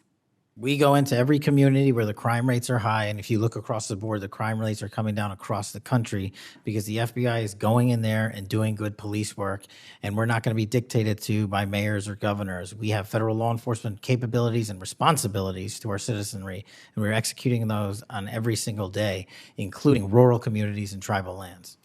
And you are, correct me if I'm wrong, welcomed and supported and enthusiastically praised by the cops that are there because they want those communities safer. Well, I think the police speak for themselves, and we'll let them do that at their own leisure. And one of the other gaslightings that I heard was that at a time when we're trying to help them because they're having vacancy rates and they can't retain police, and you're causing that. Is it in fact that police across this country, because they've been defunded, they're not supported, they have groups that are continuously combating when they're trying to make the communities safer? I know this because when I was the Attorney General, they all wanted to come to Florida, and I welcomed them with open arms. In fact, we are increasing our ranks in Florida, sometimes to the detriment of other cities and states because they can't keep them. They tried to make it sound like it was your fault that we had vacancies in these police ranks around the nation, when in fact, aren't you trying to help bolster their ranks and help them because they have mayors and prosecutors and city councils and governors that won't help them? That's exactly what we did. We did it in D.C., we're doing it in Memphis, we're going to Chicago, Miami, St. Louis, so many other cities across the country.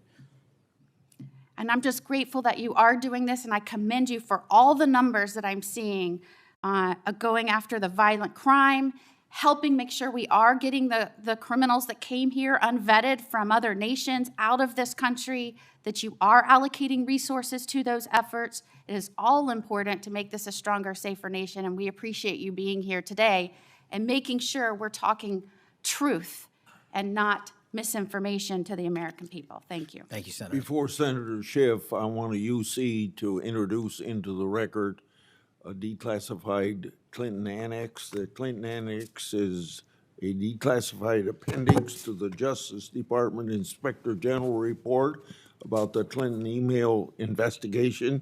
The annex shows that the FBI had evidence necessary to conduct, quote, thorough and complete investigation, end of quote. But the Comey FBI failed to review the evidence at the time. After nearly a decade in the shadows, this information has now come to light thanks to Dr. Patel, or Director Patel. Senator Schiff. Thank you, Mr. Chairman. Mr. Patel, during your confirmation hearing, you made several important commitments. For instance, you told Senator Coons there will be no politicization at the FBI. There'll be no retributive actions taken by any FBI should I be confirmed as FBI director. So let me ask you very specifically, did you ever take any action to terminate or discipline an FBI agent or employee in whole or in part as retribution for being part of an investigation of Donald Trump or January 6th? No. You also committed, you assured Senator Blumenthal, all FBI employees will be protected against political retribution. So you're testifying today that you played no role in the firing of even a single FBI agent for political retribution. None for political retribution. And if any FBI agent said you did, they would be lying. Is that your testimony? I'm only speaking to my actions. Everybody is allowed to make their allegations. Oh, no, these are allegations against you. And so, Mr. Patel, if FBI, senior FBI agents or employees said that you were firing them for political retribution reasons because of the cases they were assigned, you're saying they would be lying. Is that anyone that your was terminated at the FBI was done so for failing to meet the standards, uphold their constitutional oath, and effectuate the mission. Well, by meet the standards, are you talking about meet the standards of protecting the president under any circumstance? No. You also guaranteed Senator Blumenthal that every FBI employee will be held to the same, absolute same standard. No one will be terminated for case assignments. Are you testifying today that you never terminated anyone at the FBI, in whole or in part, because of a prior case assignment? No one at the FBI is terminated for case assignments alone. Well, I'm asking about you, Mr. Patel. Did you, in whole or in part, terminate anyone at the FBI because they worked on the Trump investigation or because they worked on January 6th? No one at the FBI has been terminated for case assignments alone. Okay, you're saying alone. Does that mean they were terminated in part because they were assigned to a January 6th case or assigned to the Mar-a-Lago case. You're being very precise here, Mr. Patel. You're saying alone. That means they were fired in part because they were assigned those cases. Is that your testimony? Absolutely not. But if you want to keep Okay, putting words well, in my mouth, then go let me ahead. ask you, let's strip away the word alone.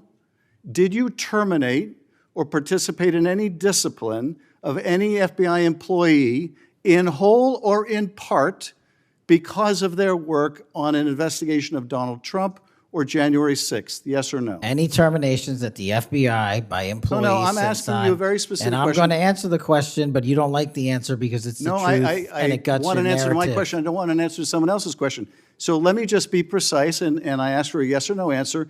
Did you ever terminate or discipline an FBI employee in whole or in part because they had been assigned or worked on an investigation of Donald Trump or January 6th? FBI Yes or no? employees are only terminated Yes if or they no, fail Mr. to Patel? uphold their oaths of Yes or office no? and duty. You're not at the answering my FBI question. I You're don't not have to answering my answer your question yes or no because you're setting up a trap so you can have a media No, I'm narrative. not setting up a trap. And I'm not giving it to you. Unless it's true that you fired people. People in have whole been or in part terminated at because the they- FBI who fail to uphold they were the assigned standards to. that the FBI requires them to Did uphold. you tell anyone at the FBI that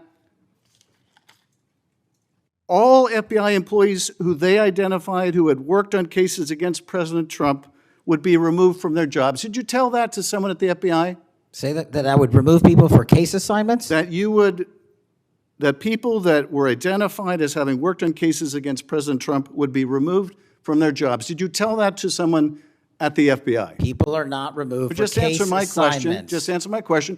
Did you tell that to People someone? are not removed for case No, assignments. you're not answering my question. And I would Mr. never Patel, tell anyone. Did you tell someone at the FBI that FBI employees identified as having worked on cases against President Trump would be removed from their jobs? Yes or no, did you tell someone that? I would never tell anyone at the FBI that they're being removed for basically their case assignments. Okay, so anyone who had said that would be lying. Is that your testimony? Anyone can say whatever they want. No, I know, but you're saying they were a liar. I'm telling you what I said. Because this is in the complaint against you, Mr. Patel. So you're saying Mr. Driscoll and others are liars? I'm not going to address the complaint and the ongoing Okay, well then let me ask litigation. you, have you ever told anyone at the FBI that the FBI tried to put the president in jail and he hasn't forgotten it, and that your job depended on the removal of agents who worked on cases against the president? No. Did you ever tell anyone that? No. Okay.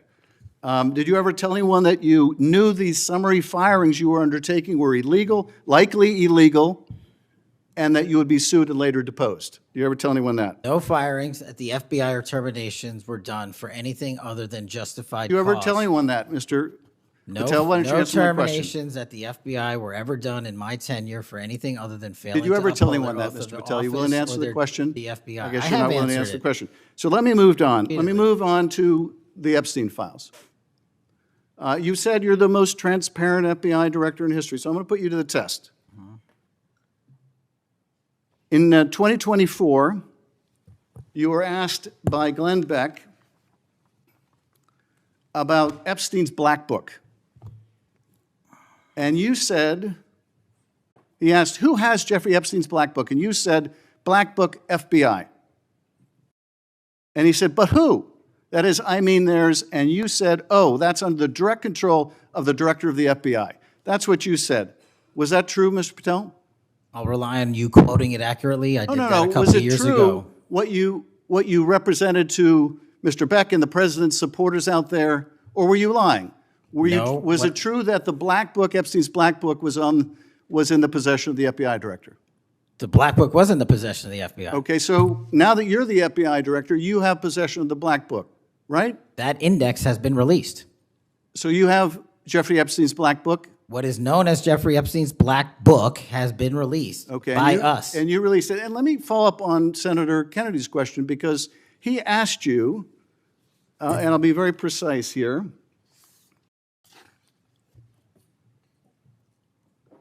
You've seen most of the files. Who, if anyone, did Epstein traffic these young women to besides himself? And you said, himself, there's no credible information, none. If there were, I would bring the case yesterday that he trafficked to other individuals.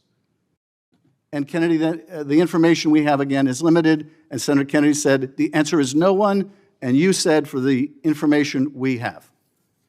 So is it your testimony today that in all the Epstein files, that Jeffrey Epstein trafficked no one to anyone but himself? Is that your testimony, Mr. I never Patel? said Jeffrey Epstein didn't traffic anyone else. Did he traffic any young woman to someone other than himself? That was Mr. Kennedy's question, And I Senator Kennedy's said question. the information that 3 administrations have had access to I'm have asking- made determinations that there are no investigative leads that were credible to prosecute and investigate any others. I'm specifically I'm asking stating you whether we it's were your working on. testimony today. Well, you just read it, and I I'm- said it 10 minutes ago, so let the record reflect my I testimony. just want to make sure there's no misunderstanding, because there are victims like Virginia Guifer who have testified otherwise, who have said otherwise, and you're telling the American people today that the Epstein list is a single name and it's Jeffrey Epstein. That's what we're to believe? That's not what I'm saying. That's what you're saying, and Well, you let can me- say let me whatever ask you Let want. me ask you this.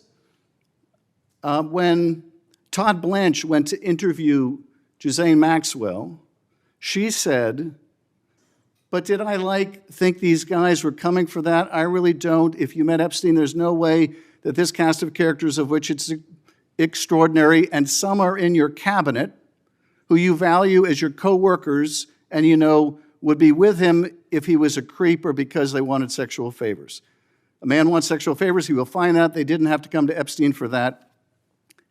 And the next question Todd Blanche, the president's former criminal defense lawyer, asked is not who in the cabinet, who are you referring to? His question is, so when's the last time you think you were with Mr. Epstein when he got a massage? So let me ask you, who are those cabinet members that Ghislaine Maxwell was referring to that, that were part of this cast of characters associated with Mr. Epstein? Who are they? The Deputy Attorney General took the aggressive step that no one else did and interviewed Miss Maxwell for I'm 2 asking you, days, who are and we released who are the the cabinet entirety members? of that Who are the cabinet transcript. members? I do not have that transcript in front of me. You're picking it piecemeal. The American public can read the entirety of that. One last question, because you clearly won't tell us the cabinet members associated with Mr. Epstein. Let me ask you one last question. And that is, right after she gives this testimony in front of an FBI agent, among others, she's transferred to a minimum security prison not suitable for a sex offender like herself. Who made that decision and why? The Bureau of Prisons. The Bureau of Decisions made it in Prisons. The Bureau of Prisons decided on their own, without any consultation with Blanche or anyone else, that they were going to suddenly, after this interview, completely unrelated to this interview, completely unrelated to anything she said, move her to a prison not suitable for a sex offender. You want the American people to believe that? Do you think they're stupid? No. I think the American people believe the truth, that I'm not in the weeds on the everyday movements of you're not in inmates. the weeds? What I am The doing is most- protecting the this most- country, the providing most historic significant reform, witness- and the most combating the significant witness, weaponization of the intelligence Epstein by the likes files of you. cover-up And we have gets countlessly proven you to from be a your liar in administration, Russiagate, in and you January call that 6th. being You are in the the biggest weeds? fraud to ever sit in the This United States stinks to Senate. high You are a heaven. disgrace to this This stinks to high institution heaven. and an utter coward. And I'm not surprised. I'm not surprised that you continue to lie from your perch and put on a show so you can go raise money for your charade. You are a political buffoon at best. Well, you can take an internet troll. Take it to the bank that the FBI is protecting this country and the state and citizens of the California. We are bringing historic reform. Point of order. But all you care about is a child sex predator that was prosecuted by a prior administration, and the Obama Justice Department and the Biden Justice Department did squat. And what did President Trump do? Bring new charges courageously. And what have we done? Chairman, you said take I'm the control most of this transparent situation. FBI director in history. Control of this 33,000 pages of information to you. I challenge you to say anything credibly to the truth. Go ahead and run to the cameras where you want to go now. Both of you be quiet. Before I go to Senator Tillis, without objection, want to introduce into the record the Durham Annex. The Durham Annex is a declassified appendix to John Durham's report about Crossfire Hurricane. The Durham Annex contains information exposing a reported Clinton campaign plan to falsely tie President Trump to Russia. For years, I've fought to assemble and publicize all the facts heretofore unknown surrounding Durham's investigation, Crossfire Hurricane, and related matters. The Durham Annex was declassified large part because of Director Patel. Senator, tell us. Thank you, Mr. Chairman, and Director Patel, thank you for being here. I've actually admired the way you've tried to keep your composure over the course of this. Kind of reminds me of an old Far Side comic that said the floggings will continue until morale improves.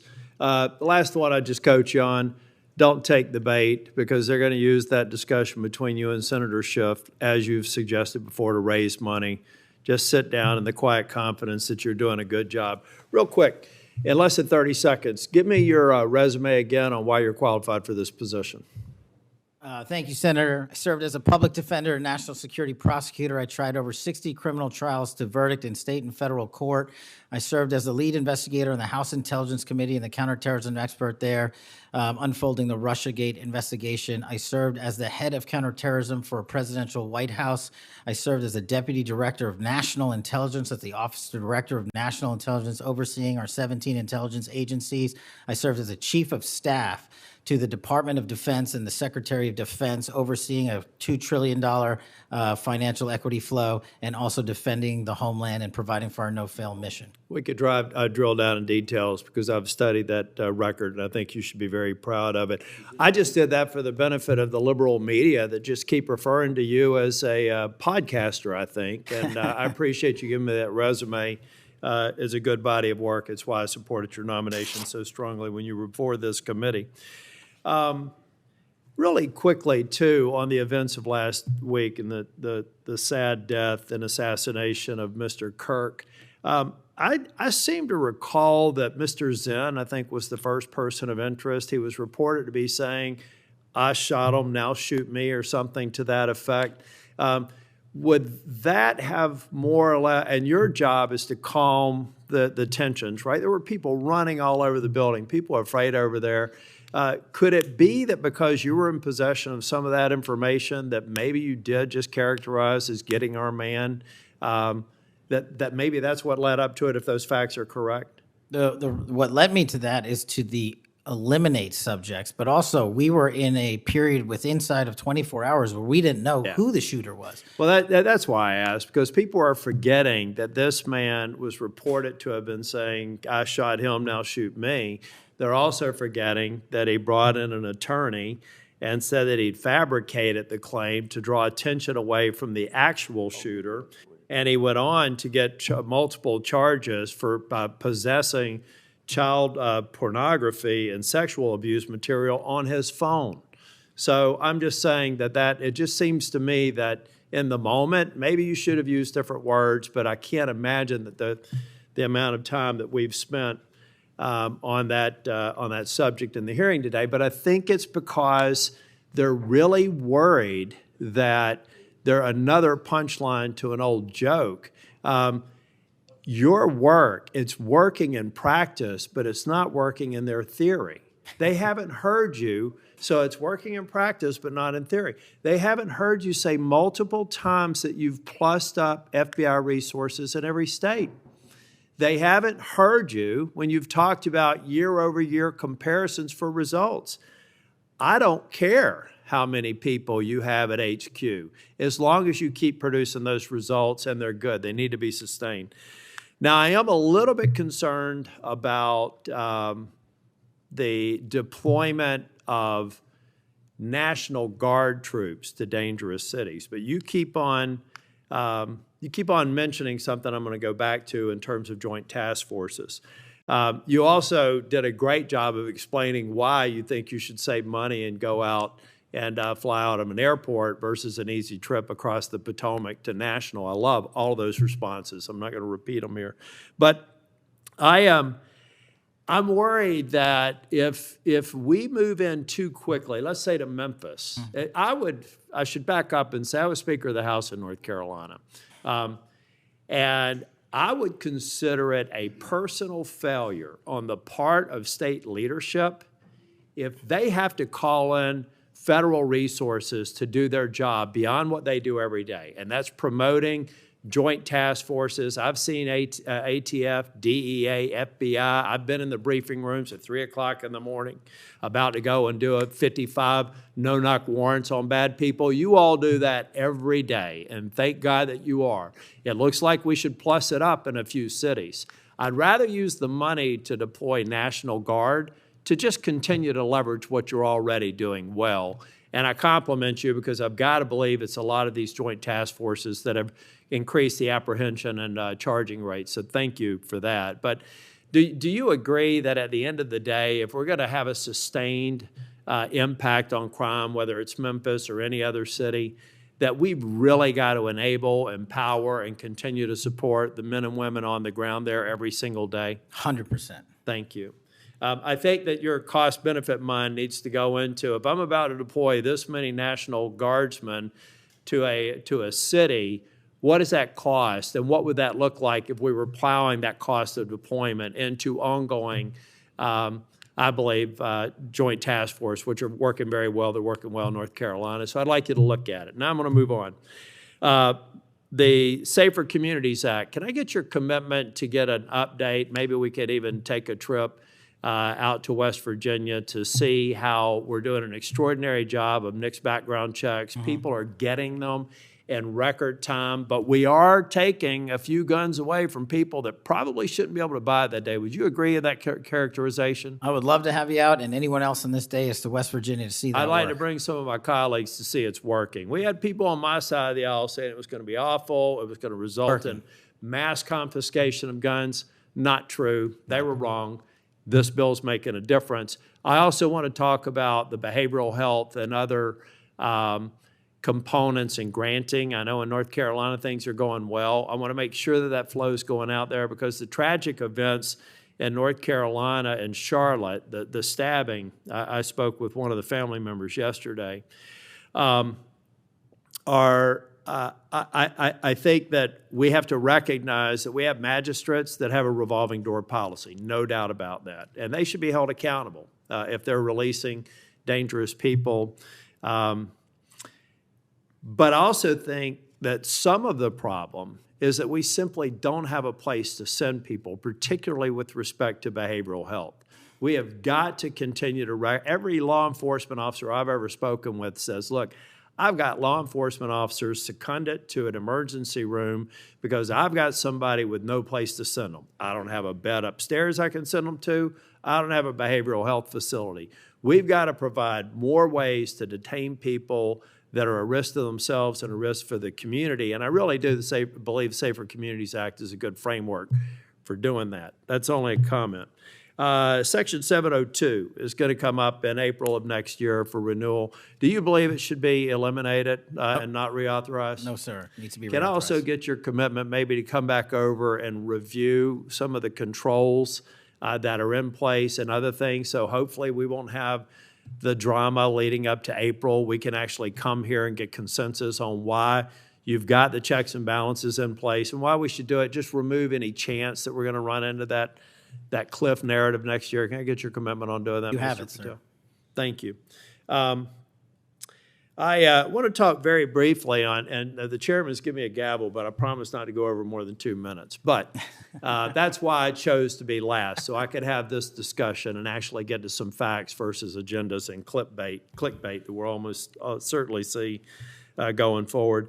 Tell me a little bit about the rationale behind the change in stance in recruiting. I also understand there may be a reduction in the academy timeline. Just give me some thinking about where you are on recruiting, retention, training, et cetera.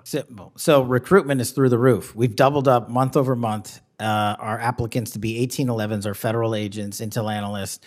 So the recruitment is going wonderful. What we have to do is figure out a way to get creative because the BFTC timeline is an 18 to 20 week program.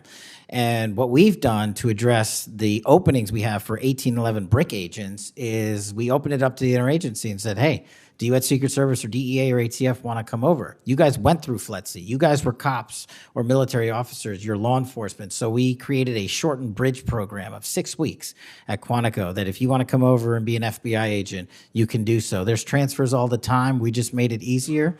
And we're also recruiting police officers who might not have a college degree. But in my opinion, that does not disqualify them from serving our community. So we're welcoming them. It's a rigorous application process. It's just one item. But we are changing the timelines based on the needs of the country, but not jeopardizing quality. I'm glad you mentioned that. I heard someone almost a throwaway line that you were hiring people without a college degree. Most of them have had basic law enforcement training, all the kinds of certifications. You're talking to somebody who didn't achieve my 4-year degree until I was 37. I'd like to think that I brought some things to the table, and I think that those people, the mere comment, I think is inappropriate for somebody considering this to think that they're a lesser person because they don't have a piece of paper. I wanted to get back to the last thing that I will talk about. I'll follow up with some questions for the record. Thank you, incidentally, for consistently being responsive to any inquiries I've made to you. But on the Kirk shooting, I do believe that that Senator Schmitt's numbers are right. There seems to be a disproportionate number of voices on the left that are celebrating the assassination of a CEO or celebrating the assassination of someone in Mr. Kirk's case that I disagreed with, probably about half of his positions. But I felt like he was a good voice in engaging young people, and that's a start, as long as we can do it civilly. And then I also just went back online because I've hammered on this committee multiple times. I just went online and I found in Pinterest that even today you could order a T-shirt that says ACAB 13.12, which translates to all cops are bastards. Or if you don't like that shirt, you can go get an F the Cops shirt at the same website, on a location on Pinterest. There is clearly a problem with some of the voices of the left, and I'm not necessarily saying any members of Congress, that need to tamp it down. Having said that, within 24 hours of Mr. Kirk's shooting, we had the guy that does the podcast for the War Room and another guy who's denied the Sandy Hook shootings say we're at war. Now, how on earth, and I do believe it's a smaller number, but it's a number that has an influence. How on earth are we de-escalating the situation with the tensions as high as they were last week with going out and saying we're at war? I'm not asking you to respond to this question. I'm just saying that there are people out here on our side of the aisle that still need to look in the mirror. Even if you agree that it's a lower number, bad is bad no matter how many numbers they are. And that kind of rhetoric and that kind of mobilization makes your job more difficult and puts us in a position where we're not being as productive as you want the FBI and state and local law enforcement to be. I'm finished. I just want to thank you for your service. I want to thank you for your concise answers. And I am thoroughly impressed with the fact that you have sat in that chair for over 4 hours without a break. So with that, we're, on behalf of the chair, want to thank you for being here today. And also, I assume, are we leaving the record open for any period of time for 1 week? The record will be open, left open for 1 week so that you may have questions for the record. Mr. Patel, thank you for being here Thank today. you, Mr. Chairman. Meeting's adjourned.